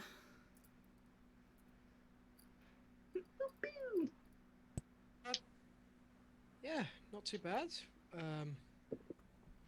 I managed to get some potions because you never know. Especially with, I don't believe any of us have any idea of what's happening in Moonstone. Put your mic closer. Sorry. There we go. Just like Sorry. Actually, Paige, out of character, I have a question. What? Back in the good old days between Drax and Sierra, would there have been like some sort of game they would play? There might have been. Mostly they did like prank wars on each other, I think. I mean, yeah. Practical joke wars. And I think Drax would be surprised that she's even talking to him at the moment. He is a little bit, but there was the initial. What? Okay. What? That's suspicious. That's weird. Suspicious. It's half. Well, that's suspicious, but at the same time, hey. That's suspicious, but I'm not gonna complain. No. But at the same time, why do I feel they would have like some sort of racing game through the back alleys of And he'd lose every single time. Bear that in mind. So back to the RP. Apart from that, and I got myself a new pouch of leaf, and this is very good. Like he'll kind of slide it over. It's like it's smoother than you think. Never really cared for much for leaf, but good for you. I'll slide it back over to him. Other than that, yeah, it's been pretty good. Next time we have a campfire, Island will have a surprise for everyone. Really? Smiles. It's something pleasant, and I think that everybody will really enjoy it. I look forward to that. And meanwhile, while the conversation was happening, Isla will have like weaved like a bouquet together of like all kinds of really pretty pink flowers, and she'll like slide it over to Sierra. It's just a really pretty bouquet with like peonies and other really pretty flowers, and she even has I think it was Lysianthus for Darren in there. She'll accept the flowers. And Isla doesn't say anything, she just gives it to her. That's it. So does anyone really have any plans for the next couple of weeks? I know we're kind of here because of me. Are we... Sorry, hold on 1 second. You good there, Zink? I think it was like halfway through like the bowl of stew. Are we staying here for weeks, plural? I thought someone told the queen at least a couple of weeks. That's what I was told. I thought it was a couple of days. I don't want to impede on your visiting with family. I mean, family is very important, and he sort of like hugs his sister. But we should probably at least maybe while we're here do a little research on what the queen is inquiring about. I'm not sure what research can really be done in our library. I don't mind doing that. My sister's going to be leaving us today, I guess, unless you want to stay later.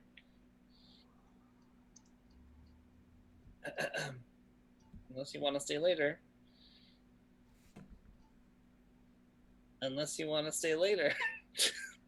Sierra will also kind of shrink back a little bit at the people wondering why a couple weeks isn't only a couple days. No, it's 1 week. Yeah. But she'll still shrink back at people's reactions to that.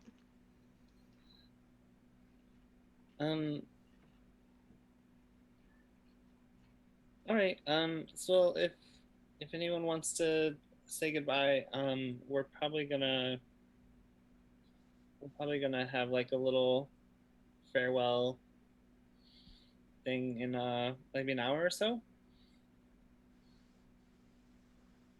That was good. Stay late. In the meantime, how is everyone else this morning? Fine. Swell.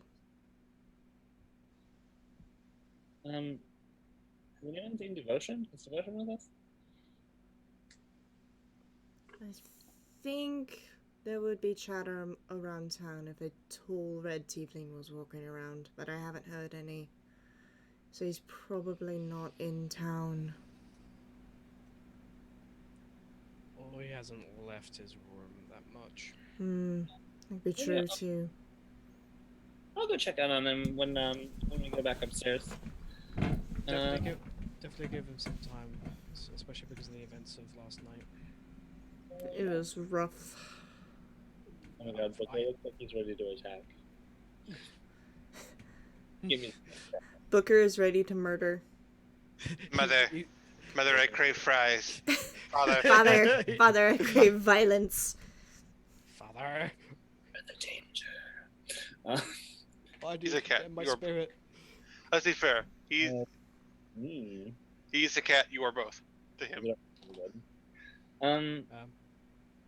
Florma, I mean, we ran into you for a little bit. Did you want to do anything, or? No, I don't have anything to do. I think I saw Sutha with a cat and a rat and a cat. What kind of cat? Oh, it was Bismuth? Is that his name? She has my brother's cat. I'm sure she won't eat him. She loves animals. Oh, Adrian's gonna lose his shit if he doesn't find Bismuth later. Familiar, right? Yeah, and Bismuth can choose whether he wants to poof back to Adrian or not. Oh, okay. Yeah, he's a tough cat. He's very beautiful, too. Mm-hmm. I think that'll be fine. Yeah. Sierra, just to clarify, I'm okay staying here as long as you need. I just, I know that, the kingdom requires us to take care of the business for the queen. As we're able, I presume. Kind of a mysterious assignment, but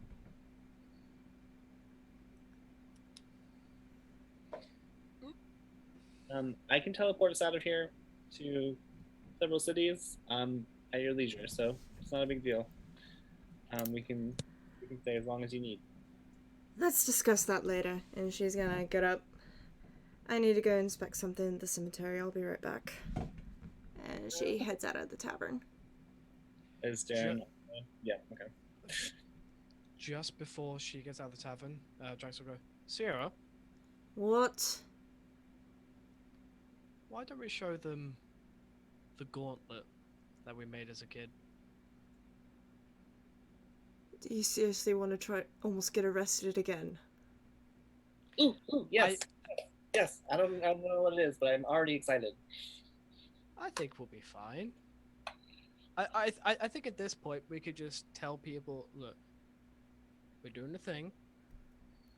We're not going to cause any damage. It's just a bit of fun. What kind of fun? Tell us. It's not really something you tell, it's something you experience. And I head out of the tavern. I want to experience the fun. Oh, you will. You will. Why am I suddenly nervous?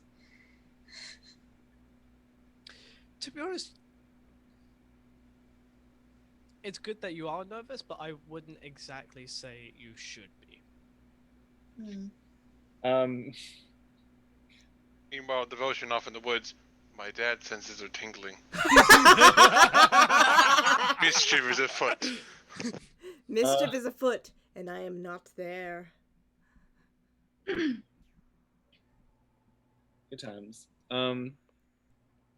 Whenever Arya is ready, I think we'll go upstairs with her. Okay. Google, do you want to go check out whatever the gauntlet is first? It doesn't seem like Sierra wasn't into it, so he'll wait. Before he leaves, Isla will pull Zinc aside and say, "Hey, I know you wanted to talk to me about something." Oh, yeah, but let's talk this evening. With my sister here, it's kind of, there's a lot going on. And I want to focus on this very specific thing. So. Okay. And she'll put a forget-me-not in his hair. I love all these flowers. They're so pretty. And then he's gonna sort of like put his hand on like Isla's arm, and just be like, "Just so you know, you're very beautiful today." Thank you. Yeah. I mean, you always do, but today there's just like I don't know, like maybe the sunlight's just hitting you in just the right way or something. Thank you. Very dangerous game here, Zinc. Did somebody say something? It's like I heard comment. My chaos senses were tingling. So yeah, Zinc, Arya will give you kind of a little signal that she's gonna go up to the room to start like kind of packing up. And does indeed, like once you guys go up there and enter in, she's already like kind of repacking the new bigger backpack that you had gotten, and kind of switching out, and has already like switched out her clothes for what she'll be wearing out, and has the hat circlet on her head.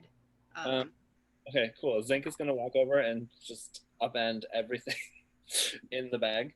He's gonna be like, I know. Hold and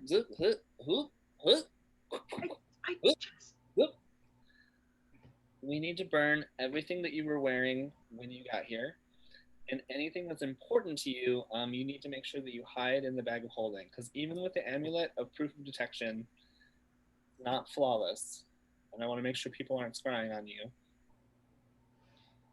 Okay, fair enough. Well, I already changed, so those can go in the burn pile. These things will go in the bag of holding, shove, and everything else is either new or has otherwise like not been seen by anyone else except for you and me. And Okay. people that you bought it from. Jewelry, even shoes. I got you these cute little like traveling shoes and like these boots too for like if it gets cold. Oh, right. Takes those two. Mm-hmm. Does all of the prep and stuff. Takes off like she has like a necklace that she got from y'all's mom like way back when, and she goes ahead and just puts that in the bag of holding. Yeah. So yeah. And this new cloak I got for you has similar pouches and stuff, so you should be able to use it just the way you were using the last one. And I put 3 healing potions in there for you too. Thanks. You're my sister. You know I love you. I want you to be safe, and hopefully with all these things, you'll have a much easier time accomplishing what you need to accomplish. And then when you're done, maybe you can join us and we can, protect the kingdom together. And he does like sort of like a hero pose. Maybe. I don't know how long this is gonna take, and your friends are great, but I can't imagine traveling with this many people. It's I know. It's it really grows on you. Like I don't know what I would do without half of the people here. And if any of them, left, I'd be really sad. Yeah. Promise me you'll use the sending stone.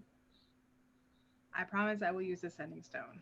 I don't know if I'll necessarily use it daily, but I will use it to update you that I am okay at least once a week. Promise me at least once per moon cycle. Oh yeah, definitely. Okay. And I took the liberty of asking the tavern master for a satchel of dried and cured goods. So you have cheeses and meats and some bread and then some like harder rolls. And he's gonna pull out like this tiny little jar of preserves that he has. He's gonna hand it to her. I think that was Granddad's favorite type too. Oh, yeah, I guess so. Yeah. I tell you, I've been so anxious from all of this and like so looking over my shoulder constantly. I could have sworn I saw him at one point in Emerald, but it's probably just some other old gnome. It could have been me. I mean, I was in Emerald for a bit. I think I was there after you because you guys like were there after that prospector like had been dead for a bit and like there was all that issue. Let me just tell you, we had the most fun time detecting or detectivizing, investigating. Oh God. We cracked the case. They were lesbian lovers who were working for the evil bitch. When did your life just become some weird like pulp novel? I don't know, but I'm really glad I didn't work in the mines because, Oh, it would have been so much more boring. Yeah. Gosh. Okay. Well, I think everything's ready to go. So I'm gonna go, you know, do one more once over, make sure I've got it all, and then I'll meet you out front. Okay? Okay. He's gonna just like look at her, and give her like the biggest hug. Oh yeah, big hug back. And as soon as the hug's over, he's gonna be like, "Let me know if you want to say anything to Mom, because I have a sending stone en route to her as well. And I know she'd like to, at least hear that you're doing well." Yeah. Maybe don't mention all of the danger. Just say that I'm traveling a lot and doing fine. I don't need her worrying too. Seeing the world. Seeing the world. Yes. Gotcha. All right. I love you, sis. I'll see you in a bit. Love you too. He's gonna take the pile of stuff and sort of like wrap it in a bundle and then like take it downstairs. Actually, he'll put it in one of the mini bags that he brought stuff in, and he'll just carry it down nonchalantly. Okay. Gotcha. Cool. So real quick, I'm gonna bounce over to Sierra because I know that she mentioned she had one thing that she wanted to do at the cemetery. Darren, did you go with her? Or... Okay. Cool. So yeah, this cemetery, as you can imagine, is very peaceful, very quiet. It's not too big. Some of it's actually like set into the walls of the mountain area that kind of surrounds you guys, and some of it's actually set into the ground. Honestly, it ends up like kind of depending on like the time of year that it is and like how many people have died. It's not a huge cemetery because it's not a huge town, but it's there. And in the corner, under like a little shady tree that I think a little shady like dogwood tree.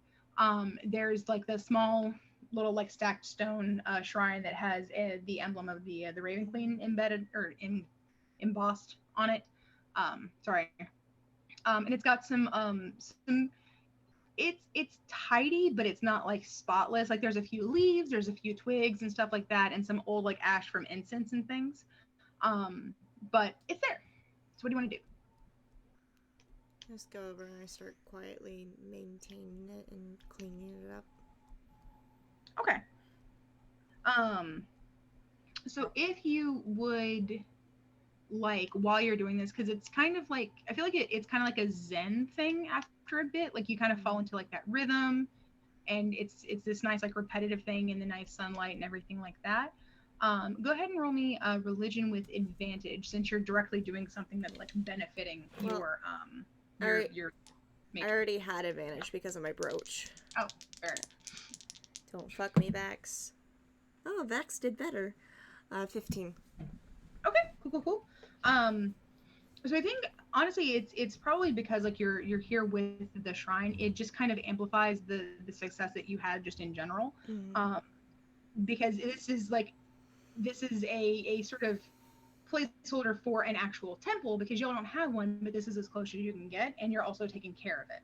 Mm-hmm. So that's just giving you like more than you could sort of like expect if you just like were in the middle of the woods praying. Mm-hmm. So as you're kind of cleaning this thing, you don't necessarily get like full on yeeted into the god plane, but you do suddenly have a very heavy sense of something nearby, and you feel a normal size raven, but that looks just absolutely perfect in every way, just kind of sets down on your shoulder, and kind of looks at you with like one of its little eyes and kind of like makes the little caw sound, but it's very like soft and kind of stuff, and then it hops kind of onto the shrine in front of you, and also like looks at you again, kind of tilts its head from side to side, and then you hear in your head a very that very soothing sort of voice of the Raven Queen saying, I see you found my little corner here. It hasn't looked this good in years. I hope I can make it look better. You are well on your way. I've got at least a week to Get a little bit of work done here. Yes. Unfortunately, many people don't tend to like to linger on what I represent here and what I mean for them and their loved ones at the core of things. But it's all a part of the cycle that's going on, and it it's always a good sign to see when those I have chosen understand that cycle as well. Slowly starting to understand it.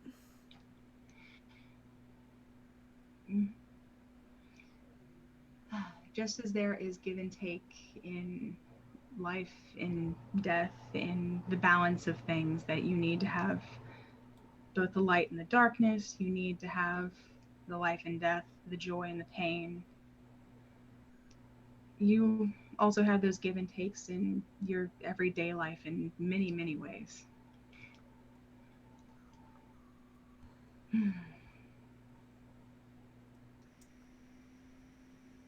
Sierra just kind of nods as she's listening to this voice in her head.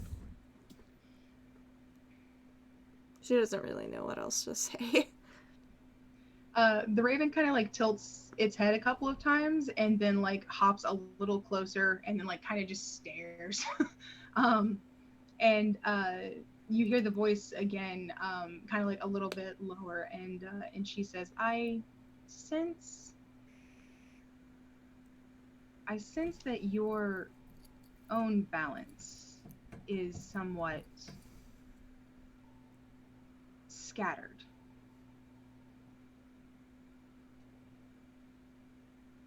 I understand that I have a duty to this kingdom, but I also have a duty to my family. I don't know if I'm quite ready to leave my family again. Feels like everyone's expecting me to just be ready to pack up and leave. And I know they don't mean ill when they say it, but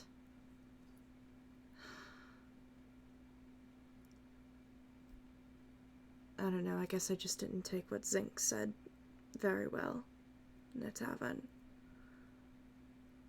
I understand we have a job to do, but I was also promised that I would get to spend time with my family, and now I just feel rushed.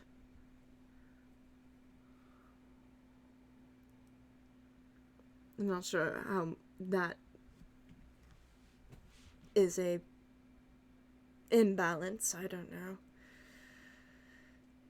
And I'm saying this all out loud. So if Darren's nearby, he can hear me talking to myself.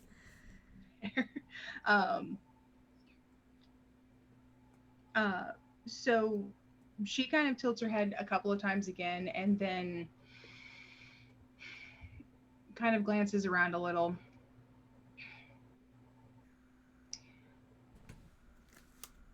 I believe your imbalance in this case comes from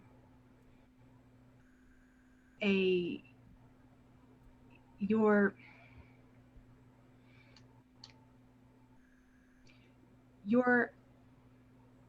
actions and words don't always line up to lend themselves to coming to completion, fruition. You're here doing good actions, but you're not able to convey your concerns with the ones that need to hear them so that the balance can be restored between the members of your party. It seems as though seeking this out could restore the balance within yourselves. But as with anything, it's all going to be give and take. It's up to you to decide how much give and how much take there is and what you're able to do with it. But at the end of the day, that is your choice, and no one can take that from you. It's up to you what you will do with that choice. Learning on this and building on it is what will make you a better cleric and representative in the long run as you're continuing to learn, to grow, and to find all of these nuances and take them into yourself and understand how you can use them going forward.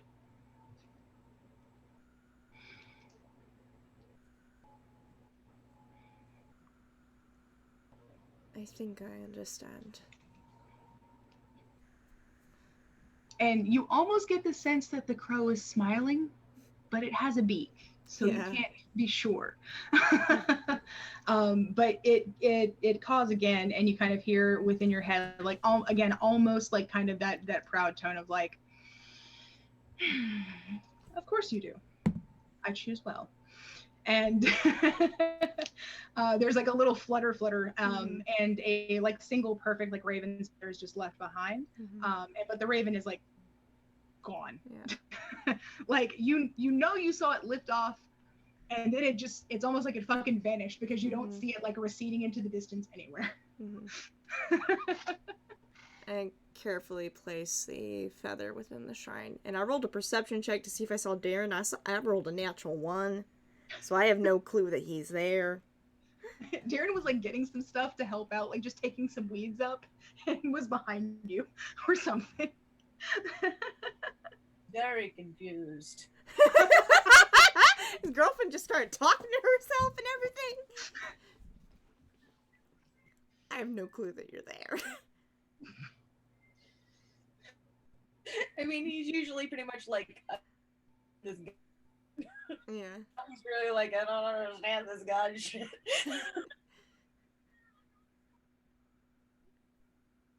So he's not gonna say anything. He's watching quietly.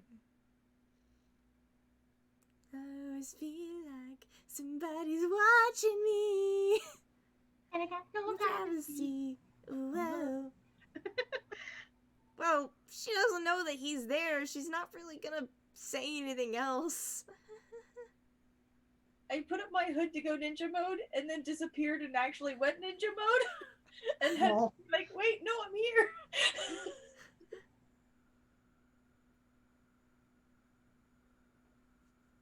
Will I eventually see that he's right behind me? Probably, honestly, what it probably is, because Darren doesn't know that he's like receded that much from your like perception. He probably like, comes up with like some stuff, maybe some flowers or something from like kind of cleaning up some of the areas. Like, where do you want these? And you probably jump out of your fucking skin. So it's me trying to start a conversation with my sister. Ever. Oh, do you always scare your sister? I've been told that I'm very quiet when I walk. And I scare the shit out of people often. How long have you been here exactly? I came with you to help clean up the... It's fine.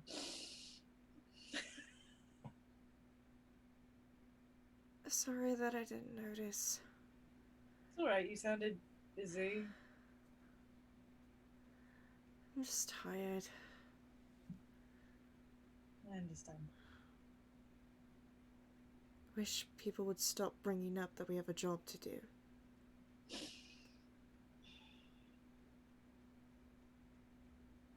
Did you get the answers you were looking for? You were talking to yourself. Yeah, sorry, she appeared in my head again. I think I got the answers I was hoping for. It's probably truth I didn't want to hear, but I had to hear it. I just don't know how to act on it.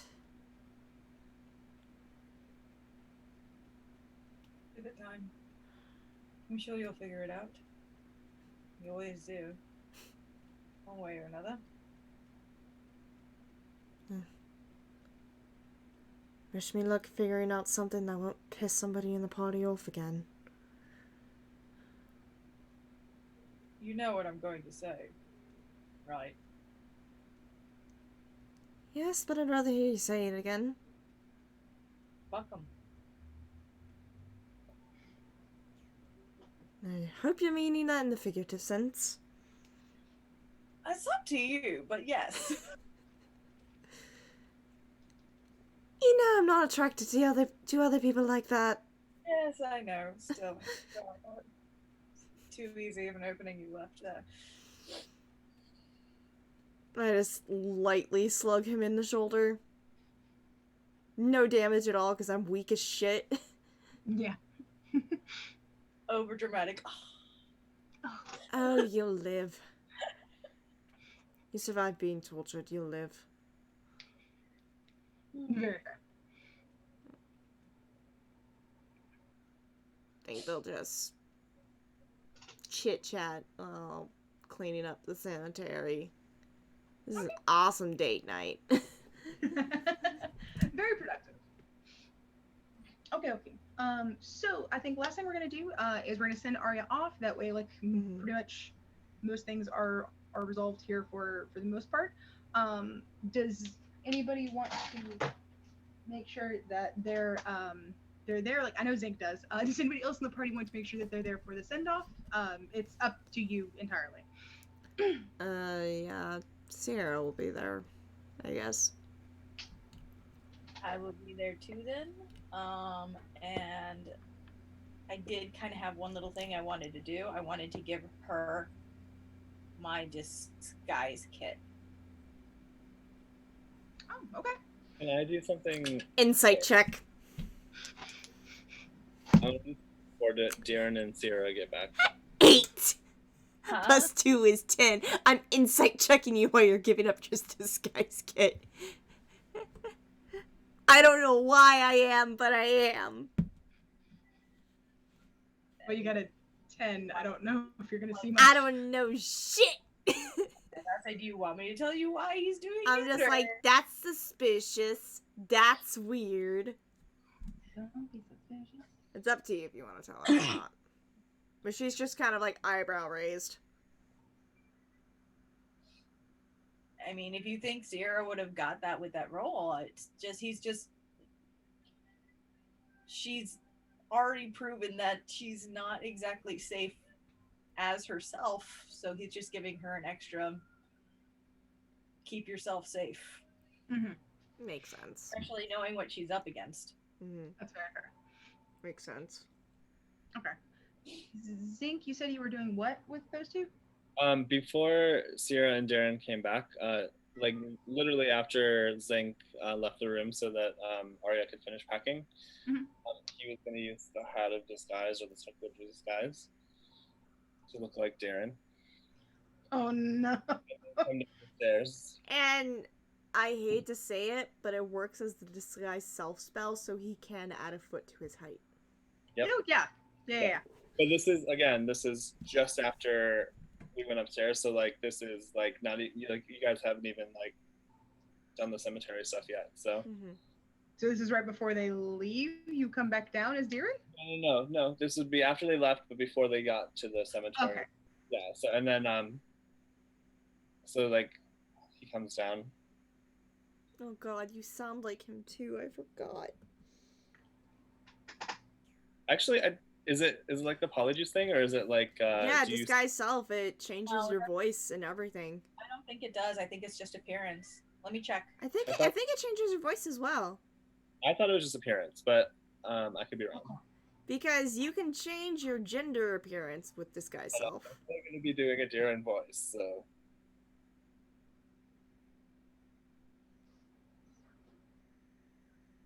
The other flu, I think. Disguise self is visual only. Alter self changes voice. Oh, yeah. Okay. And it'll fail on a physical inspection. It's got a DC investigation check.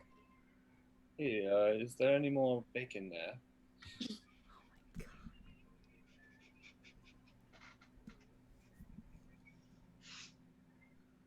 We're not there. We can't yell at him.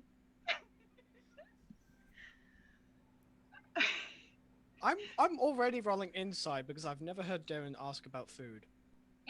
Well, that's fine because you also know that Jared just left and then came down the stairs. However, Darren's known to be a sneaky bastard. Yeah, exactly.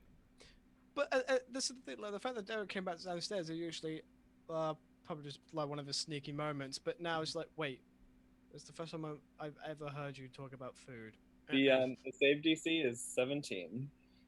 So I have to be a 17 on insight. Yeah. Okay. I think it's investigation actually. Oh, Yeah. Investigation. Okay. Yeah, yeah. If you have a passive investigation of 17 or higher, you automatically see it. I have a passive investigation of 13, so so yes, roll. Come on, don't fuck me. Meet and beat. You got it? Yeah, 17. Yeah, I mean, I'm not the DM, but I was gonna say you probably have an advantage because I told you I was gonna do this anyway.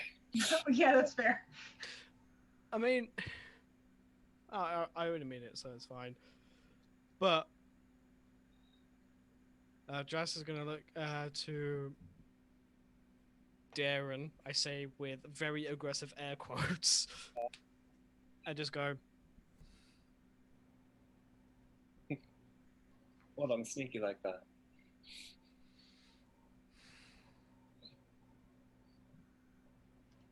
Wilma. Sorry, Sarah, by the way, if I ruined this accent. May I have a word?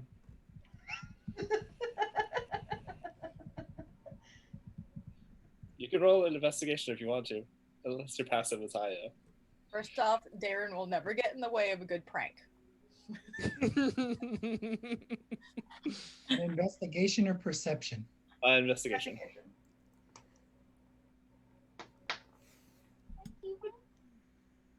What's your DC? 17.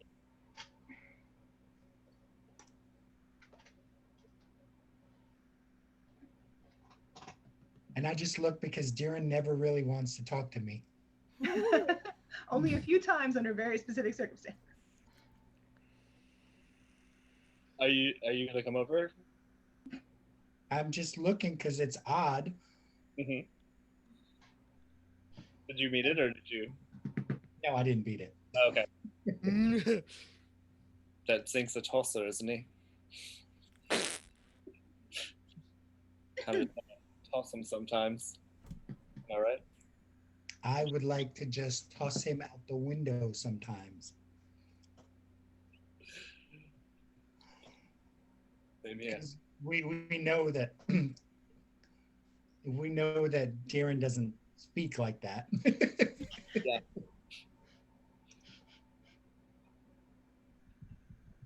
God, no matter how many times I roll perception, I just cannot beat it.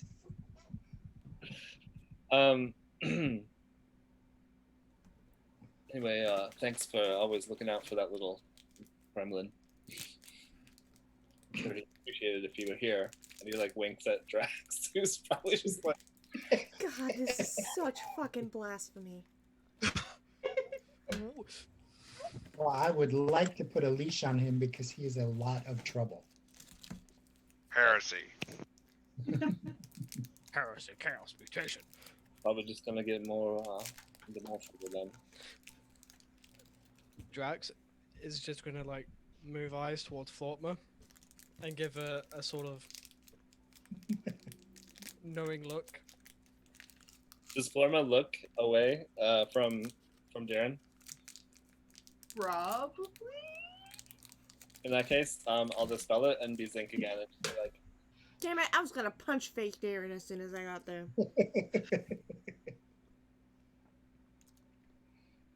I knew the entire time. I got a new hat. But seriously though, this will come in handy if we're traveling, and they're looking for a bright blue gnome with fancy hair and dashing looks.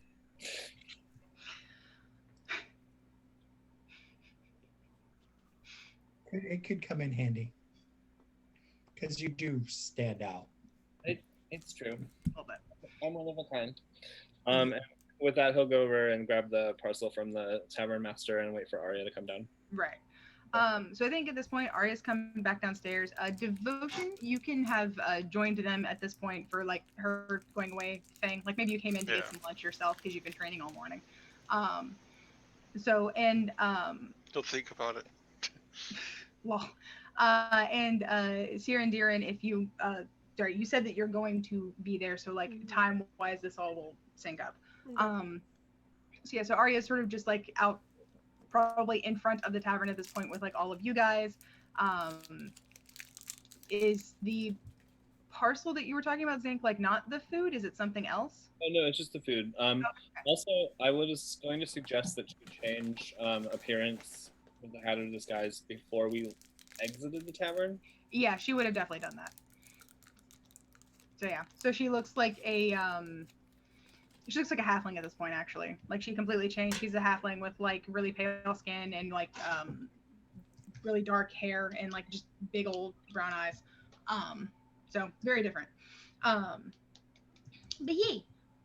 So she's sort of like giving all of you like little waves, or if you're accepting of it, she'll give you like a little hug or something like that. And she goes,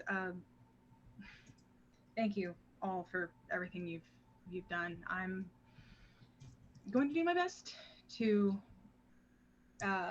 complete what I mean to, and I'll update you all accordingly. I love you fiercely. Hug. Give her one hug. Good hug. Don't lose that map. Will not at all. It is safely tucked away.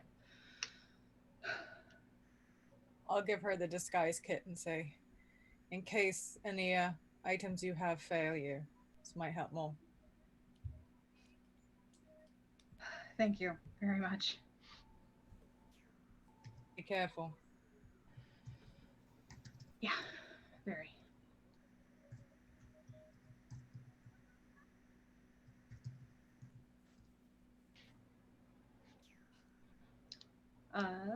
So yeah.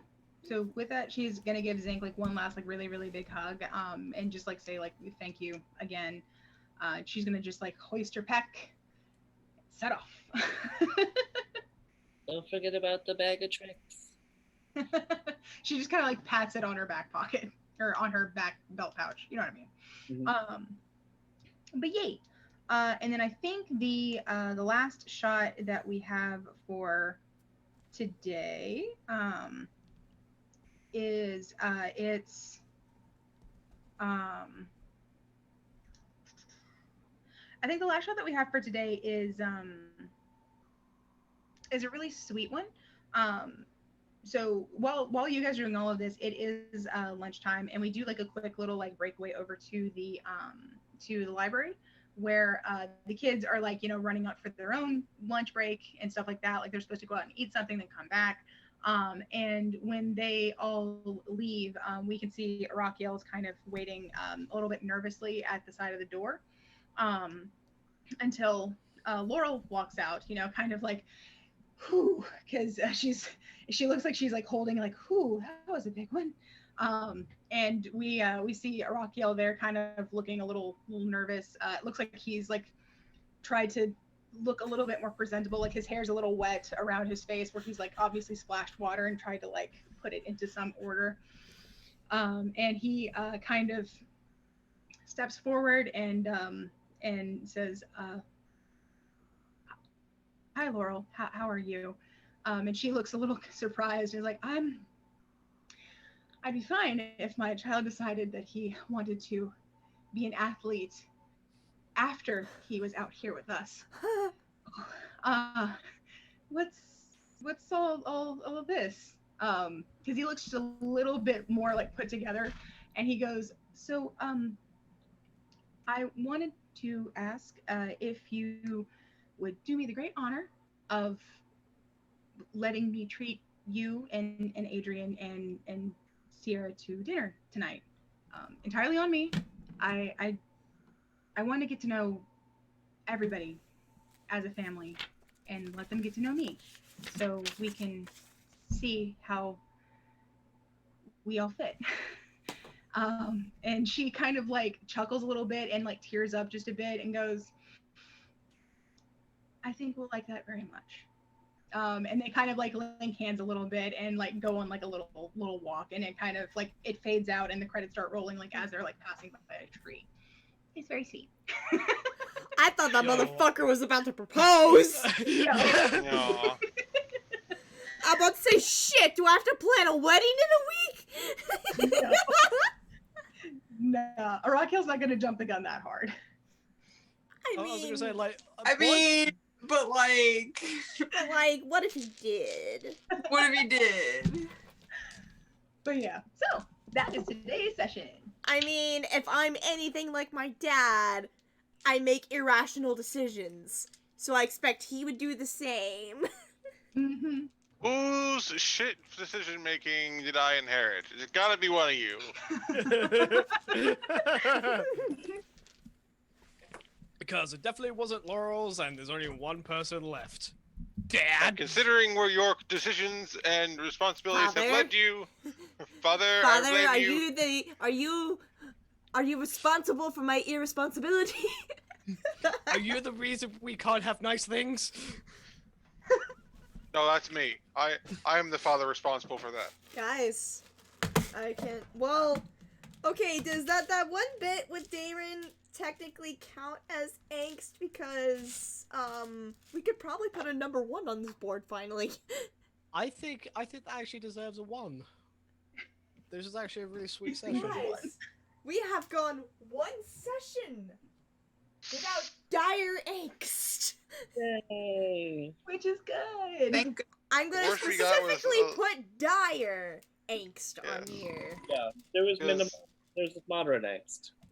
Moderate angst of Darren having another mild mental breakdown, and Devotion getting scolded by his god when you're like, oh well, shit. I honestly thought they were gonna make you go Oathbreaker. No, I would have definitely not for that alone. It'd probably take a bit more to get Tyr to go back on. There's also because the fun thing is this oath isn't just Devotion promising to serve Tyr. It's Tyr promised to help Devotion get rid of Loki, and that would the whole thing of him going would involve Tyr for some reason going back on his word, which would be very unlike the god in general. Tyr has every right to be pissed off at you for letting Loki out. Oh yeah, I'm fully. He yelled at me about. He yelled at me about that before. He didn't really have a chance to yell at me about that before because of what happened. Right, happened. But funnily enough, Ben, I have also pieced some things together. Of like the time before that when Tyr talked to Devotion. I'm like, that's right, y'all. There's a lot going on. I get you. I also know why he didn't tell him then, but like, he's a little bit pissed, just the tiniest bit pissed, Alright, well, the Hannah Bean needs to go to bed, Yeah. so we're signing off. Tired. We are signing off of Twitch for the night. Thank you all for watching episode 40 of Kingdom Chronicles. I will have it uploaded by hopefully on Monday this time. Be sure to catch Humblewood this Monday on Aki Obsession on YouTube and D&D Talk / Rabbit Hole on Wednesdays, and then episode 41 of GKC next Friday. So everyone have a good sleep. And is it Friday yet? We'll see you all next week. Bye! Bye. Bye.